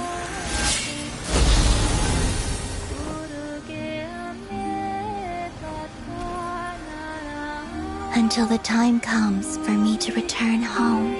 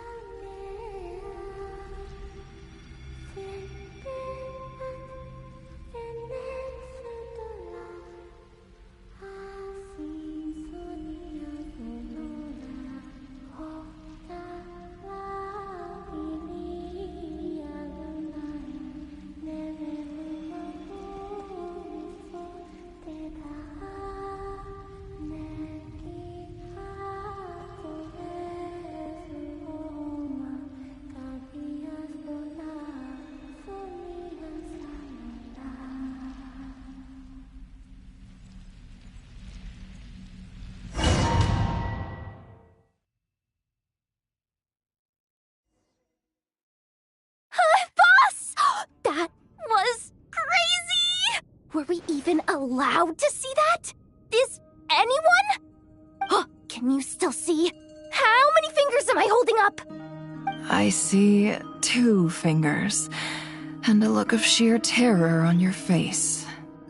Truly astounding, Miss Nefer.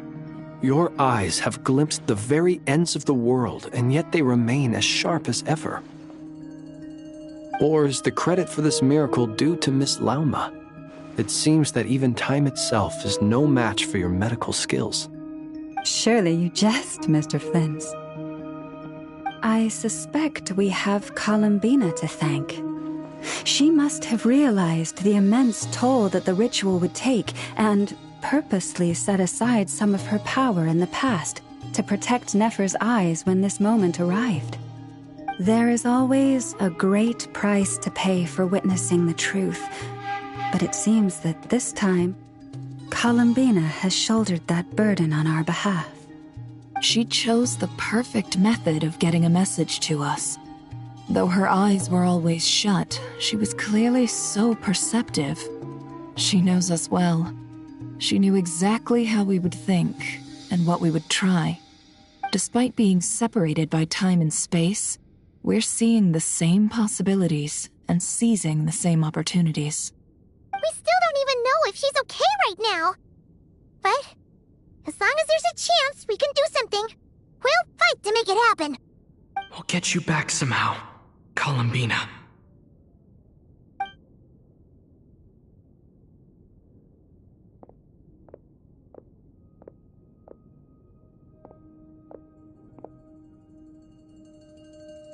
Well, based on the information we now have, let's figure out our next moves.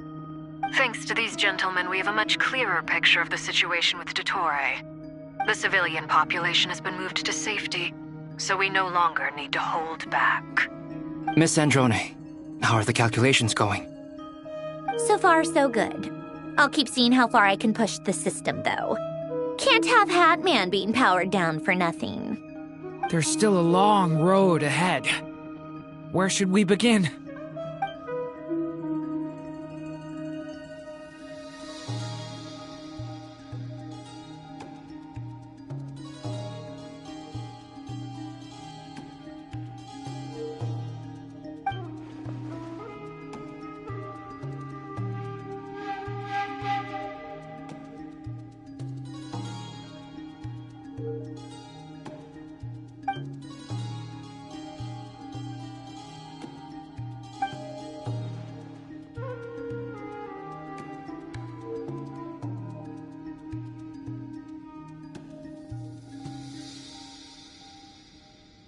Our plan is clear.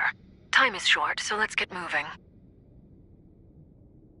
There's just never enough time, is there? Time is the bane of my existence. Ugh.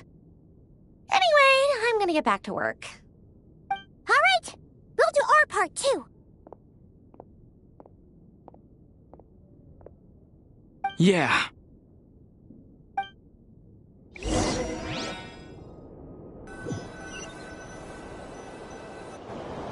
Albedo's theory says that elemental energy can dilute the light realm's power.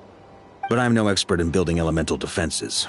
Sounds like something out of the advanced elemental theory section of the library. Whew.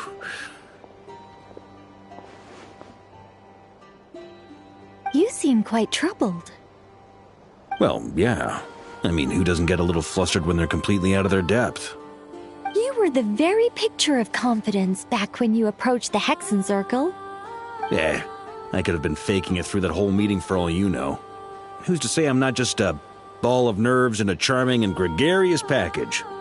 Oh gosh, really? I'm so sorry, I had no idea. Well, you're all the braver for it. Still, I was much more in my comfort zone than I am here. At least in Mondstadt, you can cry for help from a cliff top and actually stand a chance of summoning Barbados himself. Things have never looked bleaker than they do now. If we don't pull this off, Tevat's doomed, isn't it? Oh, you think so? Actually, yes. Yes, it probably is. It's a shame.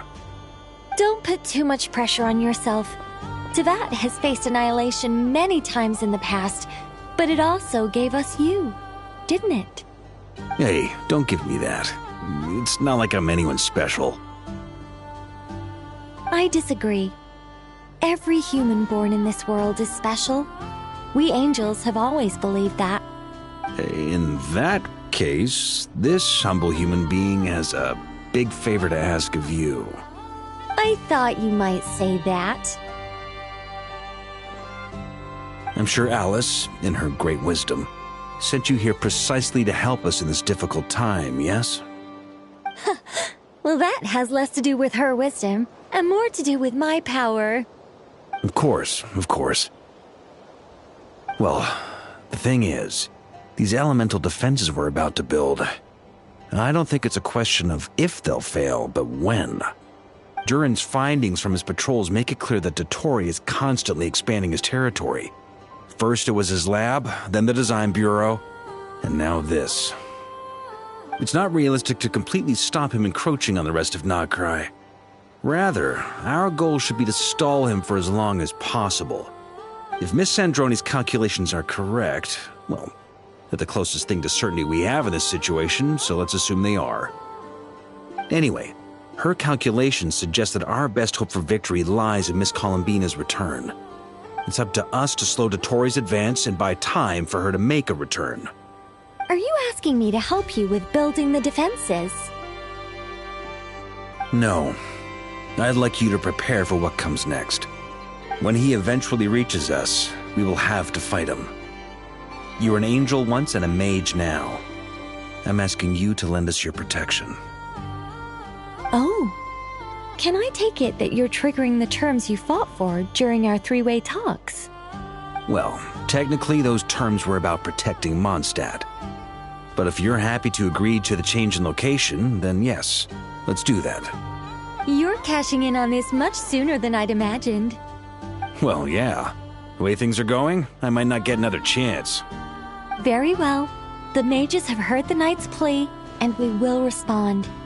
To tell the truth, Alice and I had already discussed how we might help you all, so I didn't come empty-handed. I always like to be prepared.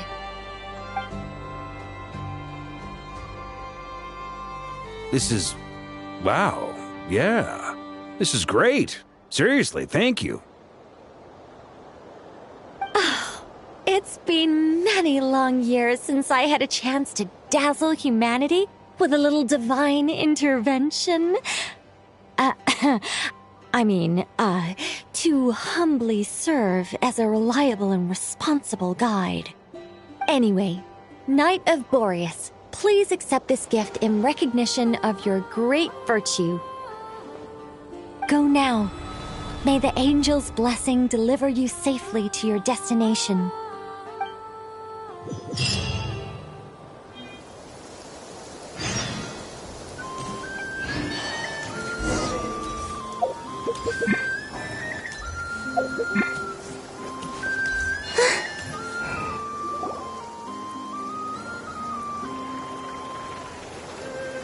You're here.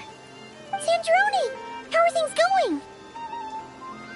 Glad you asked. You two are about to become the first people to lay eyes upon my masterpiece. Or should that be the first person and the first, specter? Hey! Whatever. Come, feast your eyes on this. Wow! We've never seen something like this before. This meter displays the progress of my formula. Currently, it's still making the most important connections. Once it's finished running, I'll deliver it right to your side.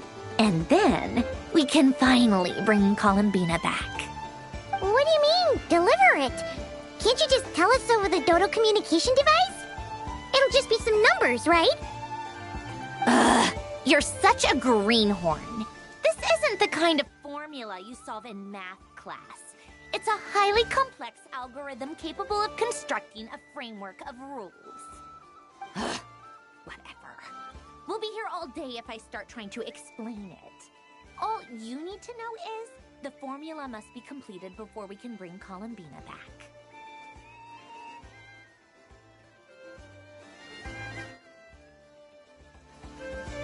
I'll share the data with you. Nicole's agreed to let me use her information channel, so we just need to use the Dodo communication device like so. And... there. Now you can check in on my progress. Wow! Look at that! You're amazing, Sandroni. About time you recognized my genius. Took you. Anyway, that's all from me. You should check on the others if you have time. Make sure we don't have any weak links in the chain. That might sound harsh to you, but close supervision is a common practice in a Fatui.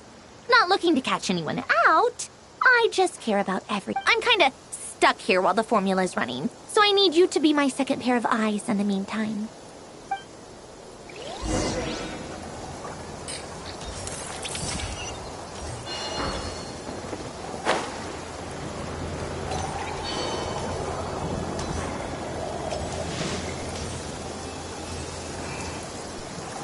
Thankfully, Miss Nicole has come to our aid. Nasha Town is now looking very well defended. Golden Flame. Yes, that's Nicole's power, all right. Based on the latest message from Grandmaster Varka. It sounds like they've reached an agreement. The situation should be more stable with her assistance. Everyone will have at least some degree of protection. Albedo! Durin! Hello there, you two. Are you well rested? That's good to hear.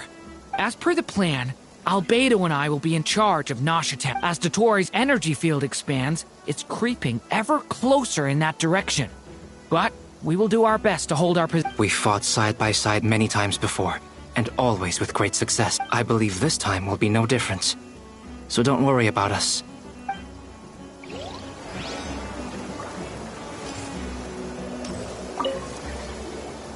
Traveler, Paimon, a pleasure. How's everything coming along? Fairly well, if I do say so myself. Personally, I am ready to confront Ooh, you sound much more serious than usual. To be honest, I am not usually fond of exercising my full strength. For one thing, it's hardly conducive to maintaining a low profile. Besides, I believe one should have the right to choose when to show their hand. I am conserving my strength until the moment of battle is upon us. Anything to boost our chances of victory. Seeing you get into the zone like this really puts Paimon at ease. Huh? I consider it an honor to have your trust. Rest well. I look forward to seeing you both in your element during the battle.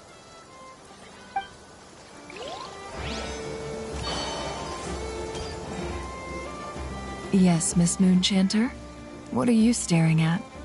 You always address me in the strangest ways. Lady Moonchanter one minute, Miss Moonchanter the next. Yes, and? Are either of those incorrect?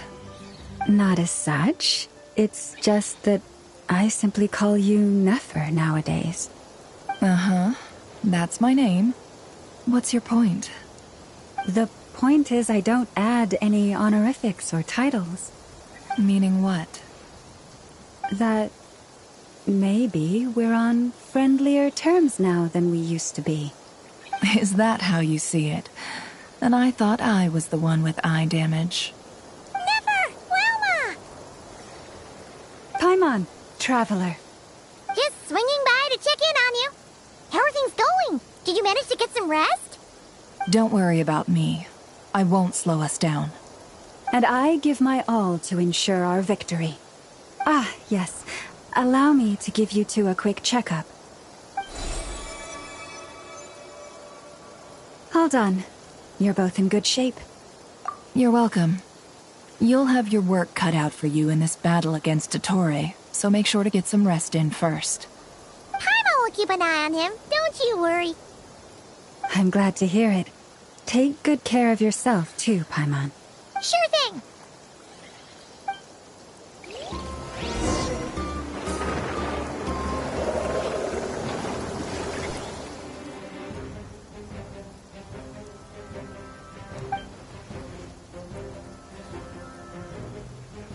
Here they come. That's quite a horde. As we expected. Get ready, everyone! Take your positions, and prepare to engage. Let's begin. I'm at the ready.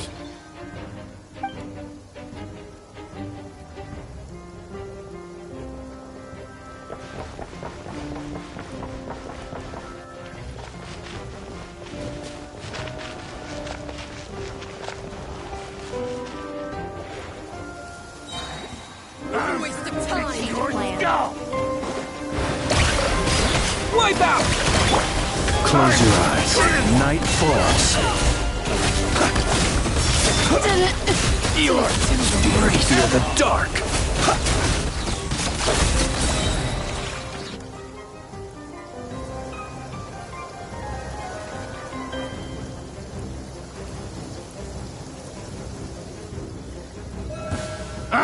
Your turn. Your skull! With one heart, we pray. Can't hide the truth. Couldn't! These creatures cannot stand against us. Oh, exciting talk. Just don't let your guard down. That goes without saying.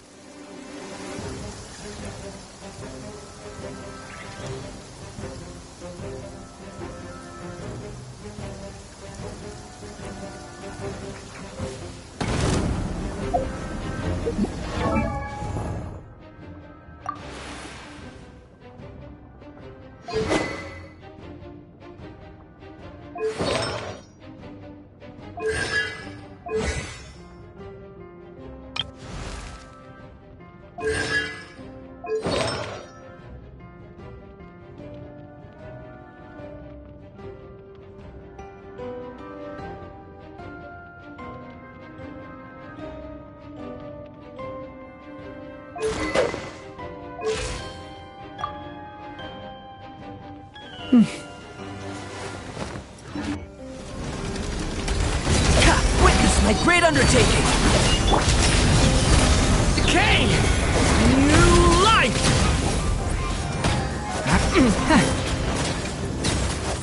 That was easier than I thought. Naturally. What do you mean?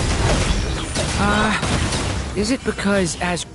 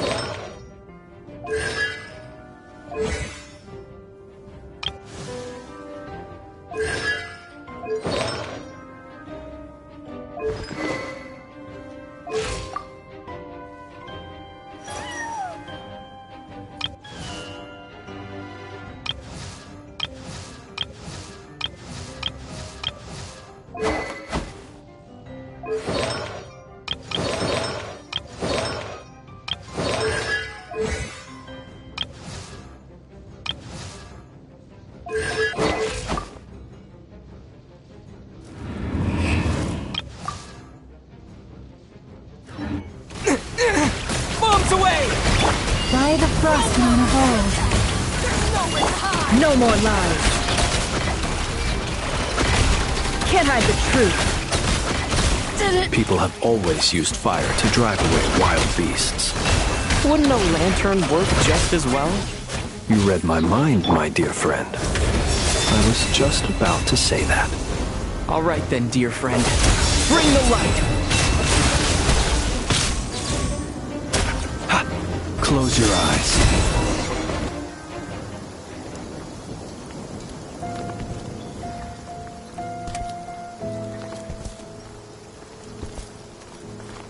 You're looking well.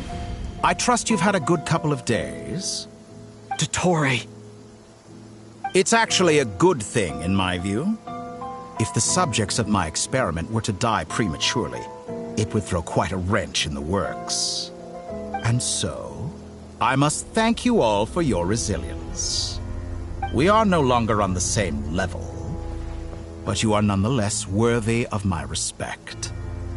A creator god should be merciful and gracious after all. And in any case, it is only right that before I end your lives, the world is informed of the arrival of their new god.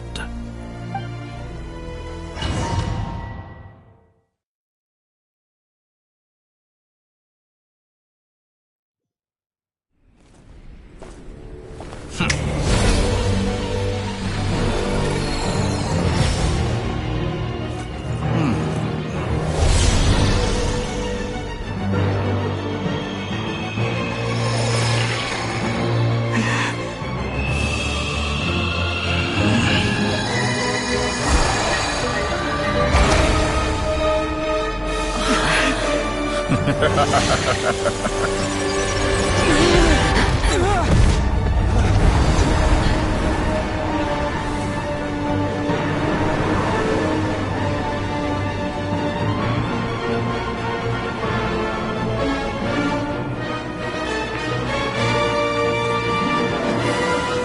experiment begins.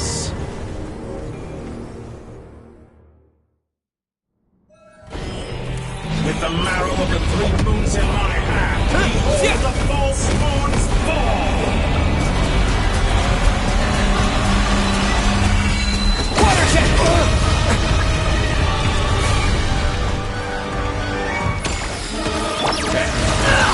Perhaps you could try being more proactive.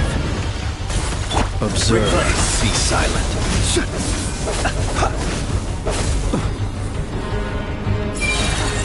Moon's remnants fall! Wipe out! Water jet! No more lies. Did you honestly think... That's more like it. For the everlasting past. Observe. Be silent. To dust. Close your eyes. To dust. Good. Keep it up. I'm still collecting data. This place.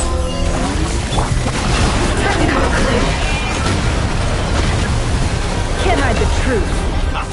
First, like an ant in my palm. Oh. I've been moved inside another space. And it's sealed off. Looking at the structure of it, it seems like the Tory intends to trap us here. There's no exit. Our endurance is about to be put to the test.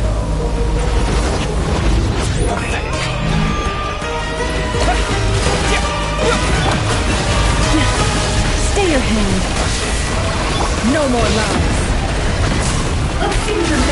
Excellent. Can't hide the truth.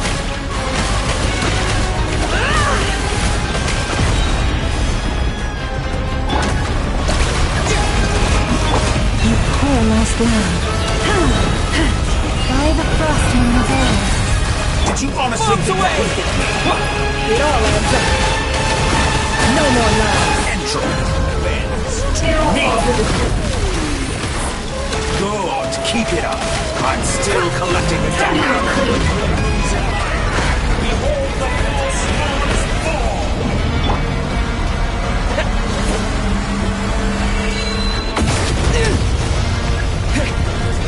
How dull. Perhaps. For the everlasting past. Reverse. Sorry?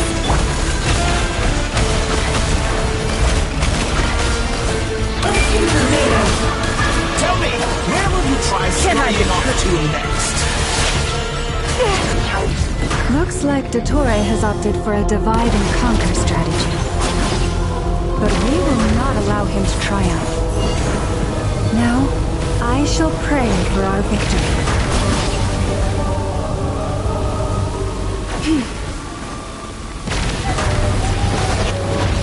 Did you honestly think that would hit me?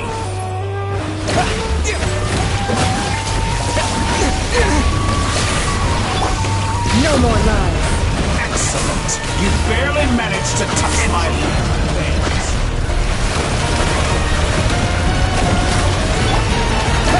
Leaving openings on purpose. Confident, aren't we?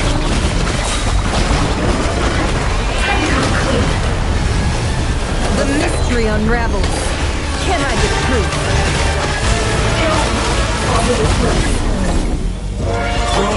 Keep it up. I'm still collecting.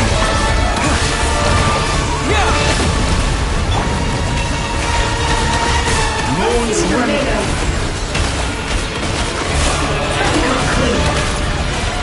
Good. Keep it up. I'm still collecting data.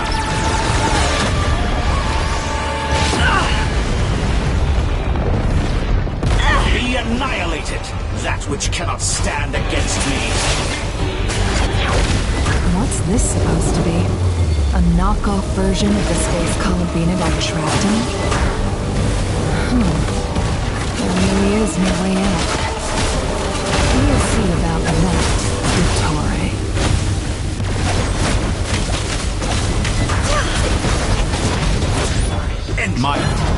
not intended to take your teammates from you. But you have a choice. Obey, and I can release them. An excellent deal, if you ask me.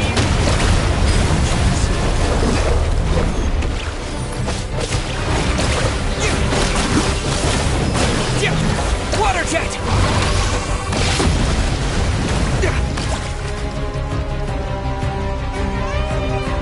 I'm aware you've been working on some little tricks to surprise me with, but it appears that none of them have come to fruition. My guess would be that you're trying to bring Columbina back. But then, where is Sandrone?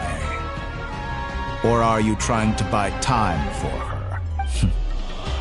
I always found their friendship to be a curious phenomenon. Two highly incongruent personalities, and yet they share a deep connection. Speaking of Columbina, I once saw her as like a younger sister. We got along quite amicably while she was with the Fatui. But then one day she suddenly decided she would refuse to take part in any further experiments. To this day, I truly don't understand what I could have done to upset her so much. It's such a pity. I could have had a sister, a family. But alas, she... You're not fit to be family to her. That I can't deny. So many people, all obsessed with playing out the same tired old dramas. This world is rotten. And then there's you. You had every opportunity to reach the right conclusion. The thought of killing you off like this... But I maintain that I approached you in good faith, so I will offer you another chance. Will you work with me? You have until I count to 10. 1, 2, 3... Not in a million years.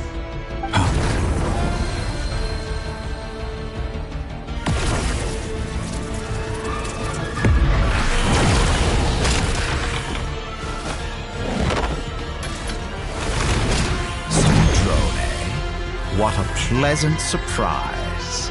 I didn't think you'd join us all the way up here. You're as sick and twisted as ever.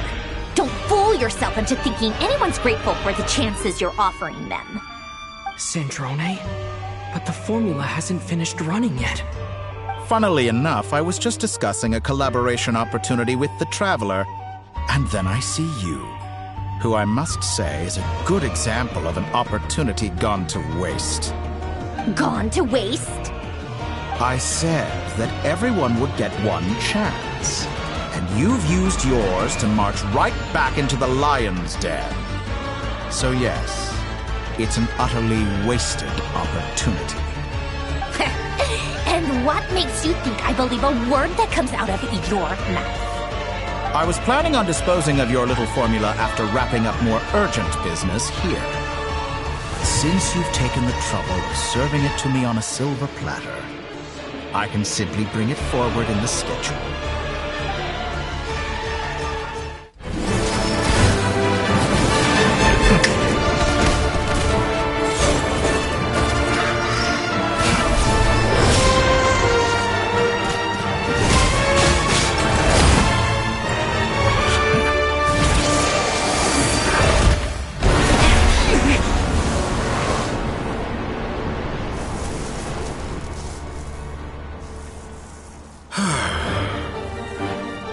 Is this your life's work?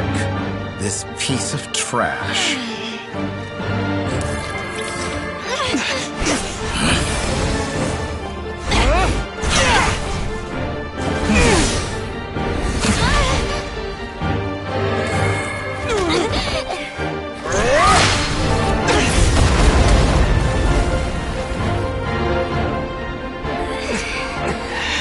Your formula runs too slowly, Sandrone.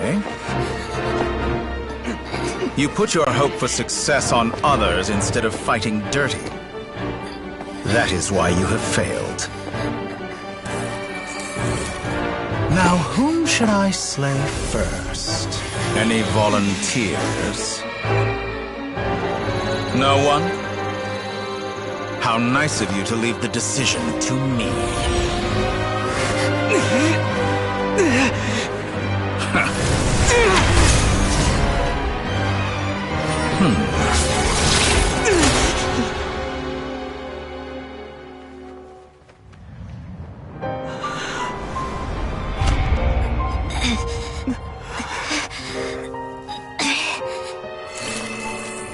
Oh, how unexpected. Sandrone, any last words for me, comrade?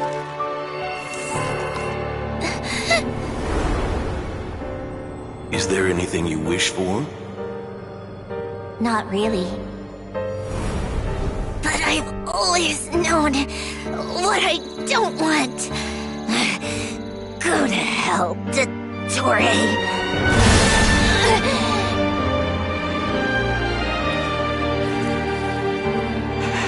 No!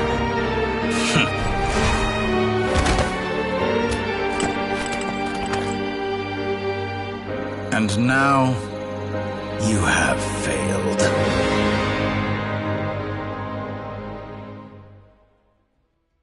Sandrone!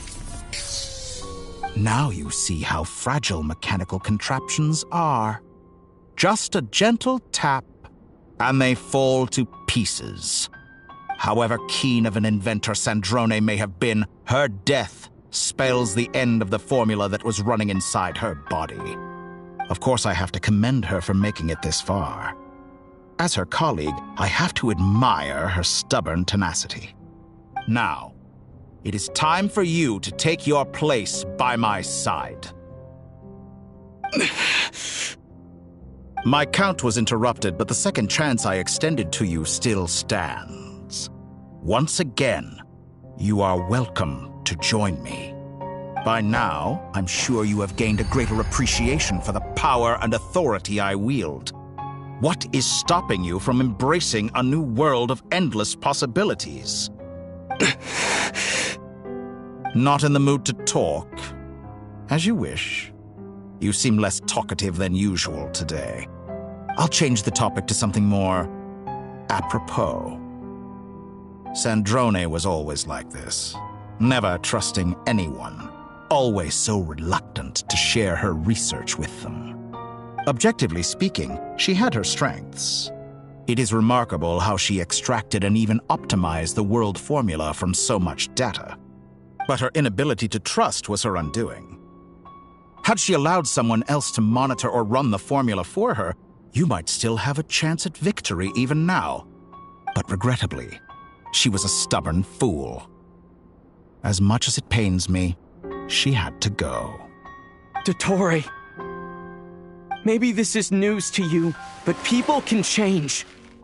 Columbina surprised you when she escaped. And I think Sandrone would surprise you too. Change? You can twist the truth however you want, but I see it clear as day. You're the one who can't trust other people. Is that how you see me? By this point, what can you hope to do about it?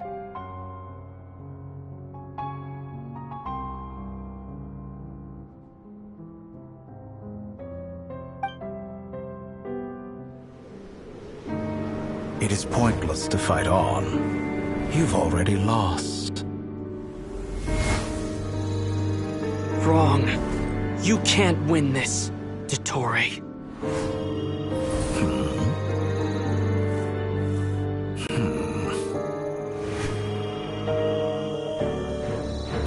What?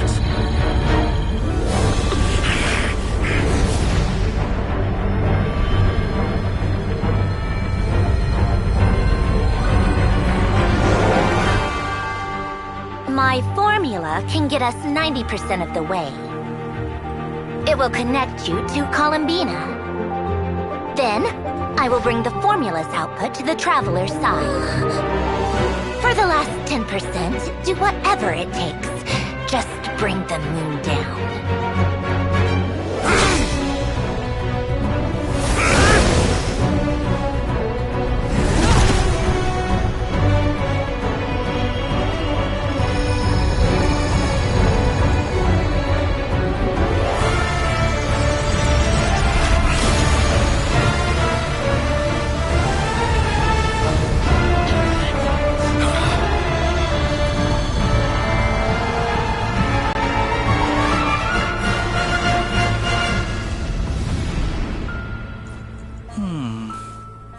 The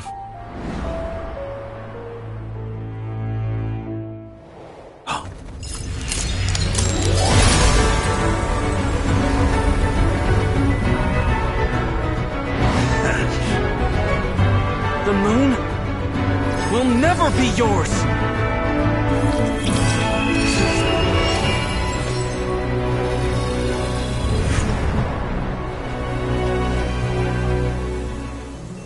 I turn my body into moonlight and pour it over Nodcry. My soul I leave here to inform my future friends. Lastly, I will hide the Trilune Authority within the Frost Moon. And when my body, soul, and authority are reunited, finally... Columbina!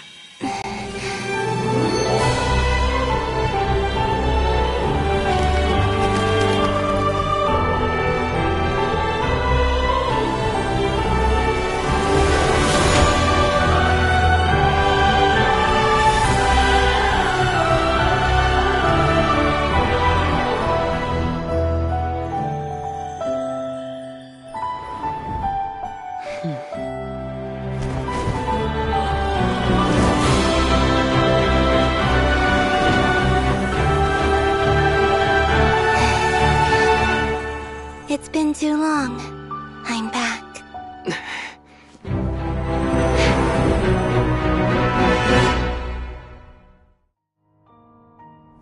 Stay focused on the battle, Traveler. What a touching reunion. Though I personally find myself repulsed by the sight of weaklings huddled together for war. Now, quite finished patting yourselves on the back. Show me how long you can struggle before you drown. Watch out, Columbina! I know. Wait for the right moment. We'll strike together.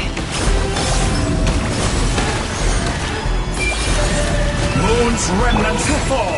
Water jet! Bombs away! How dull!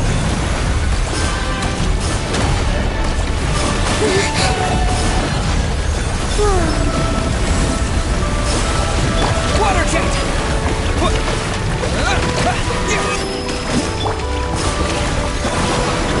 Excellent! Barely managed to touch my enough! First, like an ant in my palm!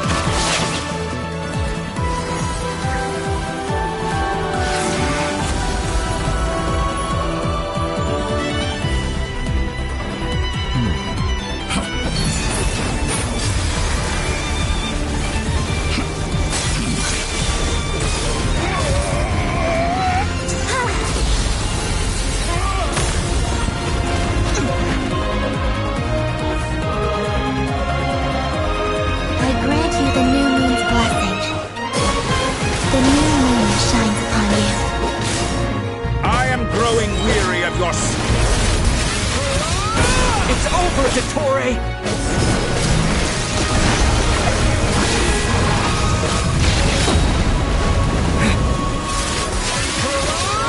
Time to pay for your heinous crime! No longer miserable power in the cold night. I'm so close to the new world! Our future isn't... Let the moonlight dispel the darkness. Woman, it's rotten, decaying world! Everlasting as the moon.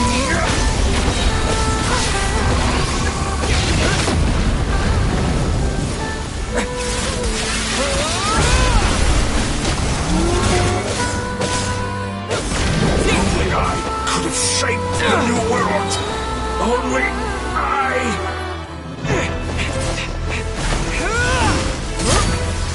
Willfully blind.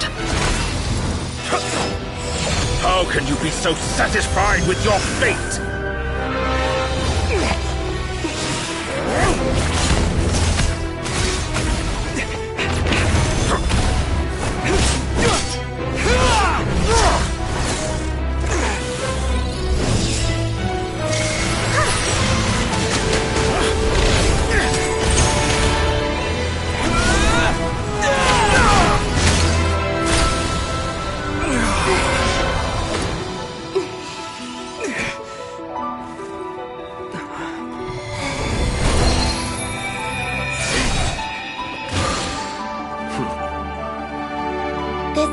was never about fate. It's about friends, family, and the home you stole from them. So dull. Only the weak rely on each other for comfort. You shall see. Once I transcend fate, you will be nothing but fodder for my grand experiment! That will never happen.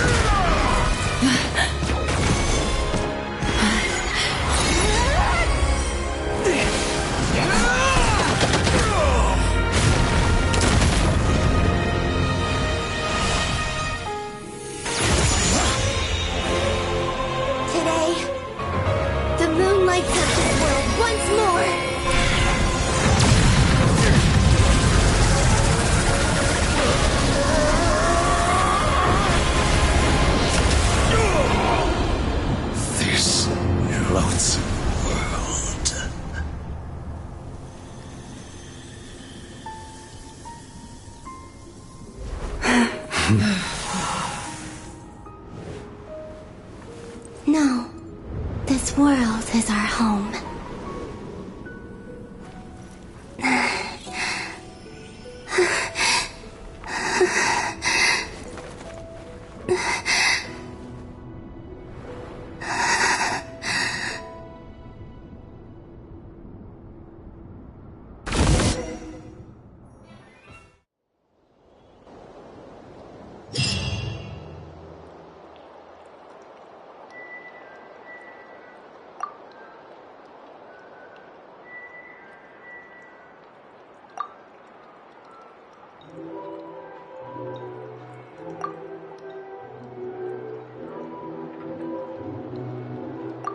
No, you're doing it wrong.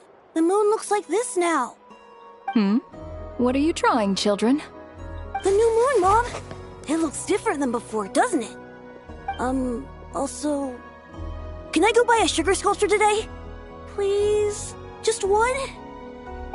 All right. I suppose today is a special day after all.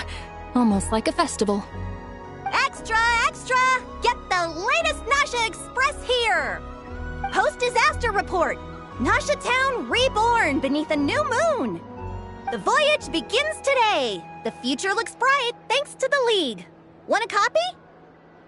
I knew things would be different, but I didn't think that would include the moon. They say a new moon goddess has been born. A new moon goddess? Who's saying that? The Frost Moon Scions? I guess so. I'm not too clued up on the details. As far as I'm concerned, the moon's still in the sky and it's business as usual. Hey, since we've come all this way, shall we grab ourselves a free meal while we're here? Are you a convert now? Or are you just here for the free lunch? Oh, come on. What does it matter? After everything we've all just been through? That smells good. All right, that's it. I'm hungry. Time to eat. Come on! We gotta get there early, or there won't be any good spots left! Shh, keep it down. This is a residential area. What if people are still sleeping?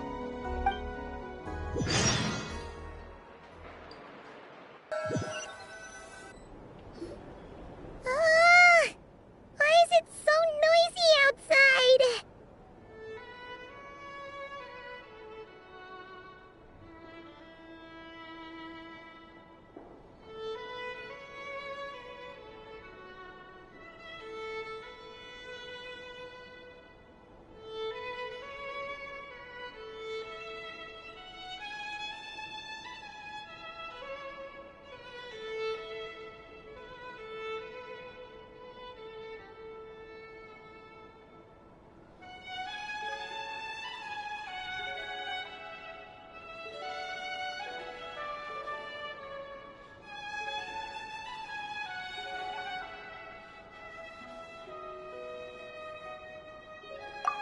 It's okay.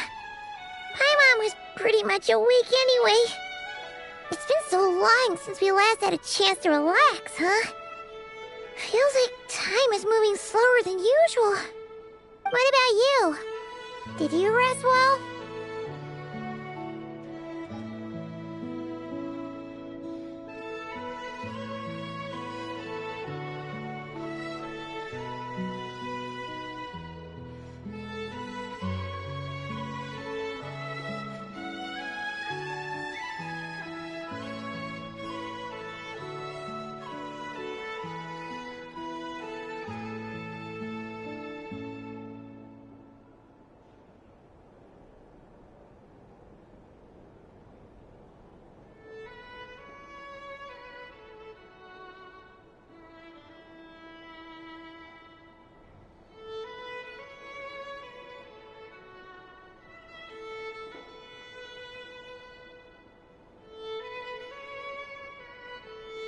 Still winding down from everything that's happened?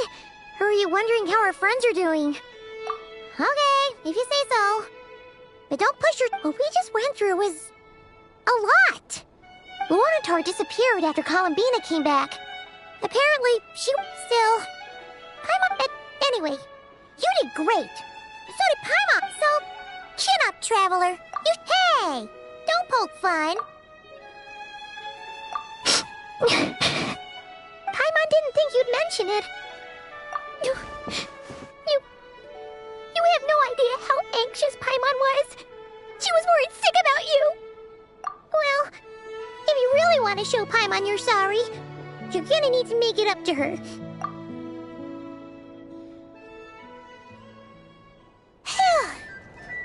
Okay. Paimon's full now. Huh? Oh, well... Hey there, Traveler and Paimon! Good morning! Morning, Yehuda! Here for some breakfast? Oh, I've already eaten. Just need some water. I was mostly worried you might forget what day it was today. So, I came over to remind you. Careful there, Paimon. Too much food will make you drowsy. Don't let anyone catch you hiding at the back and nodding off during the league meeting. You should probably be saying that to Aino. She's the baby of the group, if anyone. True. You know, I'm surprised at all these competing groups. Well, nothing like a region-wide calamity to bring people together. Try telling Boss Neff that. She's not exactly convinced that people are Really? But if she's so pessimistic about it... probably 'cause... Even though I think things will work out, though. I swear, Notcry feels like one big family now with everything that's happened. More than it used to, anyway. Paimon's with you on that one. And it seems like plenty of other people agree, too. Just listen to the bustling streets! All right. Everyone's been rebuilding these last 2 weeks, and the life's slowly returning back to normal. Were you about to head out? There's still some time before the ceremony begins, you know. Yeah, we were gonna take a stroll around the square and say hi to some friends first. Sounds good. See you later then.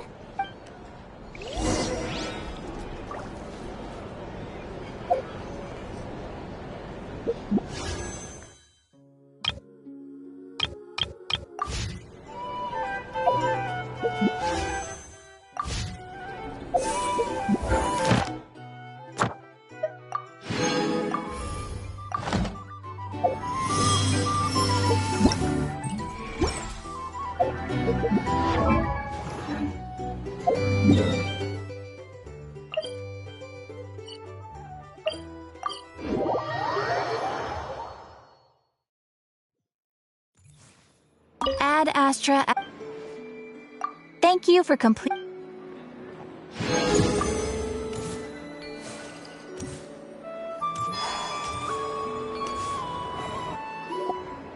Please accept today's boon.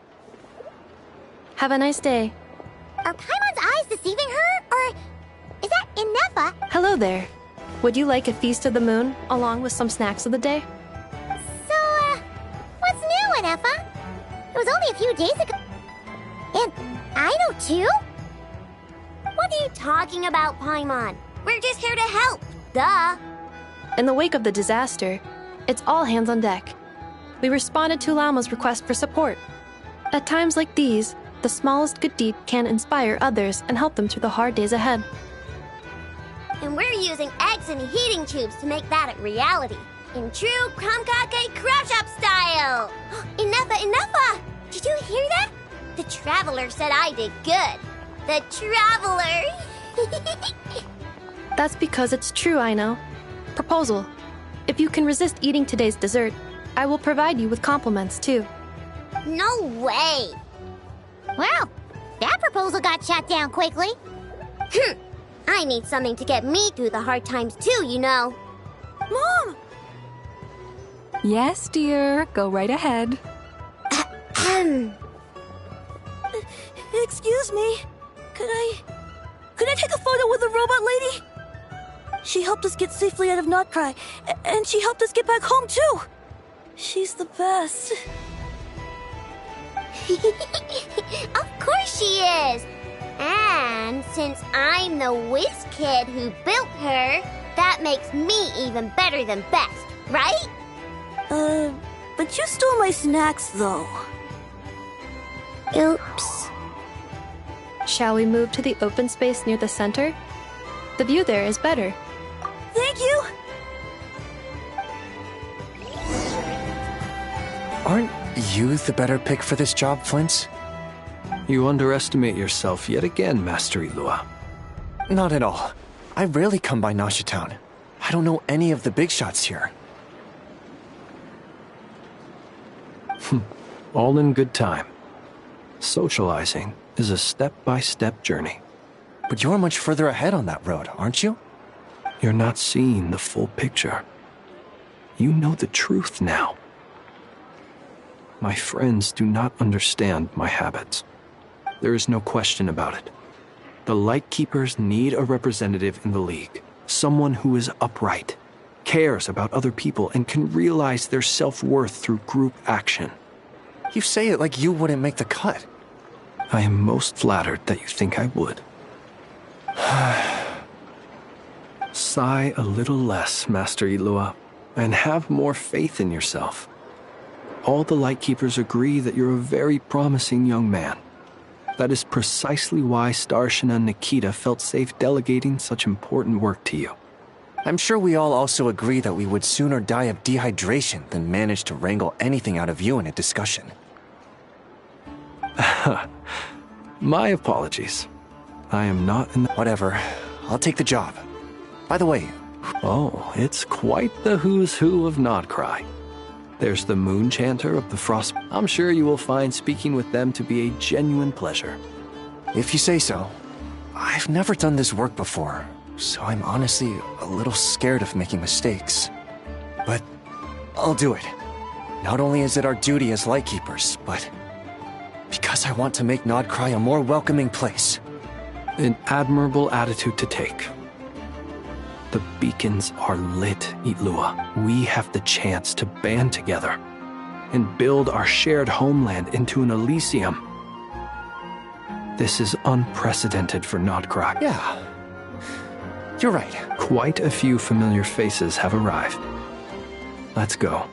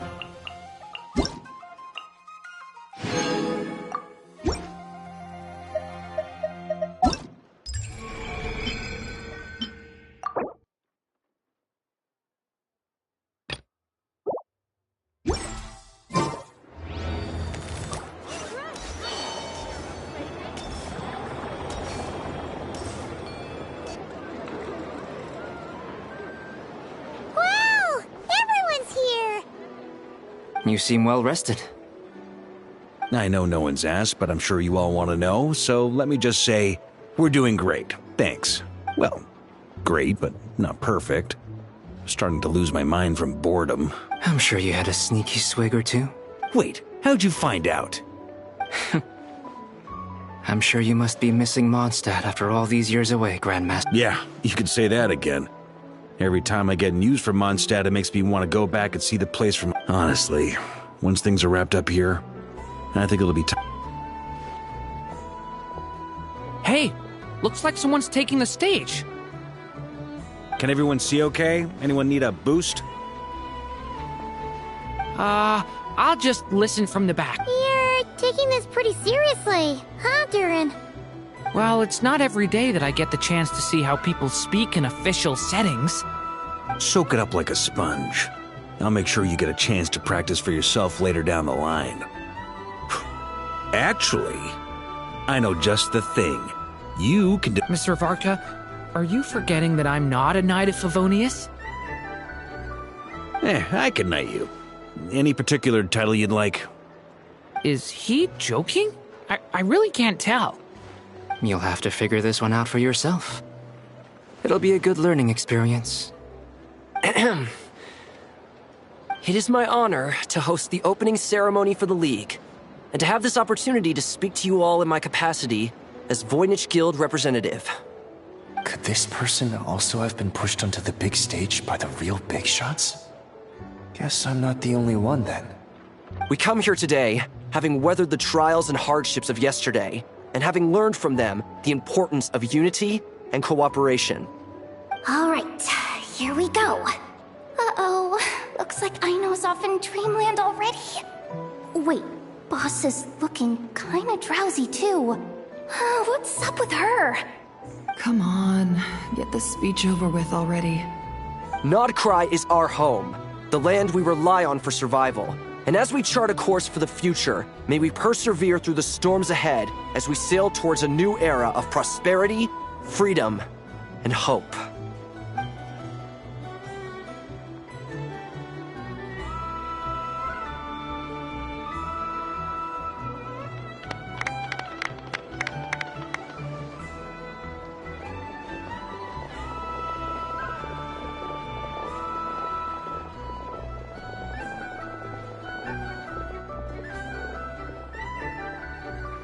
Looks like we'll have more opportunities to travel in the future.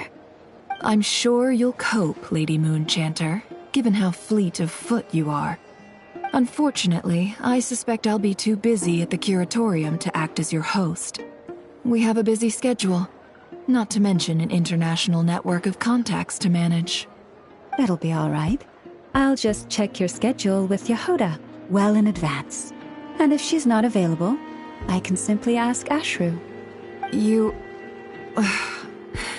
So giving my employees extra workload isn't enough for you? You're really going to drag my cat into this too? I thought you'd approve. Aren't you forever increasing your employees' workloads?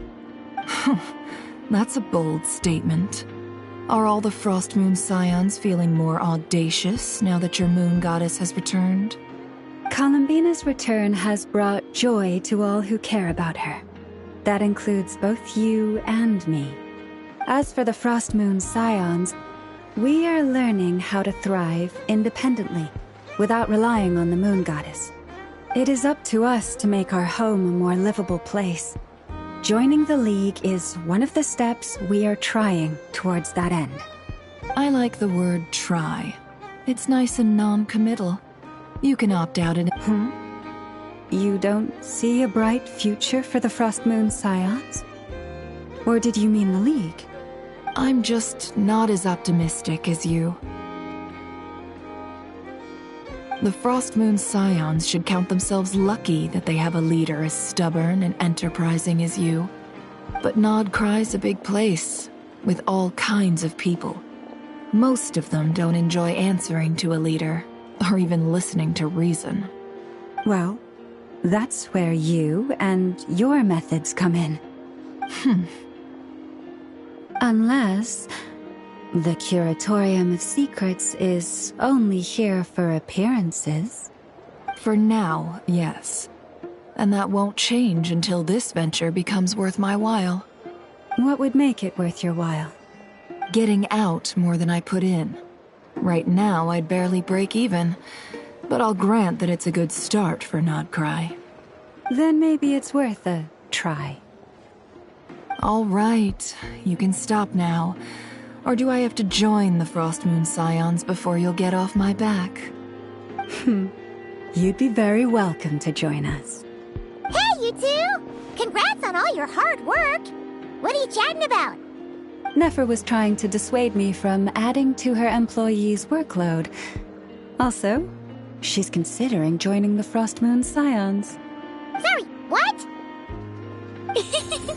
Your conversations are... Would you two care to join me for some tea before...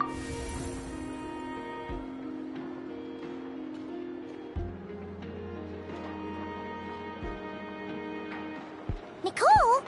Wait, where are you? Sadly not. I'm otherwise occupied right now. I'm sorry, Paimon. If it's any consolation, let me say that how things appear on the surface is a far... Perhaps you'll feel better if you focus on the fact you have a special line of communication with the... Okay? Has something happened? No, or not yet, anyway. Well, that's not ominous at all. Not for the time being. Just think of this as a general check-in to make sure this communication system is still running smoothly. Besides, it's good to chat once in a while if we want to maintain our friendship. You could have just said so. Haven't got all worked up for nothing. Still, the best friendships are built through face-to-face interaction, you know. It's never gonna stop being weird having tea with you when you're not there and just talk. All right, fair point. I'll bear that in mind for next time. Yeah. Any update on that crisis at the world's borders? Alice just informed me that they had their work cut out for them. And now everyone's thoroughly exhausted. But they did finally get things back under control. The disruption caused by this disaster has made Teyvat easier to detect from the outside universe. She plans to wait for things to stabilize, then reschedule her Mondstadt vacation plan. As for me, I agree with Hat Guy's perspective. This is a time when many new variables are emerging, and the situation is changing constantly. Plus, most of this change is for the worse. We have to remain vigilant and ensure that the embers of chaos are not rekindled. I did notice that the energy in Nodcry changed somewhat after the War of Funerary Flame. It looks like I'll have to examine the connections between phenomena I observe more closely in the future. Just doing my duty. It's more or less second nature by now. Of course. To give you the full picture, I'd have to start with the substance from which angels were formed. Never mind. Paimon's right. Showing off my knowledge would be much more satisfying in person. By the way, you did receive the gifts from the Hexen Circle, yes? I'm not trying to claim credit or anything, but my pride demands that I at least mention it.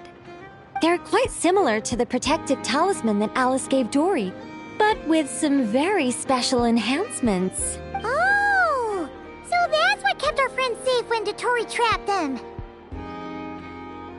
Indeed. We went to great lengths to make sure they were invisible to his eyes. I'm so happy they came in handy. Still, not fishing for gratitude, by the way.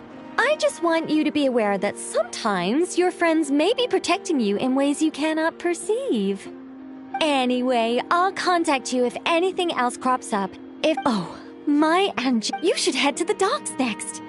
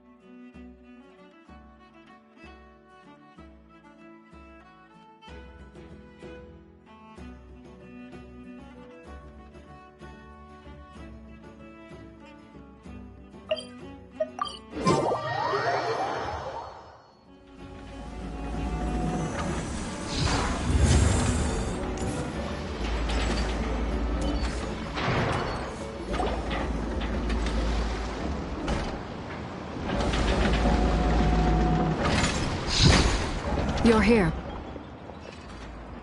You're here too, Hat Guy. Are you heading back together? No. I'm bound for Sumeru, and she for Fontaine. We just happened to cross paths at the... Everything seems fine. Sandrone may have an abominable temper, but she's always been very responsible with important calculations, and things entrusted to her by valued friends. You always speak as if you know us inside out, Mr. Hat Guy. Maybe I'm just a good judge of character. I certainly hope that's all there is to it. Regardless, you have been a significant help in this matter. For that, you have my gratitude. I didn't do anything special. Sandrone's the one who completed a seemingly impossible formula and turned the tide of the entire battle, even giving her life in the process. She's the one we should be thanking. Even we were unaware that Sandrone had hidden the real formula inside Polonia's body. She managed to fool Dottore into thinking the formula was running in her system by installing an identical-looking decoy within her. She probably realized that she didn't have the strength to stop Dottore. But this way, she could at least get him to lower his guard. She always worked like that. Always had a backup plan. Well, that's why I'm traveling to Fontaine. She made a request of me long ago, and the time has come to fulfill it. Think of it as her will. She said that should she ever fail in a mission, she'd like me to deliver her core and Polonia's to the Fontaine Research Institute. She also mentioned that she had made arrangements for people there to set her affairs in order. Some of her personal effects, such as her notes, were left to me. I've decided to take them back to the House of the Hearth, for safekeeping primarily, but also as mementos, I suppose. However, there is one book among them that I'd like to leave in your care. I'll have someone deliver it to your residence at the flagship at a later date. No, I was specifically warned not to tell her. This is her last wish, and I will abide by it. I can only hope so, but none of us here can know for certain. I bade farewell to Columbina earlier today. As promised, she turned the iridescent moon's marrow over to me. She spent a long time with Sandrone's body, saying her goodbyes. Oh, is she all right? Sandrone's passing has left a great wound in all of our hearts. It will take time to heal, but Columbina surprised me. She offered me some words of comfort before I departed. Despite being grief-stricken herself, she showed an awareness of the feelings of others around her. She never used to act like this. Clearly, she has grown. And I suspect that we have you to thank for much of the change we... After these recent events, the Tsaritsa has revoked the Pale Star Edict. Snezhnaya now realizes that the arrest warrant for Columbina was just a ploy by Dottore, who coveted her powers. I shall return to Nodcry to see her as soon as I find the time. I hope that from now on, she too will explore more of the world. Columbina Hyposelenia's journey is only beginning. My ship is here. Traveler, Paimon, we shall meet again. You too, Hat Guy. What are you still bumming around for? Isn't Columbina waiting for you? I thought today was the day you'd agreed with her to go find out the truth about your sibling. You're afraid you won't like the truth when you see it. Well, this is new. I was starting to think that nothing could scare you. Don't say that! Wouldn't you be if you were in this situation? Fair point. But I'd say I have more experience facing up to unpleasant truths than the Traveler. They say blood's thicker than water. I know how much you need your family back. More than you need any of your friends. And I'm sure that all your real friends understand that too. No matter what the truth turns out to be, they will stick by you and support you, whatever decision you make. Finding the truth is important. But more important still is what you choose to do once you... At least, that's the life lesson I've learned from my experience. Grappling with the truth. What? Now that Dottoro's dead and gone? A little, I guess. But it hasn't solved everything. Maybe I regret not getting to end his life with my own hands. Or maybe it's something else. But for whatever reason, I still feel like I have a chip on my shoulder. Either way, I'm going back to Sumeru. Lesser Lord Kusunoki, you should continue with your journey, as you've always done. So, what should we do now? If you want to explore a bit more to steady those nerves, Paimon's game! After all, when Columbina said she knew where your ship was hidden, Paimon promised to give you two some alone. It hasn't been all that long since we were last. Ain't no biggie. Paimon might be all about that food and fun, but Paimon's sure you'd prefer to digest the news about your sister in peace.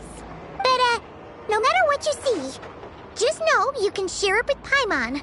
Of course, as long as it's not super private. If you can't make sense of something, let's give it some thought together.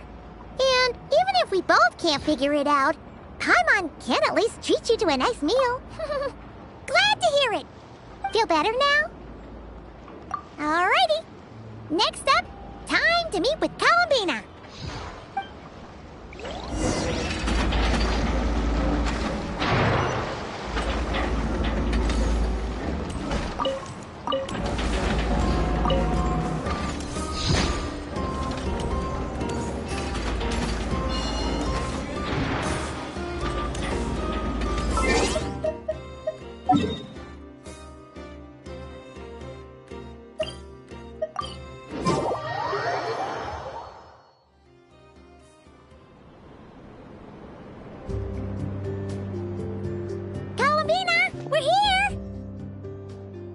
Believe we're meeting out here.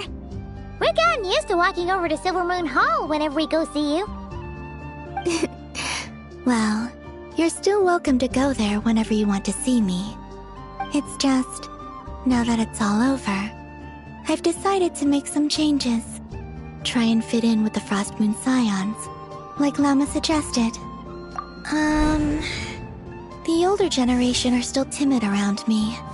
They don't dare get too close, and they bow their heads when I walk by. But things are much better with the children. I see more curiosity in their eyes. Hopefully, by the time the next Moon Prayer Night comes around, I can enjoy the festival with them as myself, without having to pretend that I'm only dressed up as the Moon Goddess. No, they're fine, Columbina. Paimon's sure they'll realize you're super nice once they get to know you better. You really think so? When we first met, you thought I was a little up in the clouds. We were just starting out then, come on! So Lama told you, huh? I'm only teasing. I know that I have you to thank for pulling me back down to solid ground. It feels good to finally stand firm on the earth where I was born. Oh, that's great!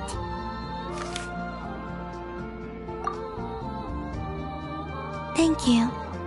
I'll make sure not to lose it this time. Well then, are you ready? Lumine, what happened to our spaceship back then? It's time to learn the truth at last. Good. Then let me open the way for you.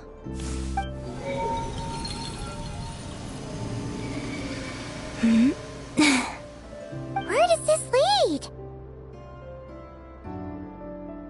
To our shared destination. Huh?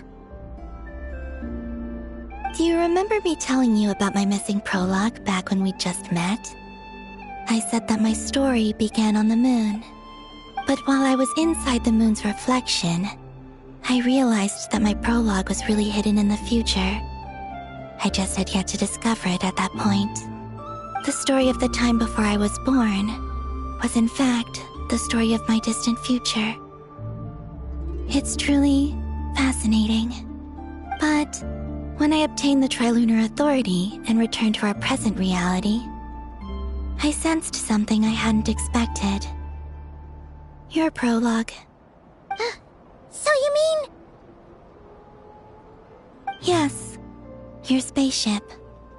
All this time, it has been hidden on the Frost Moon, which lay beyond the great ruler of the firmament. The heavenly principles. Wait, them? Why would they do that? I don't know. Perhaps your ship contains something that is incompatible with Tevat. Or something that cannot be known. Oh, did I pick a bad time to say this? I know it must have been hard to work up the courage to do this. Maybe I should have waited until you were on the moon, with no chance to back out. That would have been kind of mean, you know. Take me there. Oh? Whatever is hiding in that ship, it belongs to me and Lumine. Those memories belong to us. No one else has the right to decide whether I should or shouldn't know about it. Not even the heavenly principles. Very well. Then let's go. You two take care, alright? And don't forget to... Rest assured, Paimon. We will. Traveler, after you. Thinking about the story that we'll find hidden on the moon? Yes. And hoping that it has a happy ending. Stories like that don't exist, you know? You don't believe in happy endings? I don't believe in endings.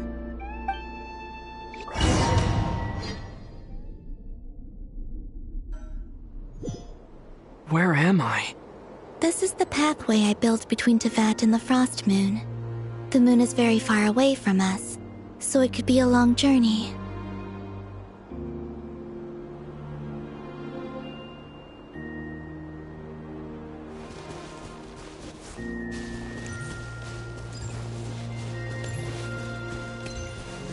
After I obtained the Trilunar Authority, I unwittingly saw past events from many of my friends' lives. One was Lauma. She was so young when they chose her to be the Moon Chanter. From then on, the Frost Moon Scions looked to her to bring messages from their goddess. But, for better or worse, I had left Hisi Island before she was ever born.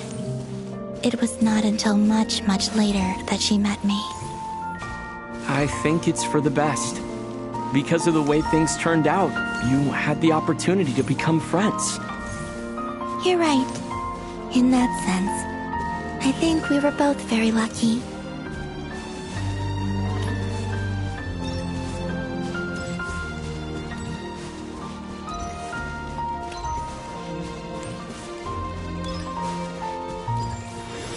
Oh, and about that mage, Nicole. I only recently learned that she has lived in Tevat since the time of the Three Moon Sisters. The Moon Goddesses always had a good relationship with the angels. I suppose our friendship continues that tradition.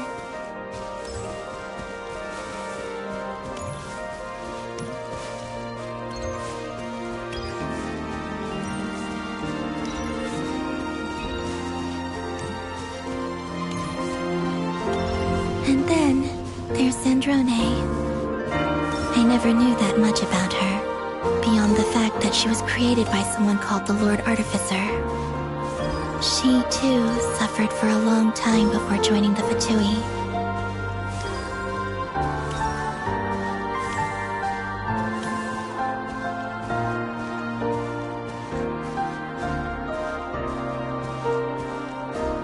How I wish I could talk to her again.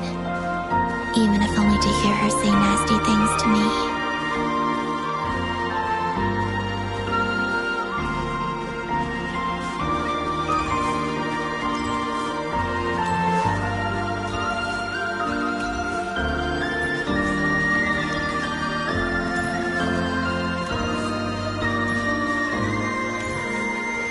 Also, I saw your siblings' story. I'm afraid I didn't see much. It seems that she rarely came to the surface, where the moonlight shines. But I did notice that back when you first set out on your journey, she would often appear nearby, gazing at you from afar with a guilty look in her eyes. Lumine. Let us speak no more of the past. I probably shouldn't reveal so much about my friends. It's not my place. Let the moonlight carry us forth. We are very close now.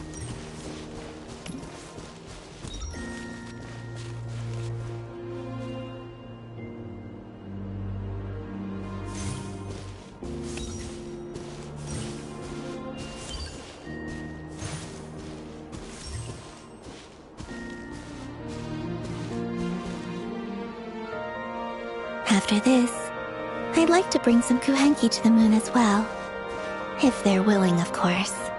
What about your other friends? Will you bring them to visit too? Certainly. But I'll need to tidy the place up first. This home hasn't received any guests in a long, long time.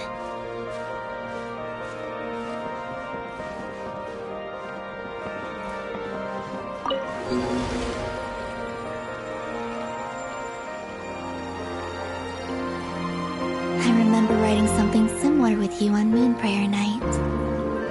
I believe it was called... Dodoko's Whirligig.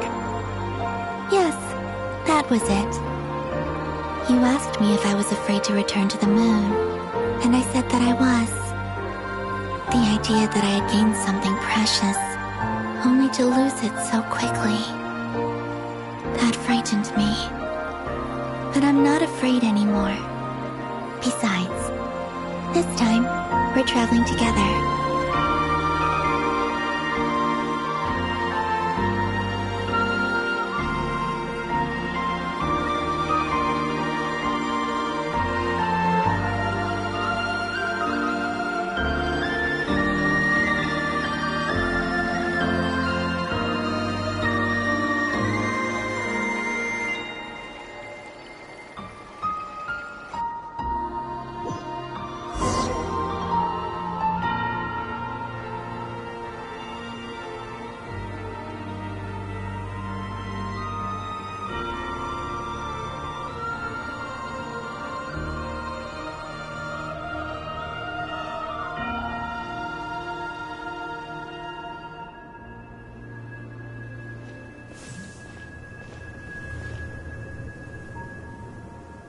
We're here.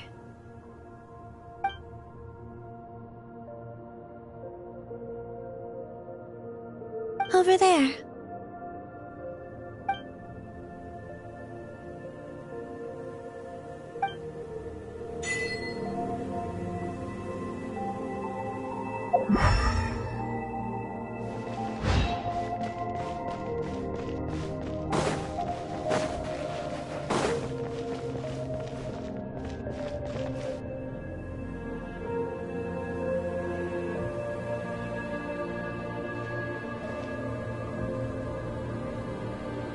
Our spaceship.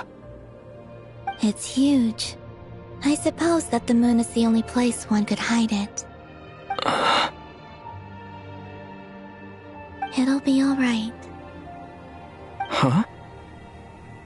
The way you feel in this moment, I went through it too, on Moon Prayer Night. The door was right in front of me, but I struggled to find the courage to step through. Solitude for me once meant living a life in which even I was absent. Before I met you, that was the only life I knew. But that night, solitude meant throwing away the life I had gained after meeting all of you. Columbina. Go. Retrieve the part of your life that was once lost. Trust me, you will lose nothing by doing so. Look, Tavad is right there. All of our friends are down there, waiting for us. You're right. Thanks, Columbina.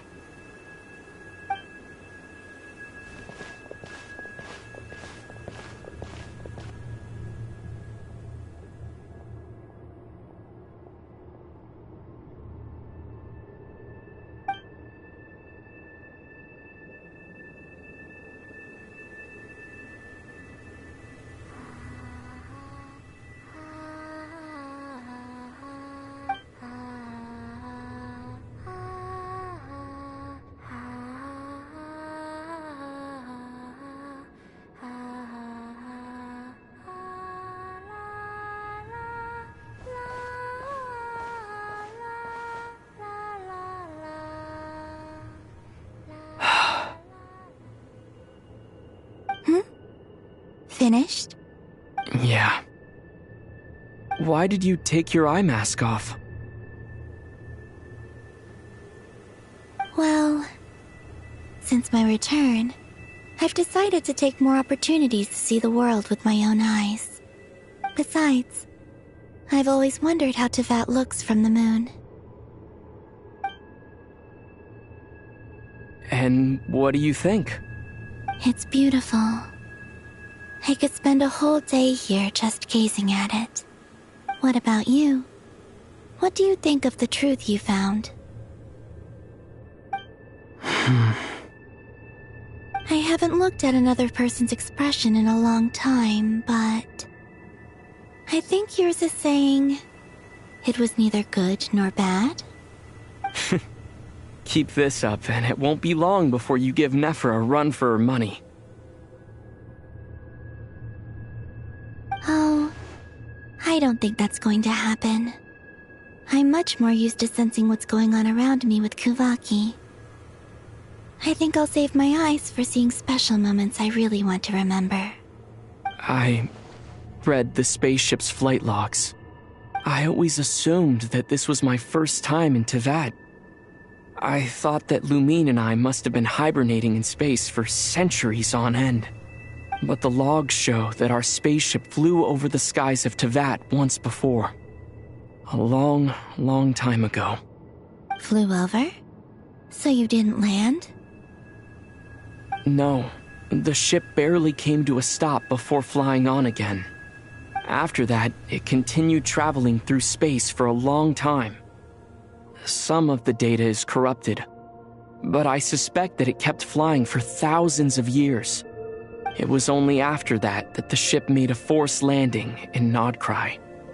When Lumine found me, she came from outside the ship. Could this mean that she left the ship long before I did? Maybe even during our first pass over Tevat. Are you alright? Yes, I can feel that the truth is coming together, one small piece at a time. I remember Lumine telling me that when she first arrived in Conria, she could not recall the past. So this might be something that even she doesn't know. Here, I made some space for you. Your mind must be racing, and this seems like the perfect place to relax and clear your head. Oh, wait, there's one more thing. What is it? Wait here a moment.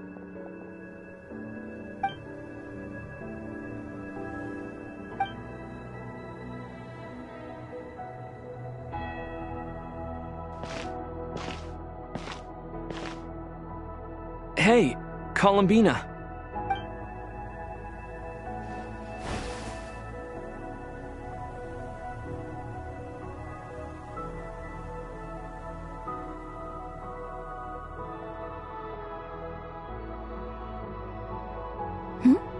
Is that a new outfit?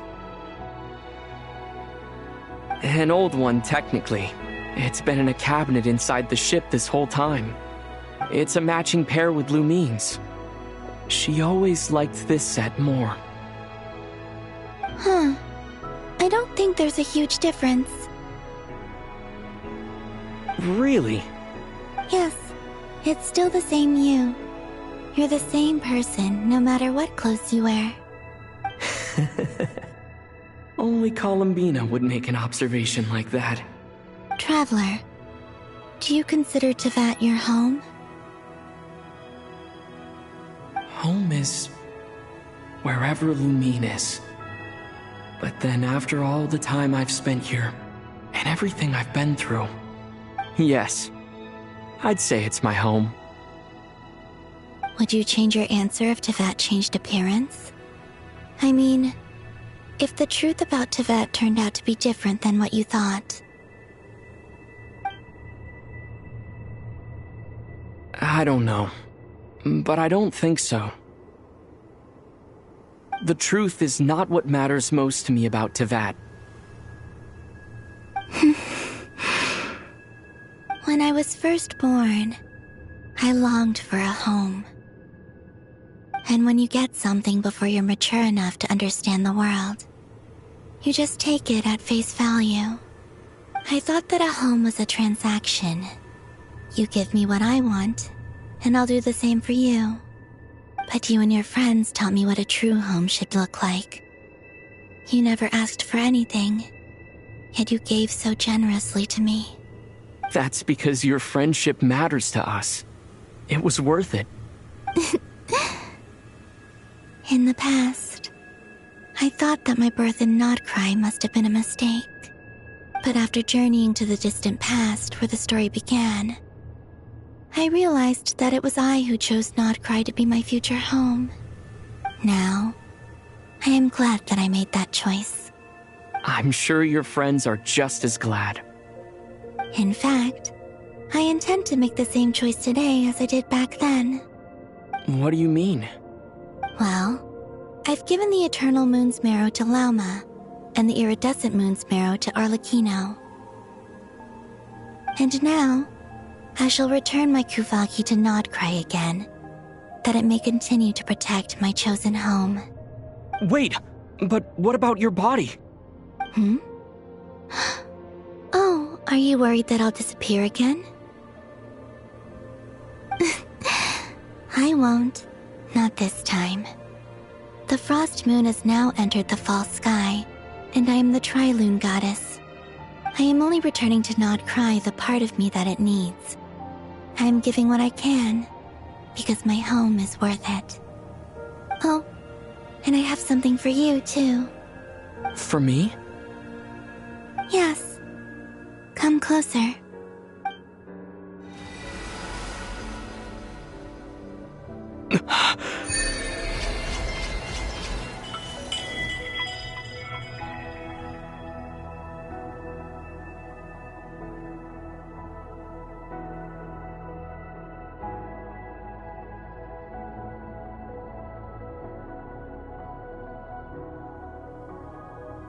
What was that? I lifted some of the restrictions this world placed on you. I trust this will help in your future adventures. My power. It feels like it's grown. I can use the elements more freely now. Thank you. This will be a great help. You're welcome. I see you as family, and after everything you've done for me, In fact, no. It's not because I owe you. It's because you're worth it. Here, this flower is for you.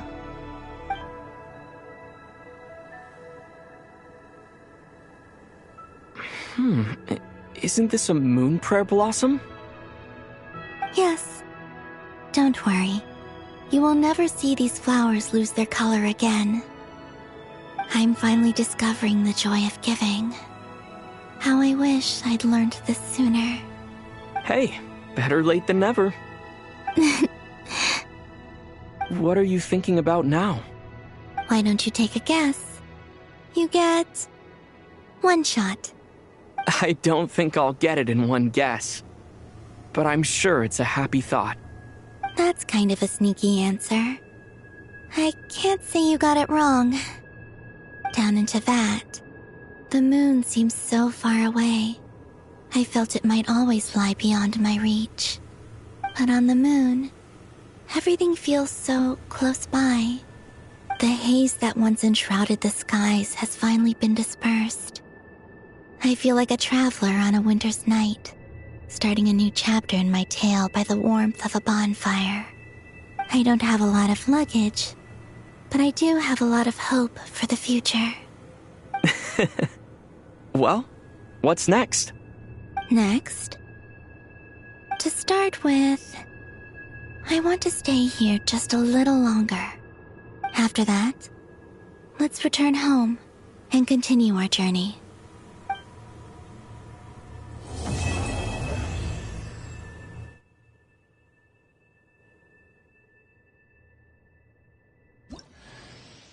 These clothes bring back so many memories.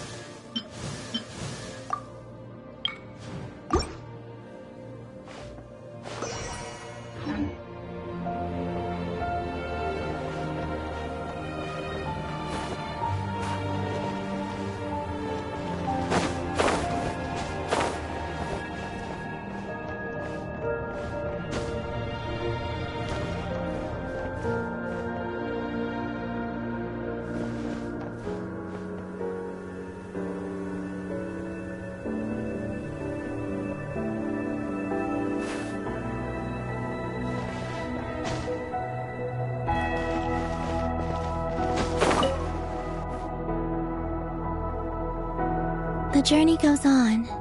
For you, and for me. Like I said, this is not the end. I don't believe there has to be an ending. Oh, is that your next destination? Most people would probably tell you to pack some warm clothes.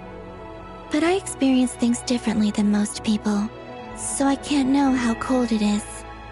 In fact, it is home to quite a wondrous heat source. I think they call it Gehshin's torch.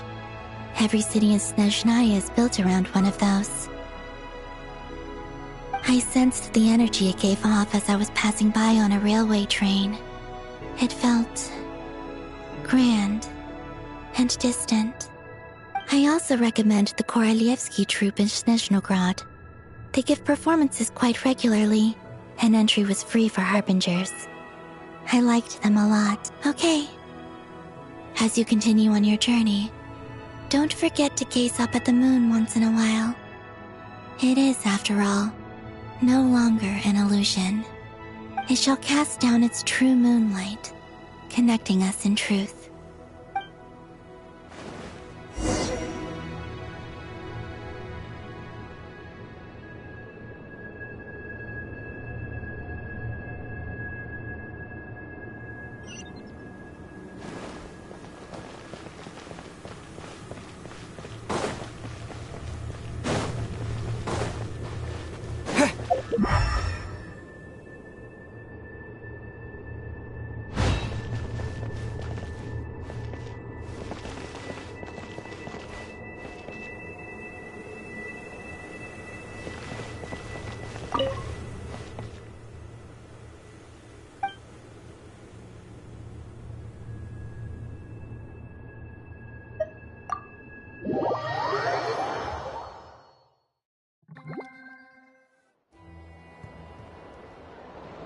To Jean, acting Grand Master of the Knights of Favonius. Ugh, this preamble is such a pain to write. It's probably high time we got rid of this acting business. I trust that Dern has updated you all on recent events. Hope we didn't worry you too much. The good news is, we managed to come together and put a stop to the Doctor's evil schemes. With that, I think it's safe to say that Notcry is finally out of the woods. As for the Fatui, not counting the Damselette, aka the Moon Goddess, who has left their organization, we found ourselves allied in this instance with both the Knave and Marionette. May she rest in peace. As ever, we find ourselves better off for making friends rather than enemies. But until we can ascertain the Tsaritsa's true intentions, the future remains uncertain. In a short while... Wait... How am I meant to surprise everyone if I tell them in the letter that I'm heading home? Well, that would be a huge waste. Okay, got it. I will begin sending the expeditionary team back home in waves. I'm sure they'll be able to answer any questions you still have. I hope they won't gloss over the details of my many heroic deeds. But if they do, I'm sure it'll be because they're just too exhausted from the long journey. I think of Mondstadt daily. Please give everyone my best regards. P.S. The honorary knight went above and beyond this time. Are there any other honors we can give him? I'll leave it with you. P.P.S. Please be extra nice to Klee for the foreseeable future. I cashed in on the last favor that the Hexen Circle owed us, so we need to earn some more goodwill. If there's any serious problems, feel free to stick me in solitary confinement when I get back. I'll do the time for her. Whew. And that, as they say, is all she wrote. End of an era.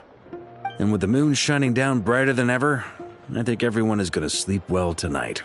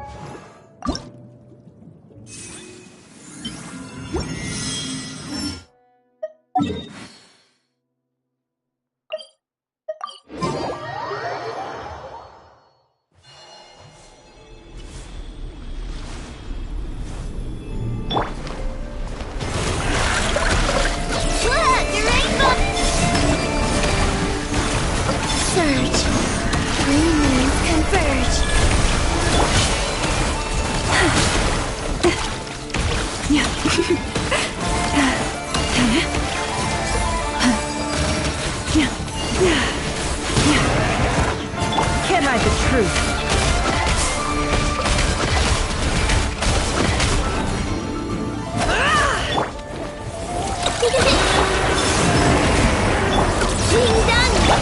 It all adds up. Can't hide the truth. Time to go clean. No more lies. The deception ends here.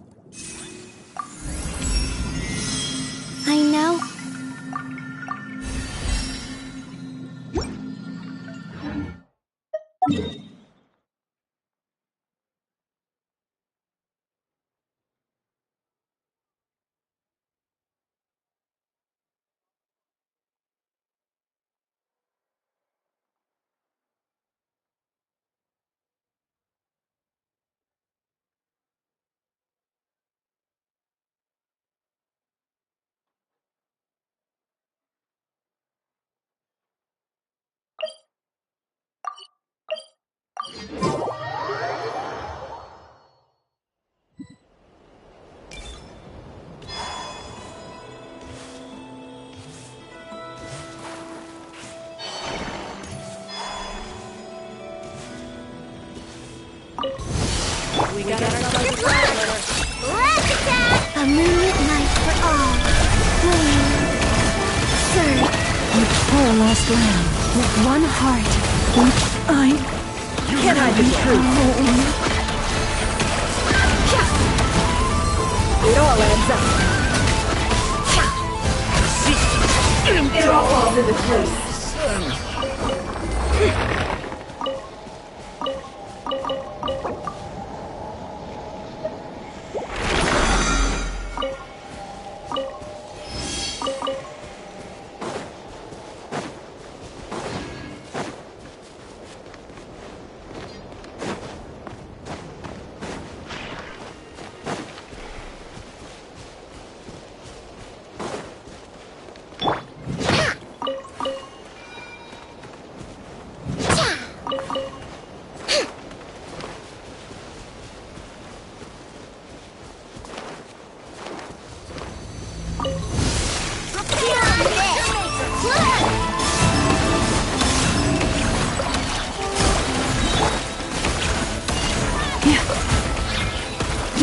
No more lies.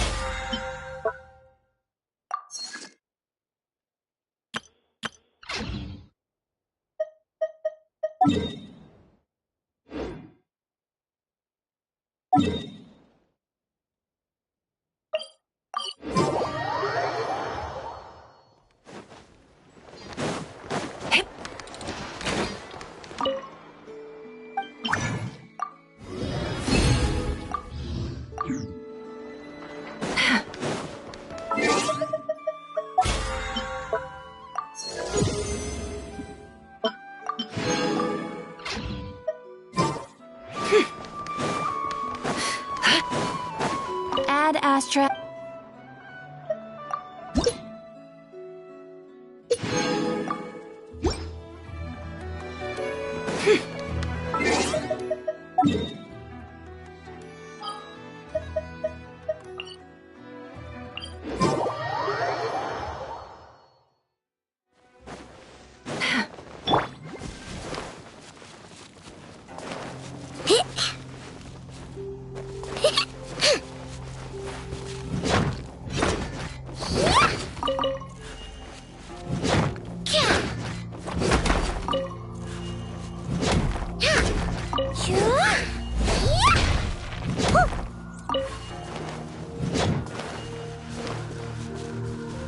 Hit!